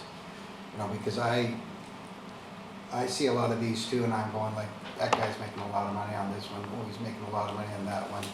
And we just have our regulations, and I've always thought we should do a performer once in a while and to help get an idea, like to get a little piece of land in all these developments for the affordable housing or for more park space, or but we never ask for performance. And there's a couple in particular now that I'm going, we should get an idea how much these people are going to make, so that we can base how much we ask. Yeah, that's a conversation about the community amenity policy. So in the community amenity contribution policy that's outside of the OCP, I think it came before council. I don't know if you recall, Ted, maybe like a month and a half or 2 months ago, there is some, it touches on performance and where the municipality would, like through that CAC discussion at rezoning, the municipality would reserves the opportunity to request and or do like shadow performance and have those discussions. I don't want to take away from the design kind of discussion, but it's definitely something that's I'll talk to you about in that CAC policy, which is on the website. Krista, do you have anything else on that front, or? No, good starter. Pretty good, yeah. I think the only overarching one is if we can focus on performance and long-term being resilient somehow. I don't know how to do that, that's your job, I guess, but those are the things that make us have to revisit these every 10 years. And same with architecture, it's going to be there for 100 years. How do you build a building that's resilient? And I think every public workshop I've been to, or ADP one, people have been really supportive of less constraints, more diverse use, less prescriptive. Let's look at all types of architecture. So I think if we can get that through in the universal kind of guidelines, it would be really great. Then you start to see a lot of variety. Okay. I think you could probably limit the amount of bullet points or numbering here. Landscaping 36.12, there's A to T comments, and maybe, I bet there's conflicts here with the universal one, but maybe limited the number of points. Definitely in the scan, even since we sent this out, I was sort of doing another run through, and that's certainly finding guidelines within the area specific that very much could be elevated to universal. So I think there's another go that we'll need to do to really like fine tune that as well, for sure. But Right. good points about. Yeah, it should, you kind of lose your memory after Oh, there's a lot there. 4 or 5 points. It's like, Speak for yourself. I want to make sure Did we hear from Cheryl? For the design stuff, honestly, I think less is more. You shouldn't be telling people, oh, use stone, and honestly, I don't think I've seen an application in the past 3 months that uses stone, or telling people that metal siding is not supported. You should consider the application, the design as a whole. So definitely the design stuff, less is more. And I guess the other thing to concentrate on would be energy efficiency as we get to it's, end of 2017, almost 2018. How do we move with the times, right? And that kind of dovetails with the livability, all of that piece, right? So. Yeah, the energy one is challenging because we only have a very narrow range that we're able to work with in the design guidelines under the legislation. Right. But isn't the step code addressing that anyway? That's right. The building, a lot of it ends up falling to the building code. There are a few kind of minor areas which we've tried to address, but yeah. I think with the materials situation is not that we wanted to be very specific about what should be used. It was more like trying to eliminate things like vinyl siding coming back in here multiple times too. And like it just, you're sort of shutting that down right from the beginning, that like there's so much innovation that's happening in building materials that there's really no reason to go and use something from like 1989, you know, and it was just the developers being cheap that were what was the reason why they were trying to use that stuff. So it was kind of annoying to get something that was coming all the way to us, where I think having something that sort of eliminated the use of cheap or easily corrodable, destroyable materials, non-durable materials should just be eliminated right from the start.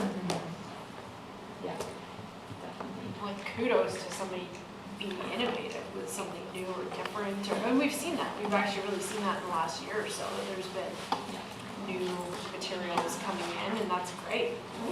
I think we tried to respond. That was something we heard loud and clear last time, and definitely have been trying to respond to that in terms of like wide range of high quality, visually appealing materials and finishes, and materials that withstand wind and rain and don't corrode and things like that, and also things that work well together, like some consideration of how materials and finishes are creating like a pleasing kind of whole. And I think to Cheryl's point, just around the stone, it's really not saying like you have to use stone, but like if you're using stone, it was like artificial, or we want to avoid like maybe artificial stones or things that are not durable, so and local wherever possible. And doesn't it say that currently, or did it That's say that? That's what we have. Yeah, okay. Yeah. So, yeah, I think we're making progress for sure. How will you seek our comments digitally? Is it going to track changes or just PDF markups? Or What would work best for people? Like track changes is probably a pretty good way to go.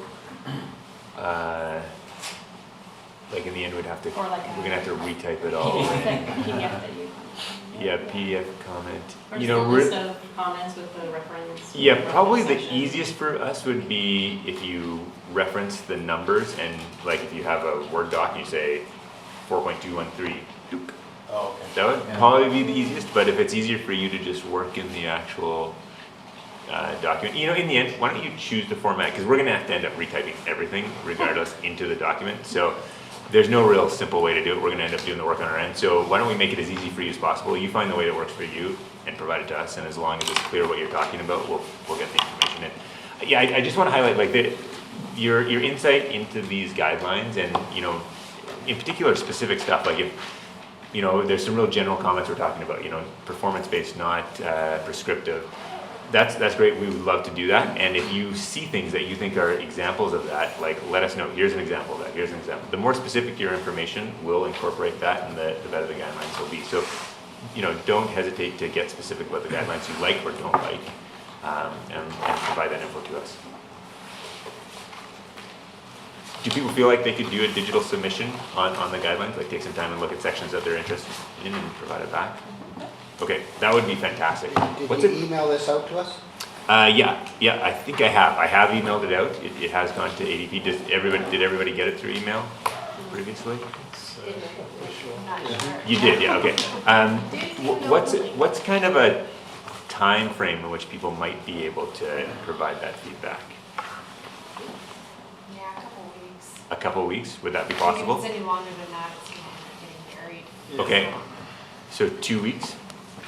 Okay, maybe I'll send out an email as a reminder somewhere along the way and say, hey, if people can send it in. Suggestions around a workshop if people want to come. Yeah, do people like the idea of doing a workshop? My one concern with the workshop is there's so much material, it could be hard to effectively get it through, but if people want to have that discussion. How about an hour before an ADP or an hour and a half before an ADP? Just to have, you know, after everybody's done all the email stuff, just for a brief conversation. Okay. Have some cookies and coffee. Yeah, maybe like before the next Come on, one. sushi, I'm getting tired of Or we can cookies. go to the house after. Yeah. Okay, so maybe if I ask for feedback within 2 weeks, and that'll make sure everybody has had a chance to take a look at it, and then rather than try and go point by point around all the details, have a broader discussion around what they saw and what they think would be better for an hour and a half before the next ADP meeting. Would that be an effective way to tackle this?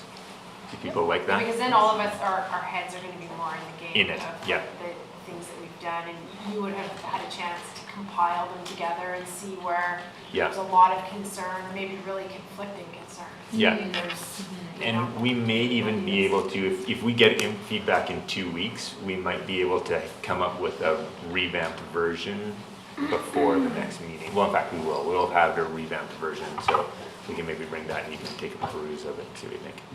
Does that sound good to people? Sure. We totally appreciate the input. Like this is, you know, for us, this is, the more help we get on this, the better the guidelines will be, and hopefully the better the projects you'll get we all down have the to use road. them. Yeah, we have to use them. So we really appreciate the input.